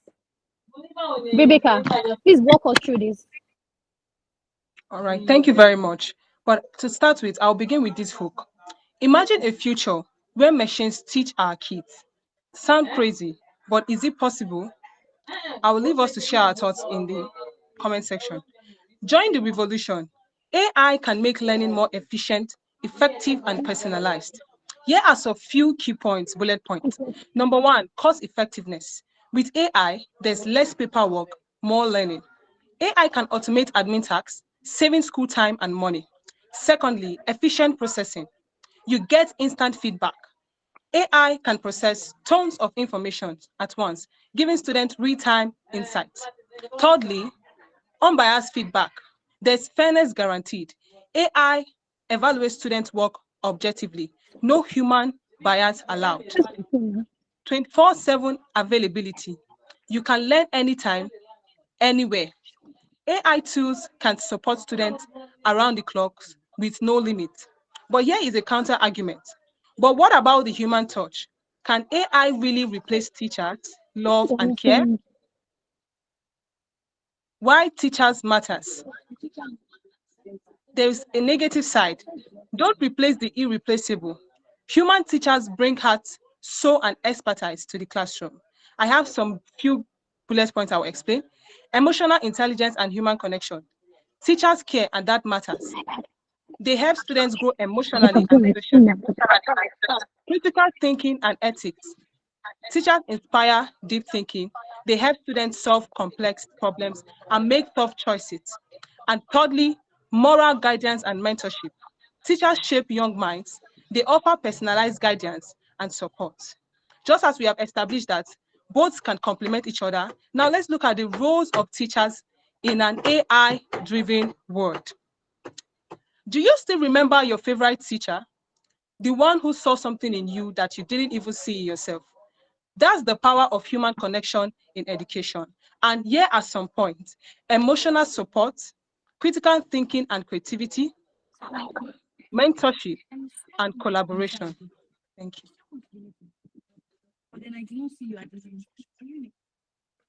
Oh, ma'am, thank you very much. The question about a secondary school teacher just made me go through time. Thank you. You've said quite a lot, and I really appreciate you for that. However, where do we see ourselves with AI tomorrow? God's favor. Please, I would like you to run through the future of AI and teachers. Okay. Thank you, Miriam, for that thought-provoking question. As we look to the future, it is clear that AI will continue to transform the educational landscape in the AI-driven world. But rather than pitting AI against teacher, I firmly believe that the future lies in a collaborative approach. Given the positive impacts that I mentioned earlier, let us imagine where AI has positively impacted the education landscape, which enables teachers to focus on which matters the most in terms of support and human connections, rightly said by my teammate, Rebecca. By collaborating with AI, teachers can develop feedback methods and effective assessments, and teachers can also foster a more inclusive and adaptive learning environment. In this future, teachers will continue to play a vital role in shaping young minds, and AI will be the catalyst that help them, that is the teachers, do much more efficiently and effectively. So everyone, I would like us not to think that AI is just a competitor, but as a collaborator that can help us redefine the art of teaching and learning. As one, we can create a future where AI and teachers unite to unlock the full potentials of students. How can we integrate AI into the classroom settings for a hybrid approach using the blended learning models? Okay, we have the flipped classroom models where students learn the basics at through online resources and work on activities and projects in the classroom, like law schools, where they search through cases online and make a practical example in classes. Flex model, where students work online at their own pace with teachers available for support for the students. So Miriam, this is my view on the collaborative approach of AI and teachers in AI-driven world. Oh, thank you very much for the insight. Wow, I've really learned a lot today. My book is getting so full. So in the end, AI and teachers, they are just a co-tenant in the classroom. That makes quite a lot of sense. Um, Miss Glory, I don't know if you have any addition to all that has been said by you and your co-panelists.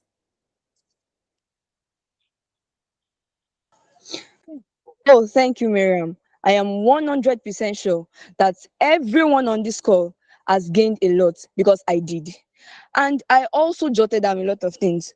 But as we have emphasized on the positive impact of AI and their indispensable role in the community, in the society at large, I would like to leave us with this quote by Richard Kulata that says that AI will not replace teachers, but teachers who use AI will replace teachers who do not. Thank you. Oh my, that quote really hit what it ought to. Thank you very much, Glory. That's very wonderful. So, to conclude with my dear audience, I have seen that all that has been said revolves around the issue that AI is never going to replace our teachers because our teachers, they stand irreplaceable.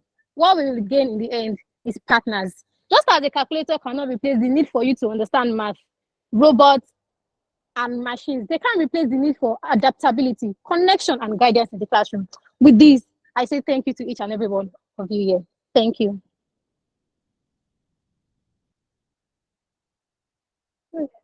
Thank you very much. Thank you very much. It was a very, I like the dynamics of the presentation. Well done. And I like your slides. They were okay. They were okay. They were good. Okay. All right. Mentor, read one. Do you want to give them some feedback, please? Yes, Dr. Jimmy. So thank you for, I can't remember, what's the team name again? What's the team name? Team what? Elite squad. It's the elite squad, sir. Elite squad. Oh, Elite Squad. Okay. I don't know where you guys coin your names from. Yeah, I mean, you guys did a very good job with your presentation. The thing that I particularly like, I like the conversational style of presentation that you guys brought into the presentation. It was really good. The slides were very good as well. I thought they were simple and straight to the point, no too much effect. and we could actually see what exactly you guys were talking about without even talking so much about it. Your presentation also showed that you did, very good research on the topic at hand, and then the presentation flow from one speaker to the other was very good. There is actually um, no serious area of improvement for me to pick on, so I thought you guys did a very good job with your presentation. Thank you. Thank you very much. Yeah, well done, guys. Dr. Yusuf, you have your hands raised. Yes. So I just wanted to say well done to the team. This is one of the best comebacks I've seen in this competition from a team that last week they were I all over the know, place. right? They were last in the table, thinking that they will just stay down, but they've come back this week to say, you know what, guys, we are aiming for the top. So well done to you guys. I could see the research there. I could see the hard work in this presentation. I could see the team synergy as well. I love the dynamics, like mentor Ridwan said, and you guys presented with so much confidence. It felt like you've practiced it a couple of times. You guys already knew what to say, and the next person's talking. And the fact that it's education again, and you were able to mention like key examples, case studies to buttress your points. Well done to the team for this presentation. I really enjoyed the presentation. Well done. Good Thank slides you as very well, much, like sir. Thank you very much, mentor ma'am. Ridwan said. So please keep this up. Keep this up. Honestly, to be very honest, I didn't expect. I expected, a response from last week, but I didn't know that it was going to be this good. So I'm very impressed with the team. I love this kind of stories, like stories where you didn't do much from the start, but you didn't stay there. Life is about this kind of things, this kind of challenges. That okay, how do I move up from here? Where do I go from here? And you've proven to us that there's nothing you can't do. So I'm really excited about this team. So well done, well done. Thank you, Yeah. sir. Thank you When very much. they finished presenting, that was the first I went to. I was like, "Ah, is this the same group now? It's not the same group that didn't do well last week." I had to go and check the scoreboard, and to my surprise, I was like, "Wow, what happened? What's going on?" Yeah, so well done, guys. Like I That's like good. the fact that you didn't let the not so well also good score from last week hold you down. But you guys, I thought you guys were joking when your team leader said on the group chat that don't look down on us, so we are coming back with full force. But yeah, you guys came back with full force, and you did a good job. Well done. Yeah. So guys, please send your video. We want to see the journey. I We want to want to see see this what changed. particular journey. Yeah. This one, I want to see what changed. Please. Well done. Right, well done. Okay, quickly. We're almost there. We're getting there. So we have Team Crystal left. After Team Crystal, we have just three more teams left, and then we would have it a wrap for this week. So Team Crystal, are you ready for us? Yes, I am. Good afternoon. Good afternoon. All right. Your time will start once you start speaking or start presenting.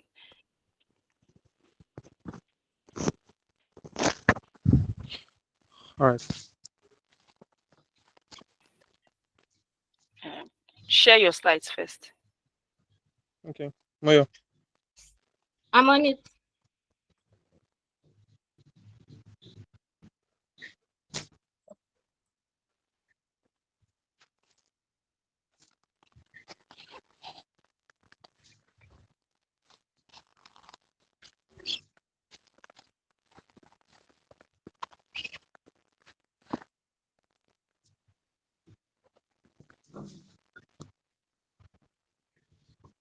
Okay. All right.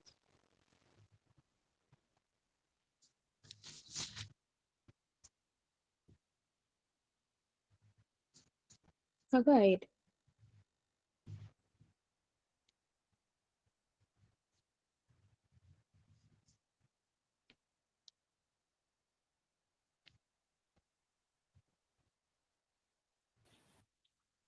Don't seem to be frozen in time. Colade, are you there?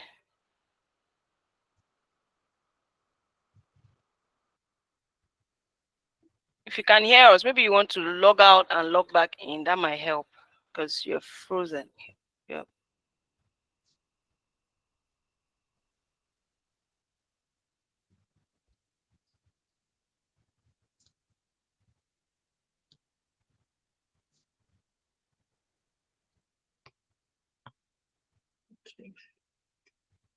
Claudia, are you there? Okay, I think he wants to join back. Yes, You yes. kindly spell out for me.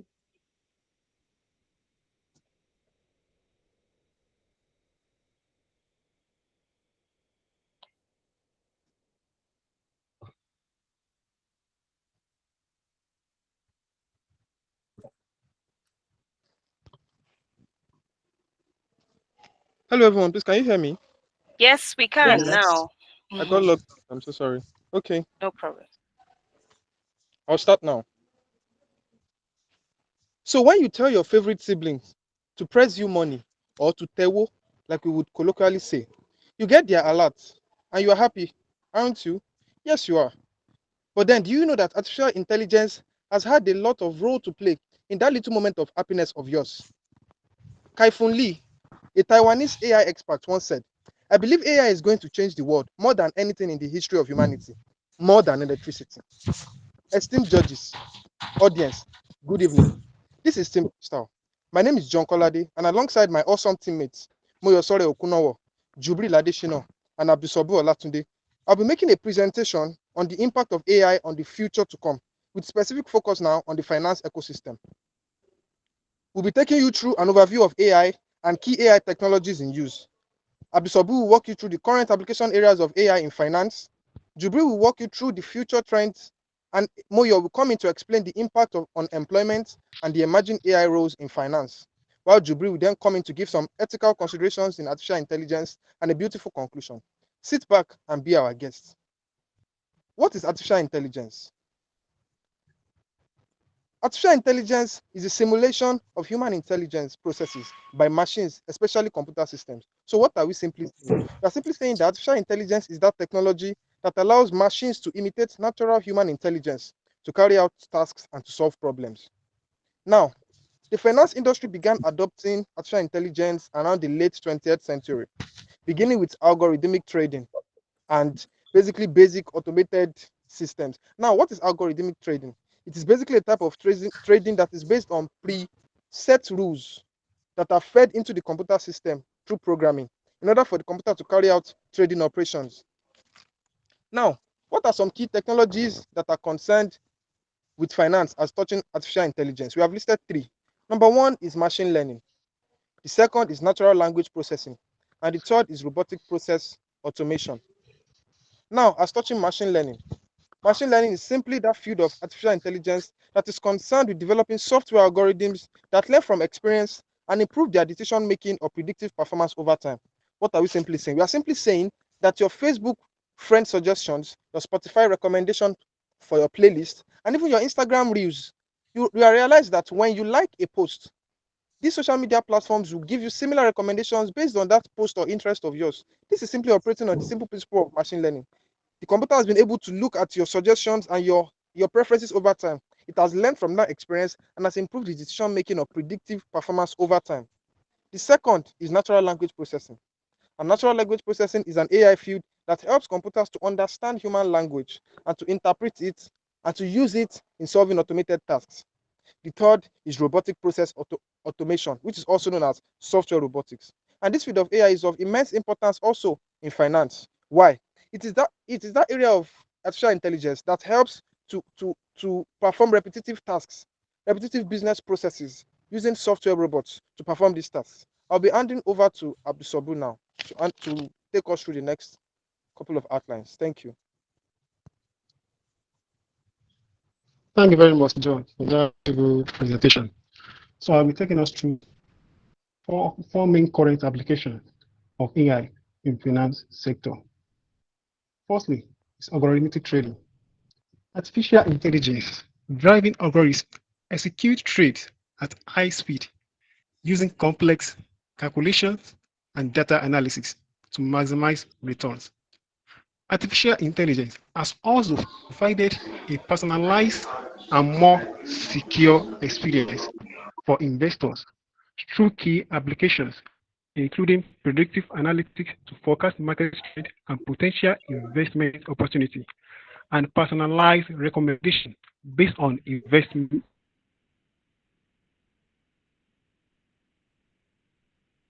preference, risk tolerance, and investment history.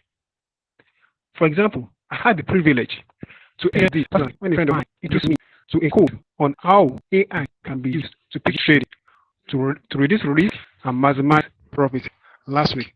And believe me, this is very amazing. Secondly, fraud detection. Artificial intelligence system analyze transaction pattern to real time to identify and prevent fraudulent activities. Fraud is persistent drain on financial sector with global losses estimated at staggering $485.6 billion in 2023. This was reported by NASDAQ in 2024 Global Finance Report. With such a rapid report, banks are rapidly adopting AI to combat fraud and security threats. As you can see from the right side of the slide, the chart shows how banks can prevent fraud in different ways. By adopting AI, 58% fraud can be prevented. This technology analyzes a massive amount of data to identify patterns and red flags linked to fraud. Thirdly, risk management. AI model assess market risk, credit risk, and operational risk more accurate than traditional method. For example, this happened to me in early 2023 when I wanted to expand my existing business. That's local farm food production distribution. So I moved from market to market to make this work. That is to meet experienced people in same field and then my target market people. So until I met someone who introduced me to using Facebook questionnaire to access market, and this actually made the work very easy for me. Last but not least, customer service. AI powered chatbot and virtual assistant provide 24/7 customer support, helping customers with inquiry and transaction. With this, one, we have many, but for example, now we have many auto response tools that can be used. We have the example of Wamisha or WhatsApp, then Mailchimp, Get Response for email and the likes. So I'll be stopping here while Jubri will take us through the next chapter. Thank you, Abdesobo. I will take us to the future trends of AI in finance. Many experts have predicted that AI will continue to revolutionize the finance industry. This as a result of AI's ability to analyze data, understand trends, and make recommendations. This area include investment and trading. AI will get more advanced and be able to make accurate forecasts and also execute complicated investment strategies. As we have seen that top institutions make use of strategies to hedge against risk. This will lead to optimal return on their investment. Also, in terms of investors, AI will enable investors by providing them with specialized investment recommendation based on their preference, risk tolerance, and investment history, which will lead to optimal return to the investors. In terms of banking services, AI will enable banks to understand their customer more and offer personalized customer services. AI chatbots and robo-advisors have already been used by banks to provide customer service and also for financial planning. However, there will be increased adoption on this technology as they advance more in the future. Also, there will be increased integration of AI-powered solutions to digital wallets in banks. Many manual processes, such as loan application review and fraud mitigation, will all be automated by AI. As we have seen on the slide, according to McKinsey Global Institute, they estimated that AI will contribute to the global banking revenue between $200 billion and $340 billion. This will be due to increased productivity in bank activities as a result of AI. Furthermore, risk assessment, and regulation. AI is already transforming this sector in finance, and there will be increase in adoption of AI for oversight by regulators, as machine language can analyze data and understand and identify risks which may not be so obvious for human eye. However, this requires explanation and transparency on the part of the regulators to ensure accountability. Moyo will be taking us through the next chapter of our presentation. Thank you, Jubril. Now, take us through the impact of AI on the future to come with a focus on finance-related jobs. AI strategies and innovations have no doubt increased productivity, but at what cost on human employment? With AI's future vision, human employment would be impacted both positively and negatively by artificial intelligence. According to the Employment Outlook 2023, about 63% of people enjoy their jobs because of artificial intelligence, and about 60% of these people worry about losing their jobs to artificial intelligence. Let's take a look at the left-hand side of the slide. We would see that PwC believes that AI will increase number of jobs in some sectors and take away jobs in others. We can trace this chart down to finance and insurance, and we'll see the impact, the negative impact artificial intelligence has about 10% unfavorable impact on the labor market of the finance industry. Now, with such an effect, what jobs could be replaced by artificial intelligence? One of such jobs categories is data entry and administrative tasks. AI excels in processing and organizing vast amounts of data quickly and with precision, making roles centered around data entry, document scanning, and information sorting highly vulnerable. Also, for financial institutions, in terms of cost and efficiency, they opt for artificial intelligence rather than human labor. Another category of such jobs that can be replaced by AI is customer service roles through AI-powered chatbots and virtual assistants. They have advantages in safety for customers, as each customer has to put in their password in order to gain access to any of their bank accounts. Also, they provide round-the-clock services, implying that once you input a prompt, you will get instant and accurate responses at any time of the day, as illustrated by our slides. Retail checkouts are not exempted from such replacement by AI. These technological systems in artificial intelligence offer personalized services and would increase revenue for most organizations. The global market of self-checkout is expected to expand by a compound annual growth rate of 13.4% between 2023 and 2030, as the Gen Z population prefers checkout system. This US Retail Survey 2023 further supports the frequency of AI incorporation in retail outlets such as Tesco and Walmart, especially in developed countries. As AI replaces more finance roles, they also bring in more job opportunities and positions for human capital. First, for AI specialists. With the need of AI growing in finance, more professionals with expertise in machine learning and AI will be in high demand to develop and maintain AI systems. Also, data scientists will emerge like never before. As we know, finance makes use of data.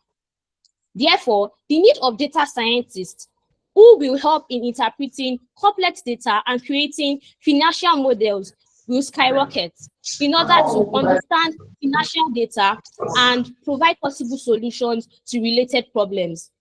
In addition, ethics officers will be adapted in the use of AI in finance.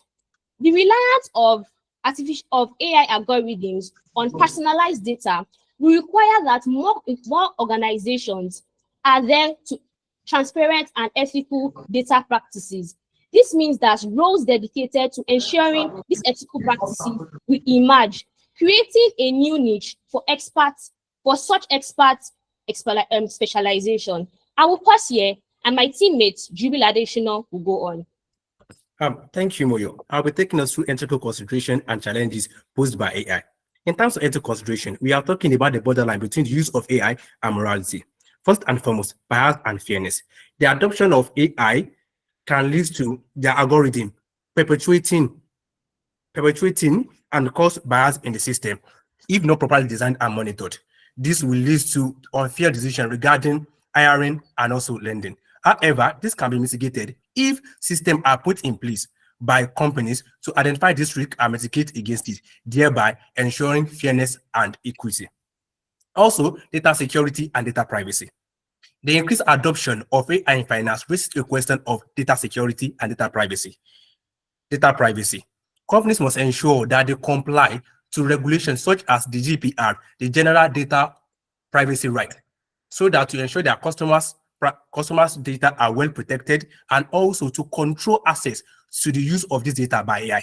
As we have seen with ChatGPT, that anytime you want to log into ChatGPT website, it's going to request for you, are you allowing full cookies or a customized cookies? This is a scenario whereby the system is asking the customer if they want to use, if they want them to take all their data or they want to give only partial access to their data. In terms of regulation, this is viewed in it is like a two-way coin where we are looking at the regulator part and also on the compliance and the governance part. In terms of regulators, the increased adoption of AI will pose a challenge for them as they will have to come up with a comprehensive framework to ensure how AI will be used without stifling the innovation and the comfort that comes with this AI. Also, on the part of the companies, they also have the responsibility of also coming up with a governance structure that will ensure compliance to the ethical and legal standards which are provided by this regulating authority on the use of AI. In conclusion of our presentation, AI will revolutionize the finance industry through reshaping the job market of the finance industry, also increasing the potential to earn more for this finance industry. Last but not the least, AI is going to change the workplace from what we know it to be in the past. It's going to bring an atmosphere of comfort and also how companies go about to achieve their strategies. Thank you. We are Team Crystal and we are done with our presentation. Thank you very much. Thank you. Thank you very much. I think one thing that is common with all the teams that are presented today is the strong presentation that you guys have brought in. And I really love the perspectives that you guys have looked at this from. It's really nice. So it was a strong presentation. Well done. Okay, so I'm just going to call for feedback. All right. All right, I'll just call on Mentor Ridwan to give the team feedback, please. Since you're already that was lovely. I enjoyed it from beginning to the end. And it was obviously about finance industry. So when I hear finance, my ears are widely open. So you guys did a very good job with the presentation from beginning to the end. I like the way you started your presentation. So that's why, I would like to give kudos to Kolade, the way you started the presentation. And then the way you explained the AI and then the application at the beginning, I particularly liked it because I think you were talking about algorithm at the beginning, right? So I like the way you spoke about algorithm. So it's easy for a non-finance person to understand what exactly you're talking about. So that was very good. And that's why I was asking if you were a lecturer or if you want to consider lecturing at some point, because you were able to break it down to a granular level for anyone that they have previous understanding of what we were talking about. So that was good. Your slides were also very good and explanatory. Nothing too nothing too distracting. So that was good. The overall flow, you guys have a team of strong presenters as well. And I think that you were able to walk to everybody's strength eventually. I didn't see any major flaw. I thought you guys did very good research. You did your presentation well. You have very good slides, and I'm sure you were able to carry the audience along well. Well done, guys.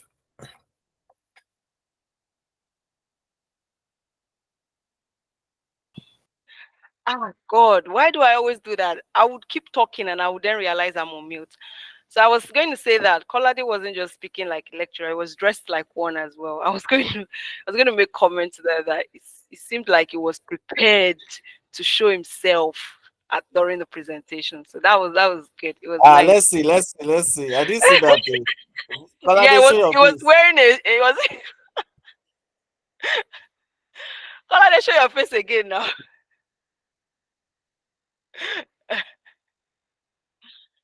So he was prepared to show his face. So I was like, yes, he wanted us to see that I am formally dressed.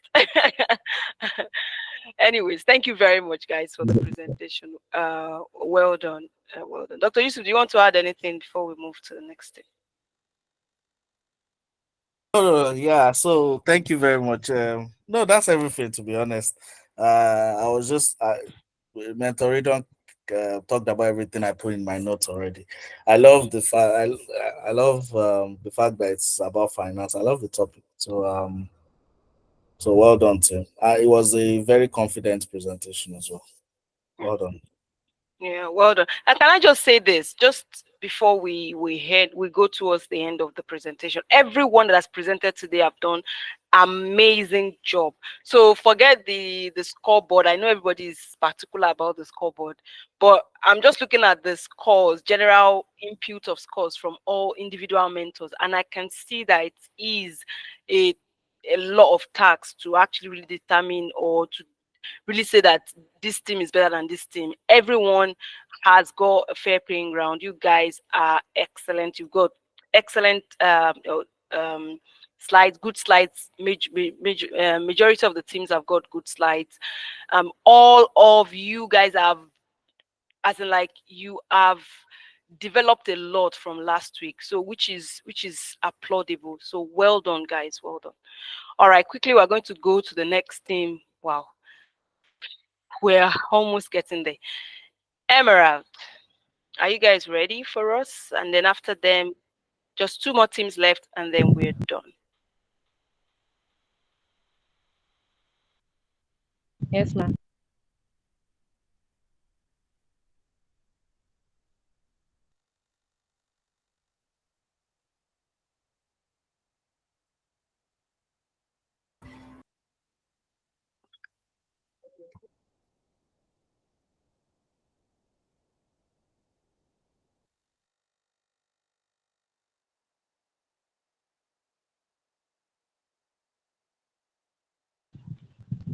Good evening, ladies and gentlemen. As we stand at the threshold of technological revolution, I will explore a pivotal question. How can artificial intelligence transform the financial landscape of Nigeria? My name is Segun Folashade from Team Emerald. Together with Olariwaju Olawale and Obadofin Elizabeth, we'll be analyzing on the impact of artificial intelligence on the financial sector in Nigeria. In this presentation, we'll be analyzing the transformative potential of AI in Nigerian finance sector, its historical development, its impact, and relevant challenges. Tighten your seatbelt as we embark on this journey together. AI is the ability of machine or computer control robots to execute tasks that are associated with intelligence. AI is also a branch of computer science whose growth is to create intelligent machine that can replicate human being. AI is not actually a tool, but a partner that can only form collaboration with human being. The future is not just about AI, neither is it about human being, but it's about partnership between AI and human being. As seen in the slide, various institutions that operate in the financial sectors has implemented AI in their day-to-day activities. Currently at the First Bank in VI, the robots shown in the slide attend to customers in replacement of individuals, and the needs of customers are met on a daily basis. Also in GTB, machine generates ATM instead of staff generating the ATM for them. This is also one of the application of AI in the finance sector. The roles of AI cut across various industries as it can be used for automation, data analysis, prediction, optimization, and decision making. The specific role of AI in industries include the following. One, health sector. AI can be used for diagnosis, treatment planning, and patient data analysis. Doctors don't have to go through the file of patients, as this can be done with the use of AI. The next thing is the manufacturing sector. Every manufacturing company should have a quality control department that tests the quality of the raw materials brought into the organization and the finished goods after production. This is possible with the use of AI currently. The next thing is the education sector. AI can be used for automated grading and personalized learning, which is actually very easy. Most of the tertiary institutions do not survive during COVID-19 just because there was no implement early adoption of AI. The next thing is the agricultural sector. AI can be used for crop yielding prediction and soil analysis. Farmers don't need to check the texture of the soil themselves, because this can be done with AI, which will actually boost their productivity. And to the main business of the day, the finance sector. AI can be used for risk management. Investors have different risk appetites. Some are risk adverse, while some are risk taker. What do I mean by the word risk adverse? It means they are not willing to take risks. While risk taker are the set of investors that are willing to take risks. This is actually possible with the use of AI.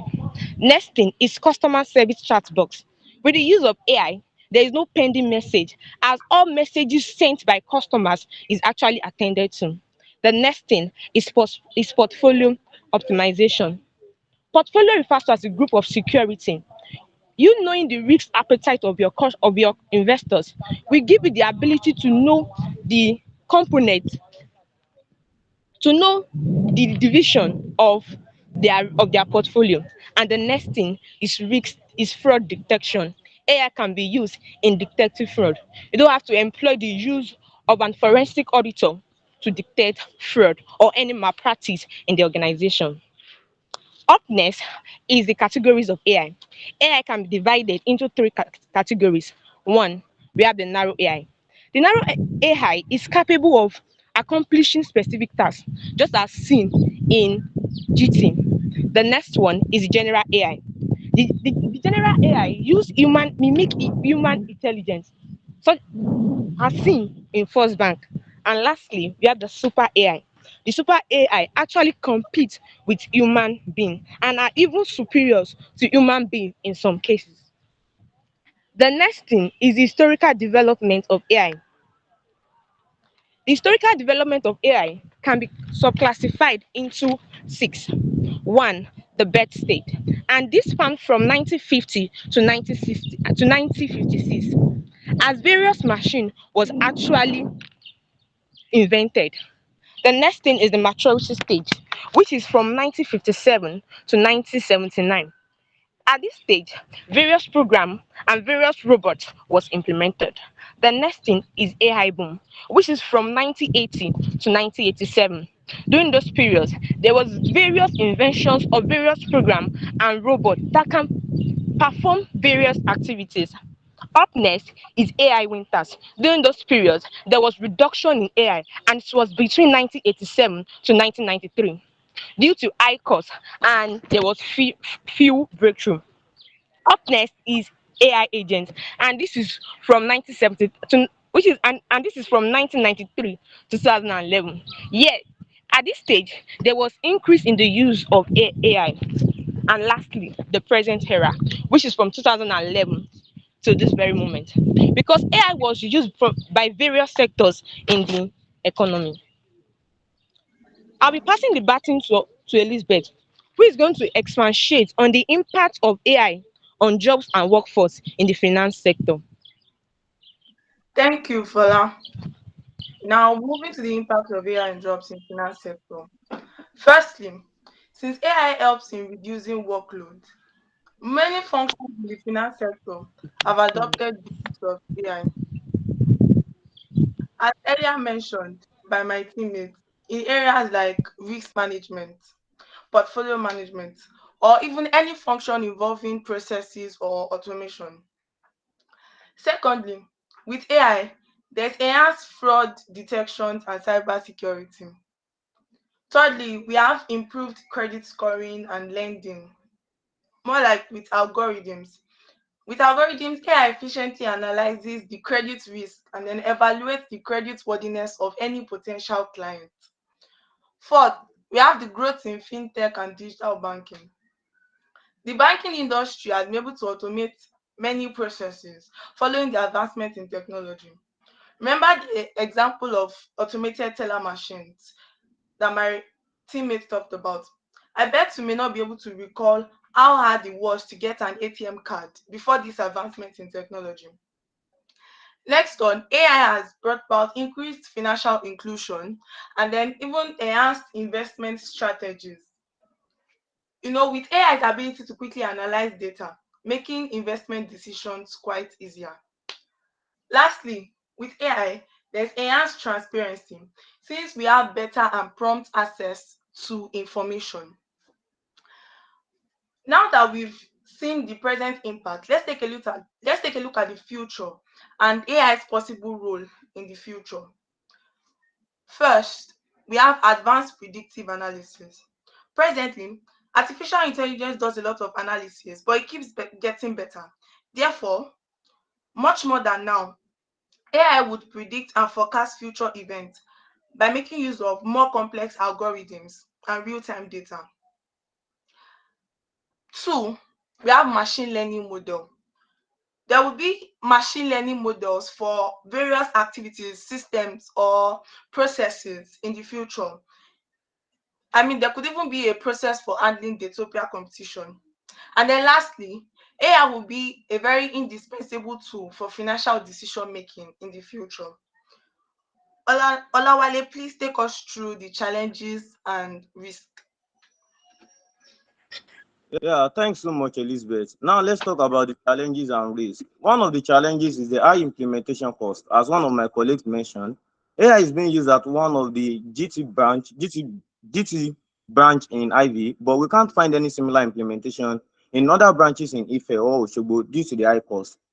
Another challenge is regulatory and compliance issue.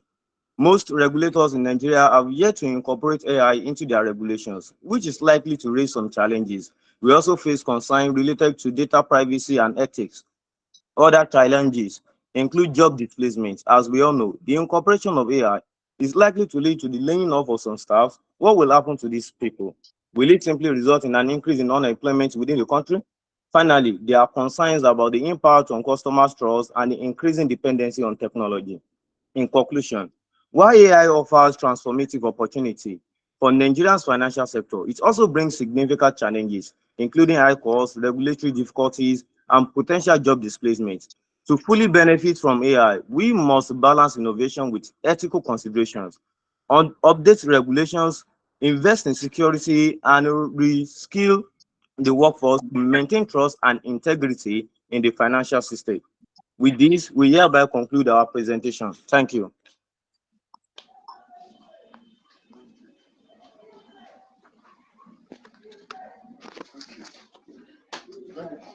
Thank you very much. Sorry, I was trying to stop presenting.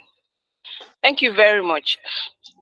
I think one of the major issues I had with your presentation is the lack of consistency in what you're presenting and the slides.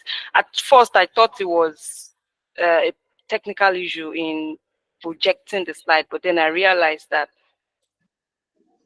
it was just that you were saying some things. Probably these were things that you came up with later on after you've developed the slide. But then again, it's important that your slide and your presentation are in sync, yeah? And then so that people don't start thinking that what's going on, where all these things they are saying, where are they coming from? Okay. That being said, I would call on Dr. Yusuf to give you feedback.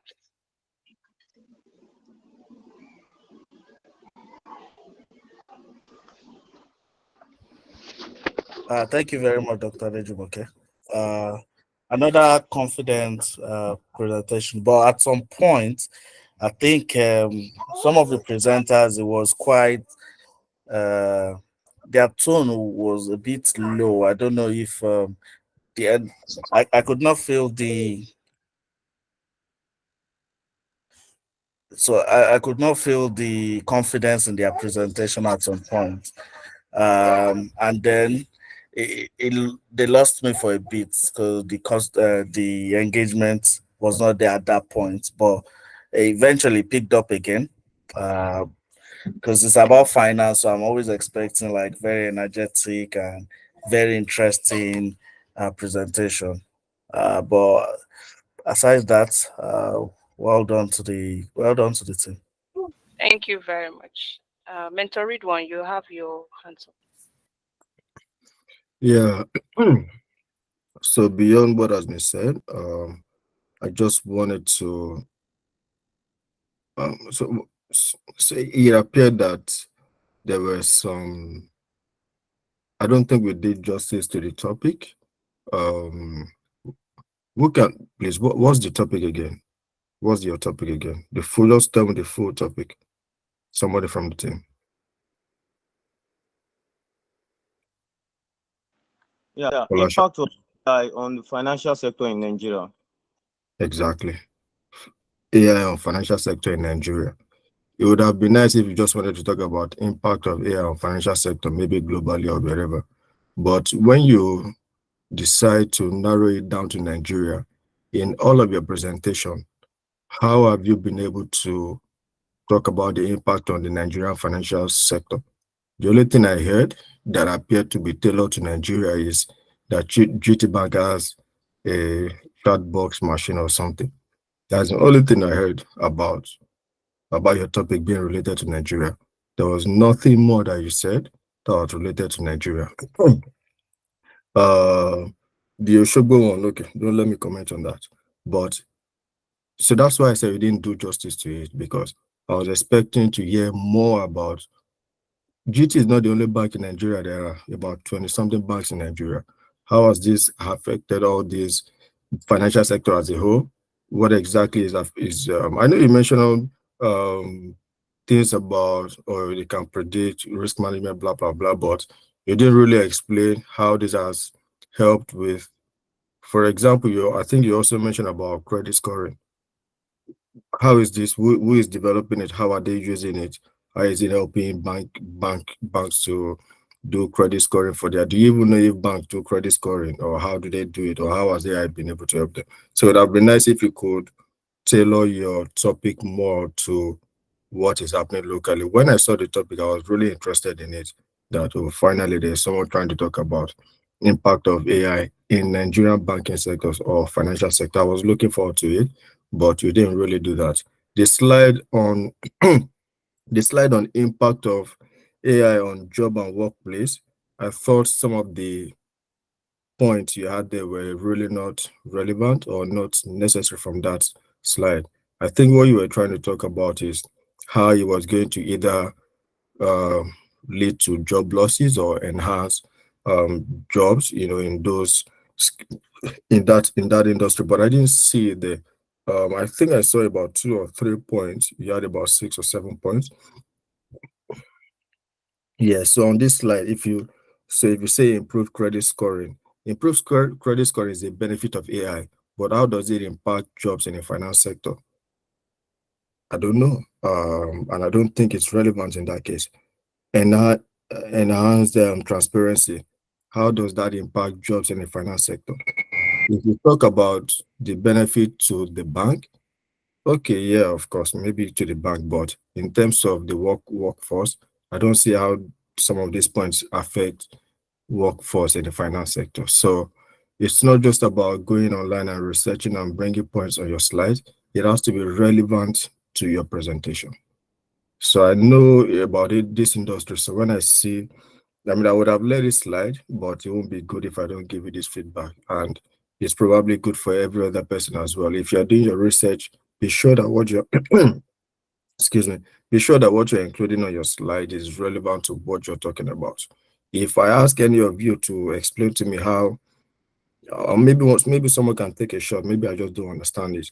How does AI impact workforce when you talk about improved credit scoring and lending?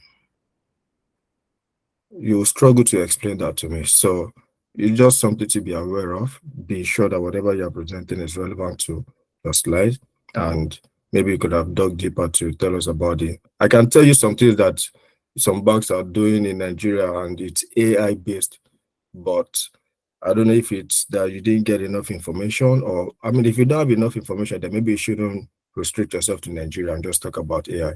But don't let me take too much time. It's just your presentation was good. It's just the content that I'm concerned about. Thank you. Thank you very much. Just to add to that as well, just in the same line of what you have said, is also that I could see that many of the team members, you didn't really know much about what you were presenting, and and I could tell from your presentation that you didn't know much about it. It felt like something I just quickly read from somewhere and then just dishing it out, just like Mentor Read one had said. Folashade, please again, keep continually working on your enunciation and your pronunciation. There were a lot of errors that you made while presenting. So again, just keep that in mind. Like I always say, I understand that we all have our different ways where our background kind of like showcases on how we pronounce some words. But it's you understanding your background, how some of the words can be mispronounced, and then being careful when you're presenting, especially to a wide community like this. Yeah. All right. Thank you very much, guys. All right. Quickly, we're going to go to the next presenting group, and that is Team Visionaries. And after that, guys, stay keyed in because we still have Team Quest coming up. And as you know, Team Quest was the one leading the table last week. Let's see if they can do a good job this week as well and keep that good score coming in. All right, Team Visionaries, your time starts when you're ready. All right, ma'am. Okay, I'm waiting for someone to share the slides before I start. Good day, everyone, by the way. Good day. Thank you, ma'am.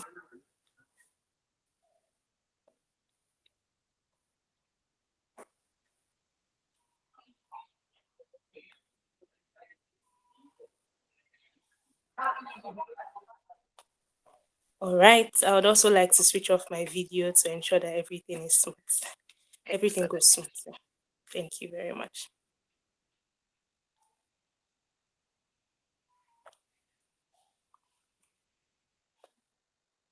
Sorry for the delay, the slides will come up soon.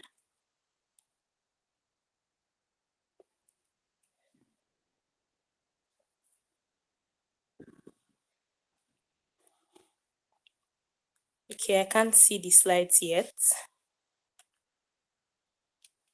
Do you need help projecting it?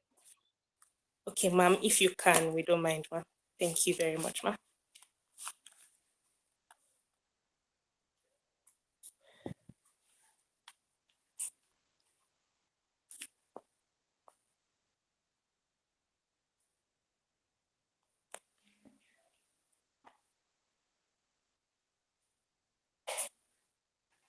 Yeah, sorry for the delay once again. That's fine.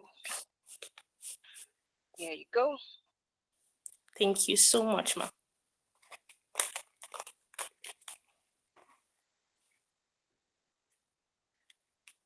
All right, we can start now.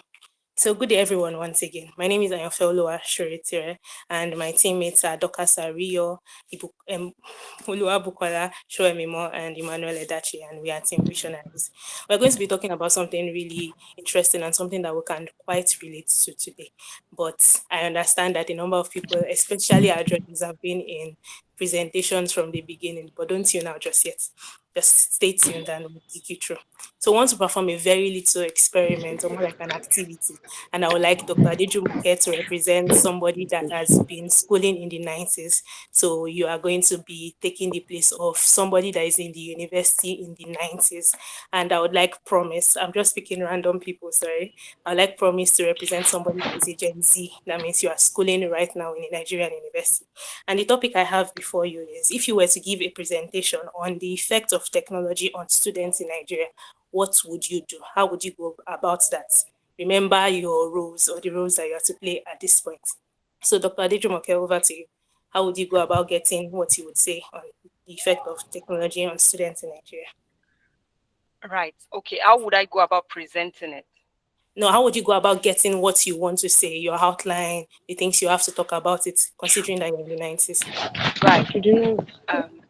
I think that would be majorly going to the library, getting books around it, because obviously, even if there might be some form of internet back then, I don't think it's something that we all have access to. So I just thinking around how I did my own dissertation. Yeah, that would be what I would do. That's perfectly what I need. Okay, Promise, over to you. How would you do something like that right now in your time if you were to consider the effect, if you were to give a presentation on the effect of technology on students in Nigeria? How would you go about getting your information? Okay, is Promise still here? All right, can we have another person that would volunteer to just give an answer to that, as long as you're a student in the Nigerian university or in any university presently? Peace. Can you do that for us? All right. So if I want to do it, the easiest way for me to do it is just to meet a chatbot, maybe ChatGPT, asking this is my topic, give me an outline. And that's perfectly fine. That's just what I needed to understand. So today our topic is Beyond the Classroom, how AI is redefining students' learning experiences. We brought up this activity just for us to be able to relate to what we're about to say. So from what Dr. Adejumoke said, she talked about something that is called traditional education, and that is what is on our first slide. So traditional education is the type of learning that involves a structured classroom, which is something that we can see, a physical classroom experience. It is teacher-centric and involves the use of physical textbooks and libraries. In fact, it could even go up to using recitations, as it were. And of course, everybody that is on this call would have gone through a traditional education kind of setting. You would have been in a structured classroom at one point or the other, whether in the university or in the secondary school or in the primary school. But there's another part, which is what we Gen Zs are kind of more familiar with because it came up more during our time. And that is the non-traditional education on the next slide. So non-traditional education encompasses learning experiences outside of the conventional classroom setting, including online education, experiential learning, and self-directed or personalized study. Example of the components that we have under non-traditional education is the use of virtual classrooms or the use of a smart classroom. In case you are just wondering what exactly is a smart classroom and how is it different from a virtual classroom, let me just give you a scenario for you to paint in your head. So imagine that you were going to school, but you were not going to school with your notebooks or your pens. You are going to school with an iPad. So on the iPad, you have your resources, everything that you need in school.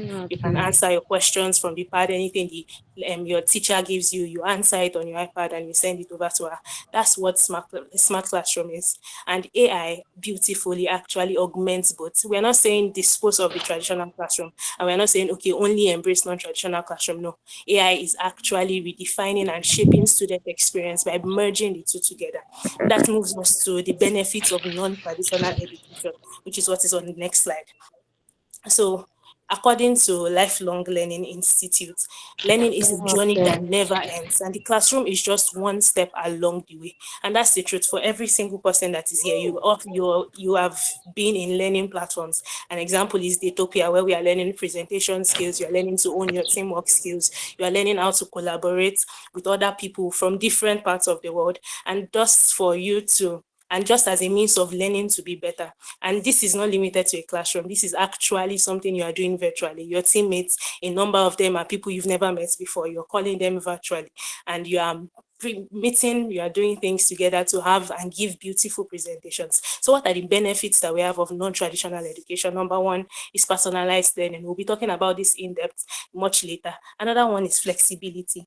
So flexibility with non-traditional education, learners can learn at their own pace and choose what aligns with their interests. Accessibility is another benefit. Non-traditional learning is more accessible to people of diverse populations. And finally, we have engagement. Non-traditional education provides practical hands-on experience and can enhance motivation and retention of information.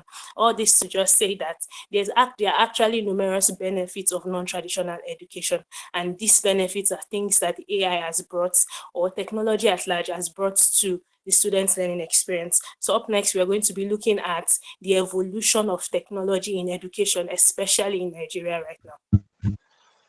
Thank you. Of course, the evolution of technology in education, as we can see, it has gone through series of phases. From 1960, where we will have audio visuals, down to 1980s, where the modern computer begin to come up, where we have the mainframe computers, the microcomputers. Although this time around, the 1980s was met with such sort of common, in the sense that these computers were so much, they were so large, they were not portable. Down to the 1990s, internet and smartphone developed. The essence of internet really aid communications, it aid businesses, it aid educations, people to communicate from different locations. Also, in the 21st century where we are now, artificial intelligence, the impact or the effect of artificial intelligence in today's education system cannot be overemphasized. Many institutions of learning within Nigeria, even across Nigeria, has embraced it. As we could see in our time, according to a report by PwC, schools of learning institutions that embrace AI have been recording over 35% of students who are communicating from different areas of the world. Next slide. Okay, artificial intelligence in education more. Yeah, in over time, it has been recorded that the benefit of AI in education cannot be emphasized. According to a report by Statista, AI has impacted education globally. 45% of schools have reported for their grades. We could see the increase in teaching, inclusive teaching rather, increase in literacy level. Yes, a report by Statista also showed that the impact of AI has increased literacy level to 35% as persons were able to learn from different locations, communications, and also real-time feedback. Institutions of learning has embraced AI technology. People from different locations, students has been able to communicate, submit assignment remotely, even without seeing teachers physically. Also, 247 tutorial conveyor. People tend to learn at their own pace. Students from different places, irrespective of where they are, institutions. One can even be in Nigeria, learning or taking a course in South Africa. One can even be in Nigeria, taking a course in US or even a master degree. There's also what peer collaboration and group learning. There's a part of AI that has jet effort in effort time towards peer collaboration. People tend to have teamwork in effort time. And it has been recorded that with the use of AI, this has also increased peer collaboration, as many persons have been able to connect with persons from different locations, irrespective of where they are. And as such, AI has also helped to defeat the barrier of location. At this point, I would like to welcome to redefining student learning, Richard.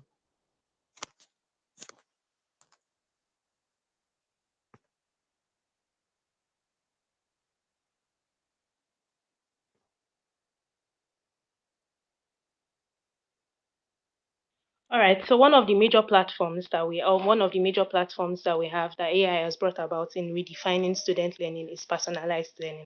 From the examples that we have above, you can see the logo for Udemy, for Coursera, for Allison. And I'm very sure everyone on this platform would have used one of these at one point or the other. So what are the benefits of personalized learning? Number one is deeper understanding of concepts that are taught.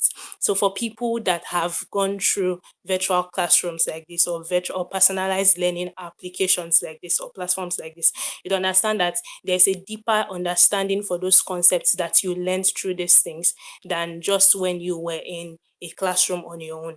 So of course, there are different pros and cons to this. Learning through teacher-centric learning has its benefits, yes. But sometimes they're not able to go deep and go in depth into the things that we need to know about those concepts. And this is where personalized learning takes preeminence. So we have high quality teaching. We have the fact that students can take ownership of their educational journey, and this is true. So for as many people as have used any of these applications or platforms, you realize that you can decide, okay, when do I want to finish this? How fast do I want to devote? How much time can I have to devote to this? So if, for instance, I'm taking a course on Coursera, a course on Coursera, and the course is supposed to be for 6 weeks, I can decide that, okay, if I give in more time, I can finish up the course in 3 weeks. And yes, that means that I'm taking ownership of my educational journey. Finally, it gives a more adaptive and responsive learning environment. So with personalized learning, it's something that you can change or you can adapt to what suits you best, or what suits you the most. So over to the next person to talk about AI powered chatbots. All right, chatbots are another example of how AI has actually made learning easier and even fun. Have you ever been in a situation where the lecturer asks any question at the end of the class and you say yes, but in your mind you know that you actually have a lot of questions. But in order not to draw the class back, you are not able to voice out your question? Or have you ever been in a situation where you have a test coming up and you have no idea what has been taught in 80% of the class?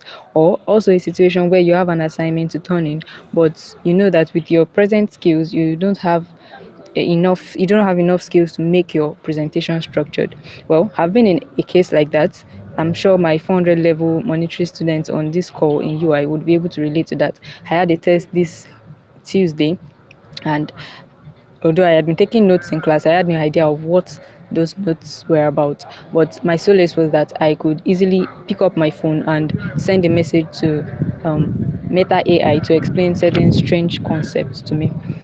Um, there is also the when you have an assignment and you are not able to structure it properly, you can easily send in your work to Quillbot, which will save you the time necessary, which will save you the time that would be taken in when the lecturer throws your work out, as we hear people say, when your project is not as structured as they want it to be, saves the time that it will take to redo that work. So these ways are how AI-powered chatbots have helped in making learning easier, in making it fun, and making it enjoyable.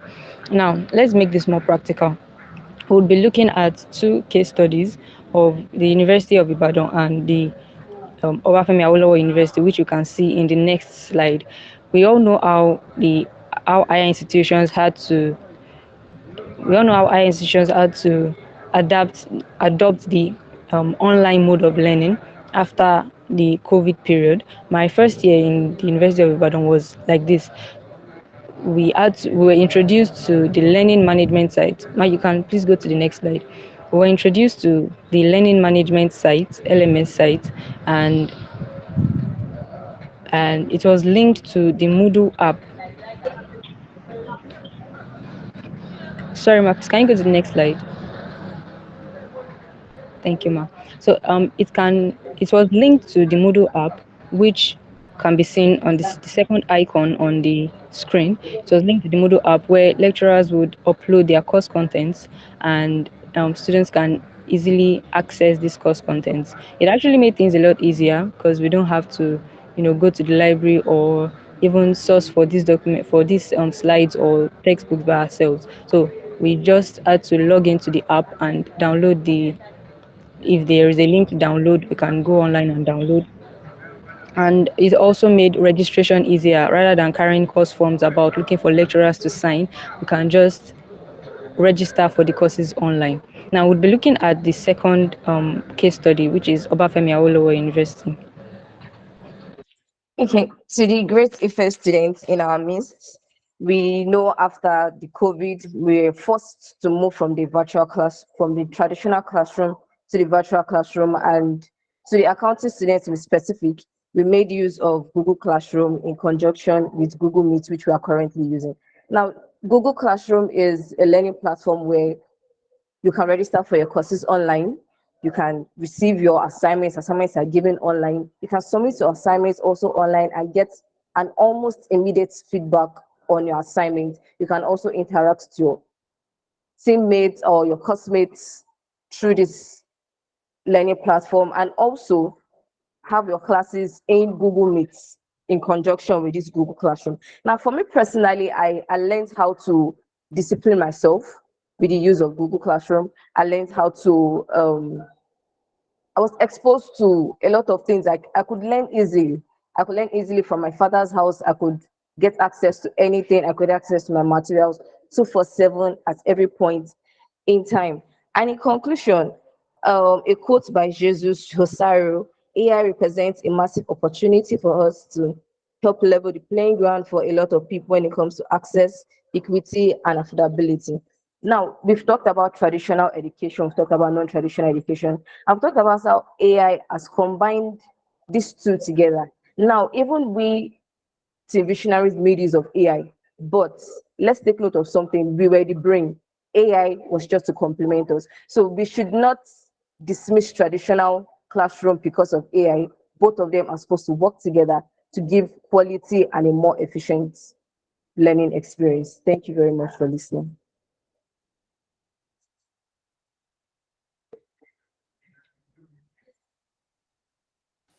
Thank you very much, guys, for that presentation. Thank you very much. Okay. I don't know if Mentor Blessing is back from our break. Yes, I am. Thank you so much. All right. Do you want to give them some feedback, please? That'll be great. I'll be glad to do that. So well done, team. You're welcome. Thank you too.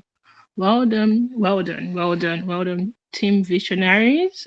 This was a really good presentation. For me, it felt like a training, and that's a good thing. I'll explain.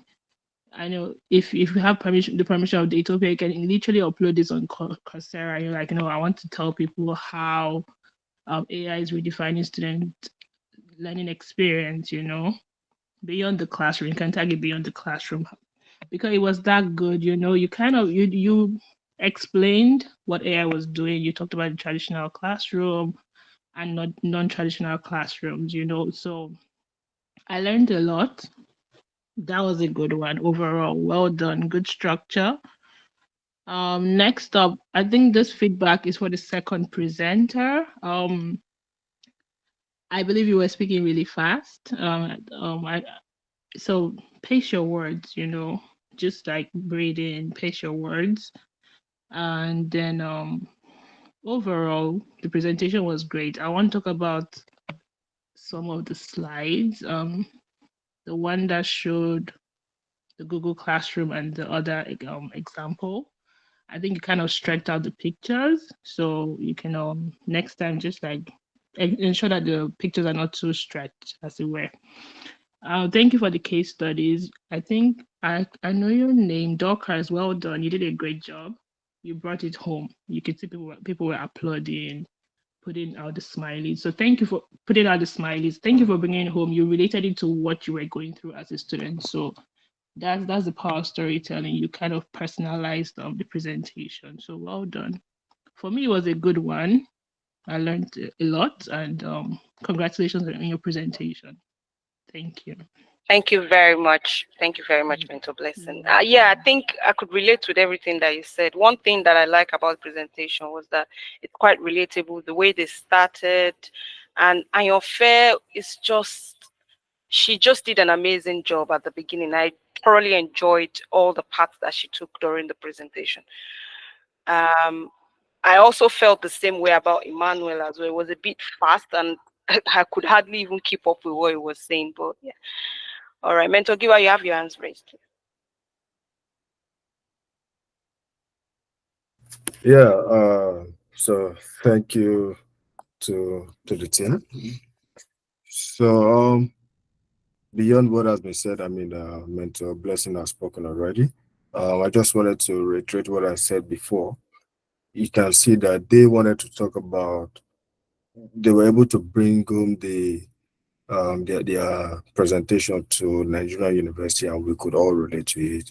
So it was just to reiterate what I said before, that if you're going to talk about, or if you want to narrow down your presentation on something, bring it home. Let's understand the impact on what exactly you want to talk about. So it's easier to follow your line of thought. Other people have come here to do presentation on the impact of AI on the education globally, and then there was no issue with it as long as you're talking about the general impact of AI. But if you want to narrow down to something, just make sure that you are hitting the nail on the head. So thank you to the guys. Thank you very much, Sazamaz. Thank you very much. Well done. Okay, quickly, because we're 30 minutes late. All right, Team Quest, are you guys ready for us? And that's our final presenter for the day.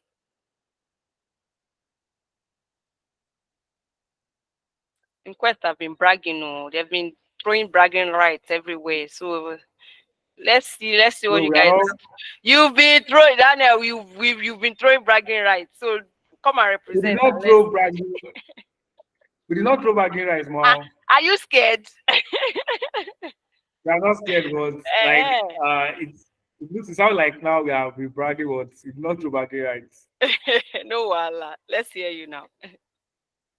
Right, Abi, thank you. What is she saying? She's Hey. saying you did. No, you did not. You did not. All right. So I'm coming. I'll be sharing my screen now.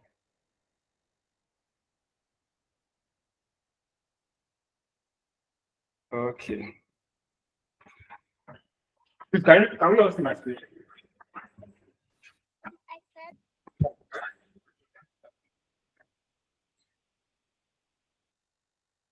Can we all see my screen, please? Yeah, it's coming up, but it's not yet up, but we can see your screen. Okay. So, Daniel, everybody has gathered here for you. They are waiting for you guys to present. Okay, so can we see my screen now? I've just seen people joining. I know, right? What's happening? He's the one that called them now. He said, "Come and see our presentation. We are going to kill everything this week." So, Yeah. Sorry, the is my presentation screen is up not now? up yet. Your screen is up, but the presentation is not up yet. Oh, okay. Okay, let me just shoot it now. All right.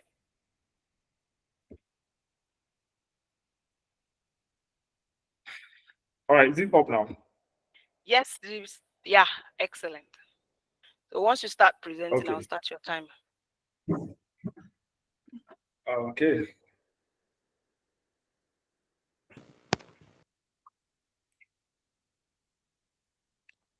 Picture a future where your bank can anticipate your financial needs before you even realize them, or where financial crimes are detected and thwarted in real time.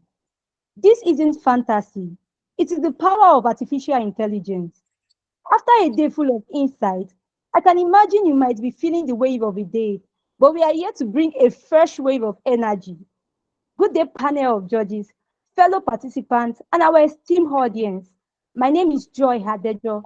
Together with me, I have the rest of the members of the team, Daniel, Babatunde, and Ayodeji. We are Team Quest, and request that you join in this quest. Asset management is a strategic practice of selecting, overseeing, and optimizing a variety of investments to meet specific financial goals. It involves carefully balancing risks and return, considering factors such as asset allocation, diversification, and rebalancing. AI is a topic everyone is talking about, especially since the public launch of ChatGPT in November 2022. The journey of AI in asset management began in the early 2000s when hedge funds started using simple algorithms for trading. As technology evolved, so did AI too. By 2010, machine learning models were being employed to analyze vast data sets, leading to more accurate prediction. A significant milestone occurred in 2017, where BlackRock, the world's largest asset manager, began to use AI to enhance its investment strategy. According to the recent Deloitte Insights report, 70% of asset management firms are investing in AI to gain a competitive edge and enhance their operation capabilities. Ayodeji, what are the current trend of AI in asset management? Thank you very much, Joy.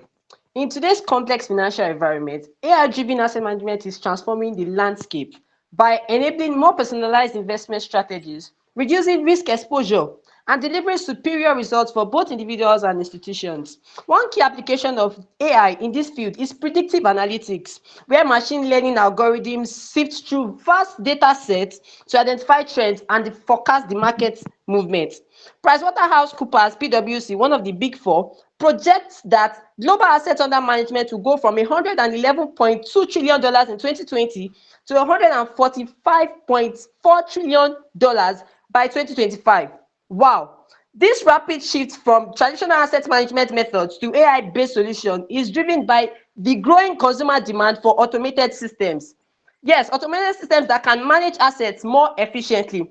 AI solutions excel in precisely analyzing data and generating accurate predictions, making them indispensable in the evolving asset management market.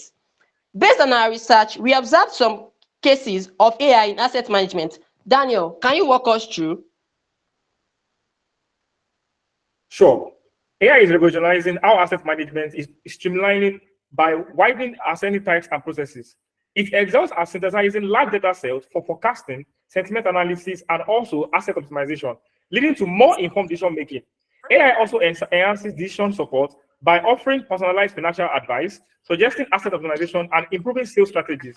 Additionally, it monitors market changes, bolstering compliances and risk management, and also cybersecurity by detecting subtle shifts.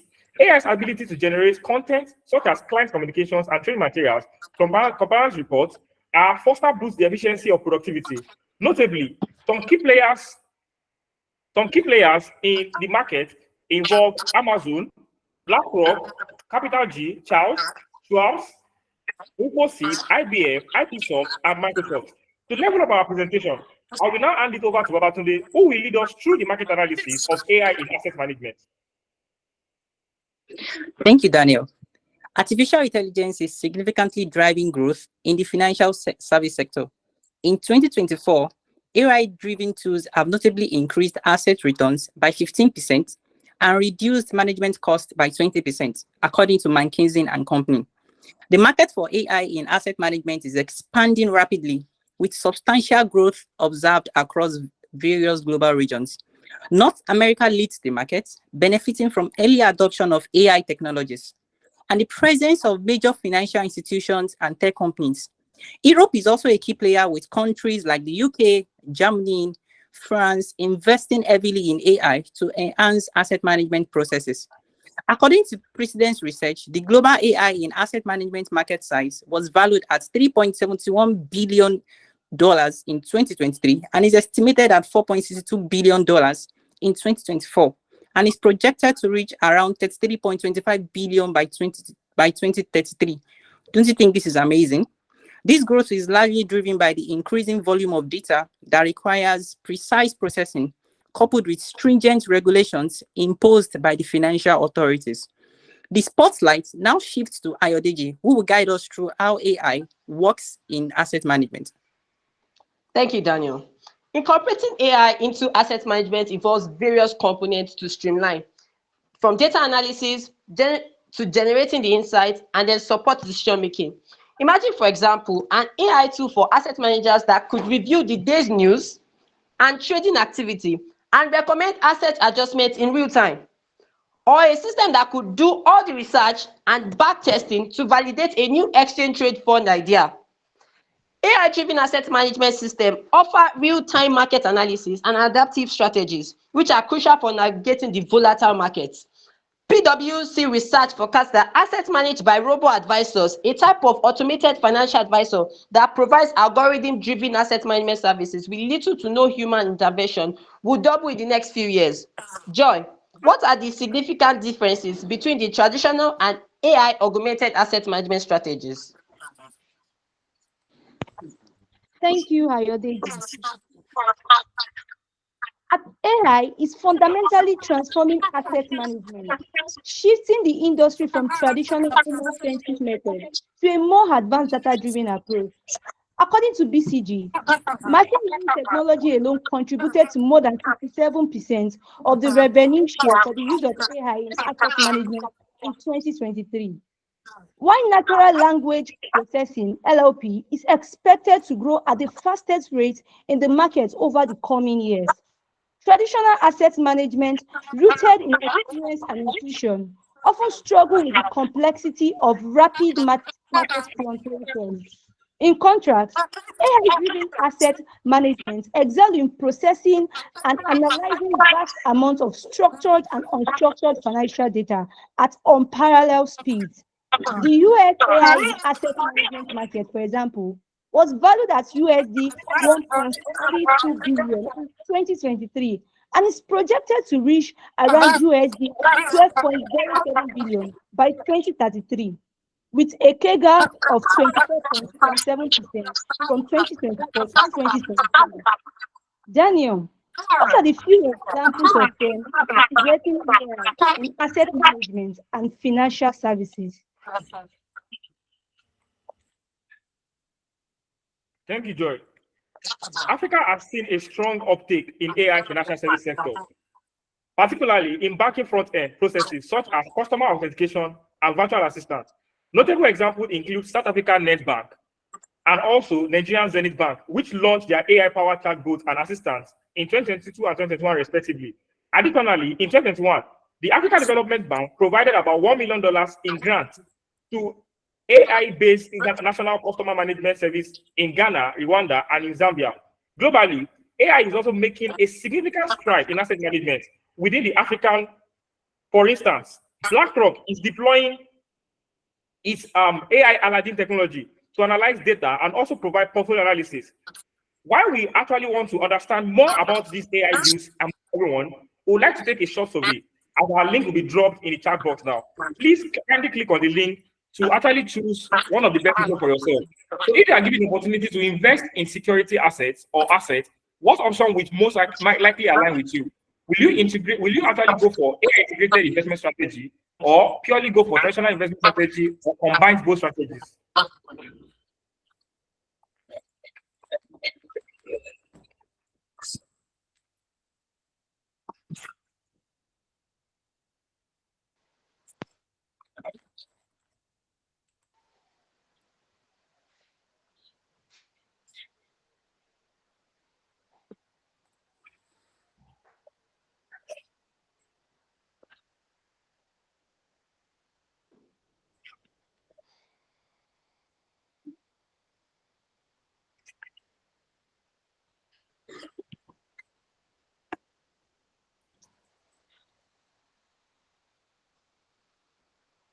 Thank you very much for your vote.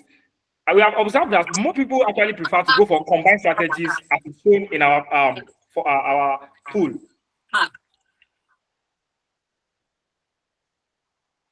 Ayodeji, can you walk us through the research associated with AI in risk management? Yes, thank you, Daniel. AI plays a significant role in managing various types of risk within investment assets.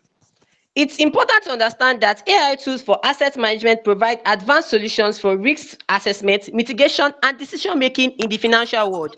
A study by Deloitte in 2023 revealed that investment firms utilizing AI for liquidity assessment achieved an average reduction of 10% in portfolio illiquidity compared to the traditional methods. Some of the risks it may be exposed to include the operational risk, market risk, technology risk, liquidity risk, and currency risk. Babatunde, please take us through the transformation by AI for future growth in asset management. Thank you very much, Ayodeji. It is very important to anticipate that for a better future of AI in asset management, some measurable impacts include the following. One, we have accelerating digitalization. By automating cross-channel communications, AI-powered client contact centers will undo most investor and advisor interaction. According to a recent EY survey, 62% of customers trust AI-generated responses, such as those from chatbots or automated systems. Two, we have enhanced portfolio management. AI has immense potential to complement human skills in portfolio management and perform simulations for return predictions and risk outcomes. Three, we have automation and efficiency. AI is revolutionizing operations across all levels of asset management. It automates investment operations, client onboarding, compliance reviews, and report generation while boosting sales and marketing team performance. Over to you, Joy. Ladies and gentlemen, in conclusion, as rightly said by Larry Fink, there is no force more dramatic today than technology and its potential to transform the asset management industry. AI is reshaping asset management by offering powerful tools that enhance investment strategies and decision making. Its ability to analyze vast amounts of data quickly and accurately transform traditional investment practices, making them more effective and adaptive. For optimizing asset allocation and diversification to providing real-time market insights and automating rebalancing. AI helps investors navigate the complexity of modern finance with great ease. Thank you so much. I didn't want you guys to finish. I felt like should continue. So Daniel, it wasn't all bragging alone. All right. Mentor read one. Do you want to give this team? Because if I give them anything, I will just be biased. Yeah, I'm happy to do it. So yeah, thank you guys for the presentation. I thought it really went well. Um, I probably need to ask, right? You guys didn't just focus on the financial servicing industry. You focused on asset management. Is there a reason why you chose, why you singled out asset management? Is there someone on the team that works in an asset management firm or that's interested in asset management? Why did you single out asset management? Any reason? All right, thank you very much for that question, Mentor one. So, particularly right from week one, we have been doing things that's very common to our background. So everybody on our team actually has a background of finance and particularly economics, especially. So, and most of us, what we are looking at our career actually links to a career in an investment firm, right? Which actually deal with security and assets particular. So we chose to focus on asset management because that unites our aspiration and our goal. Yeah, I mean, I was just impressed that you narrowed it down to asset management, which was rare. People would have talked about the financial services as a whole, but you singled out asset management, and I loved it because you were able to touch on every important aspect of asset management. You were able to talk about asset allocation, diversification, and portfolio prediction, and all of that. So that was really good. It means you guys did your research very well. Your presentation was lovely.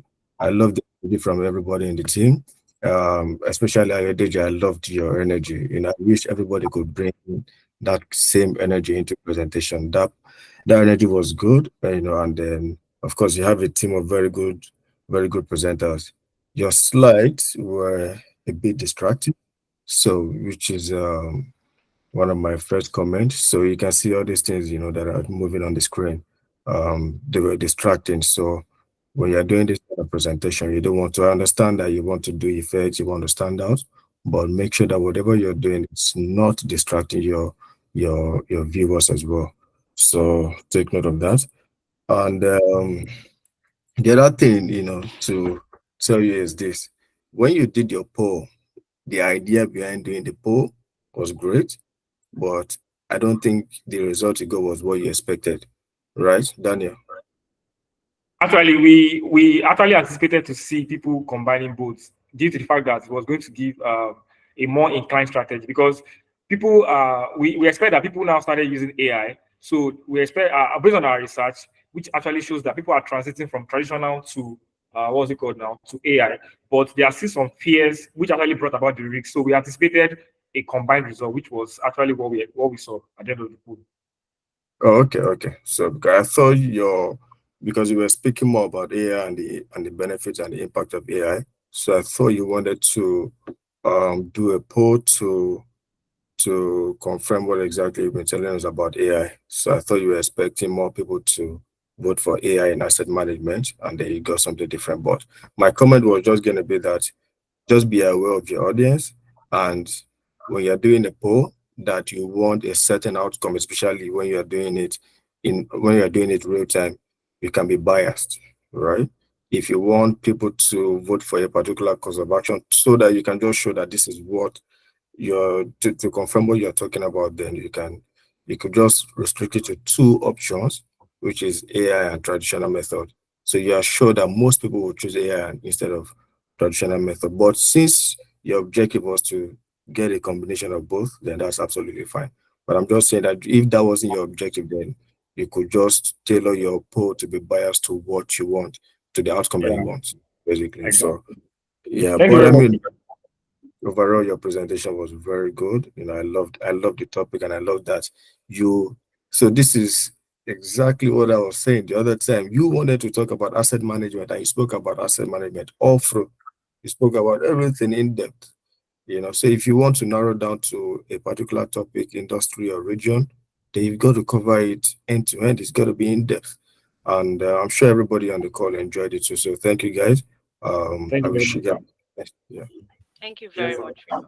I think I also felt the same thing that Ridwan was saying, because when we finished the poll, I was expecting you to say a little bit about it, but you moved on quickly from it. So it kind of like made your audience feel like that wasn't the result that you were planning to get. So again, you might want to think about that. Probably let us know what you thought about the poll. How does the result relate to what you're talking about, instead of just moving away quickly from it? Except if it's a personal feedback that is for the team in some ways, but then again, you need to carry your listeners along. Again, I support what Ridwan was saying, especially with the first slide. That first slide, there was a lot going on in it. Can you take it back to the first slide again? Okay. Sorry about that. I just thought I should. No, that's fine, mom. The very first one, the introductory slide. Yes. Like this slide had a lot of things going on in it. And in my head was like everywhere. Maybe I understand that you wanted the time and the date there. Maybe if you have taken that off a bit, it could have helped. But there was just a lot of information on the slide. Again, you might want to think about having not to bombard your audience, which especially like, and I always say this, you don't know who you have on your audience team. People have different processing, what's the word now, deficiencies. So again, just be mindful of that. Aside that, good job, well done guys, you guys killed it.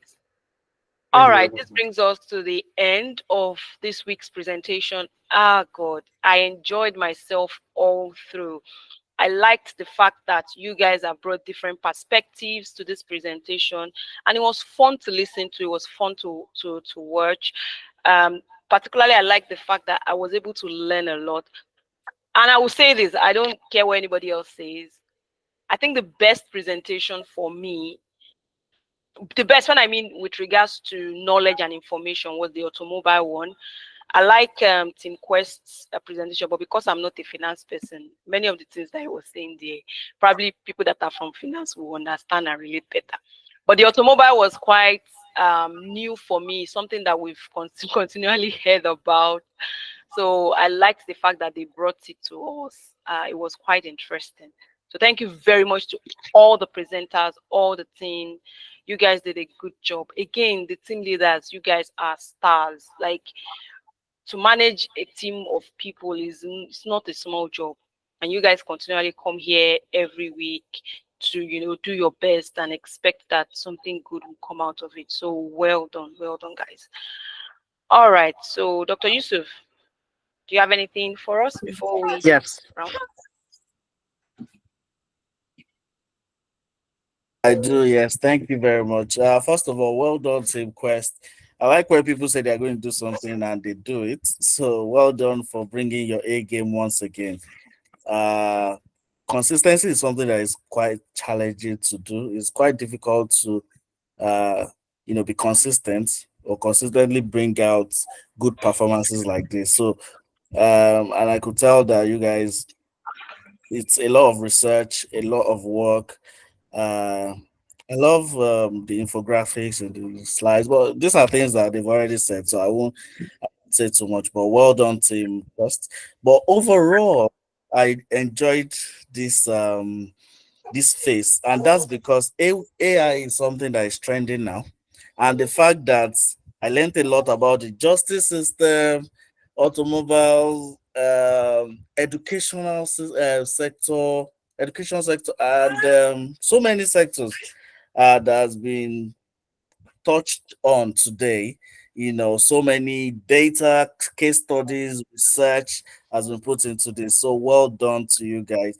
I'm really proud of you guys. And the main thing I saw today was a lot of improvement from all the teams. So it's not something that is from the feedback from the last phase. It's not something we keep repeating, or I could just see that the performance from this phase was a lot better than the last phase. So well done to everyone.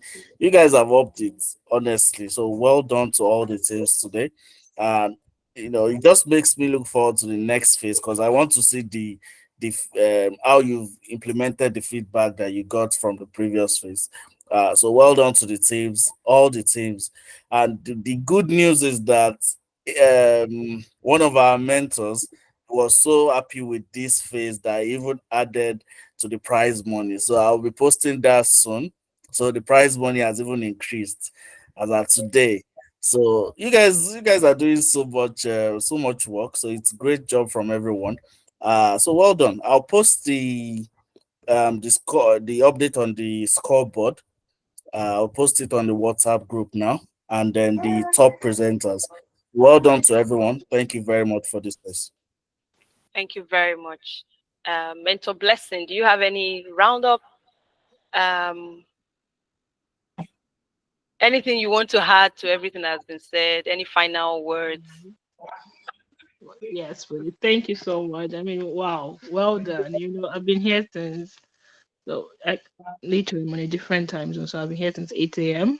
But I mean, I've thoroughly enjoyed myself today.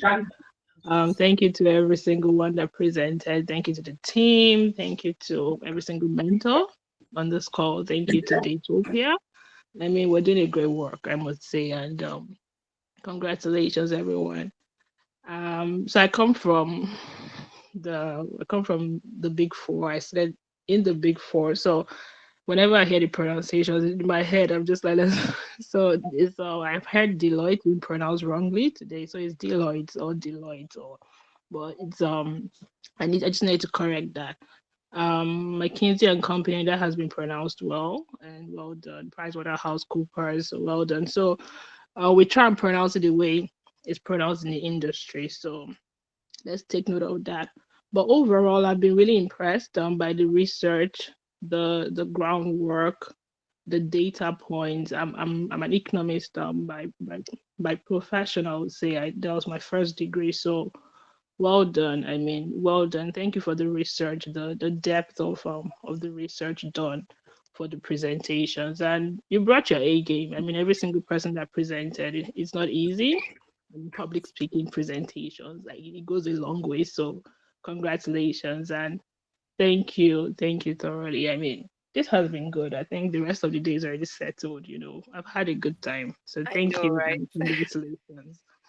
Thank you very much. So again, just to add one final thing I would say is, guys, and I feel like every team had someone within their team. I think I was making a comment on the mentors group chat, and I was like, why is it that all the team members didn't give this particular person a mouth-to-mouth resuscitation? Just because everyone did so well with their enunciation and pronunciation, but just one person within that team kept on going, using their Yoruba accent to pronounce everything.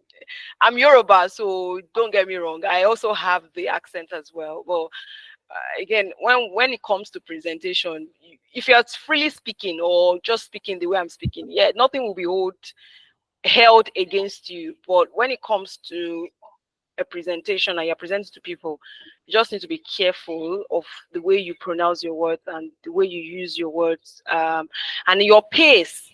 Your pace as well is quite key, that you have paced your words in such a way that everyone can follow through and understand. So again, please, this is a feedback for there's no team that I can think of that didn't have that one person within that team that had issues with enunciation and pronunciation. So again, really thinking about it and picking team members. I'm not saying you should bully them, but just talk to them that this is how to pronounce this, and Google it as well. Yeah. All right. Thank you very much, guys, for being here. I cannot over appreciate the presence of our mentor Ridwan, despite his busy time and busy schedule. Our finance guru here, our banking guru here, his busy time and schedule, he still keeps coming here to support our mentees. And also Blessing as well. Thank you very much. Thank you so much for being here. Dr. Yusuf, thank you for your time. Thank you so much. And to Mentor Shubumi as well. Thank you for always coming. Mentor Shei, thank you for always coming. To all the mentors that have been supporting us from the beginning, a big thank you to you all. So this week is a success. I'm going to see you all during the briefing on Wednesday. All right, have a nice evening, guys. Bye-bye.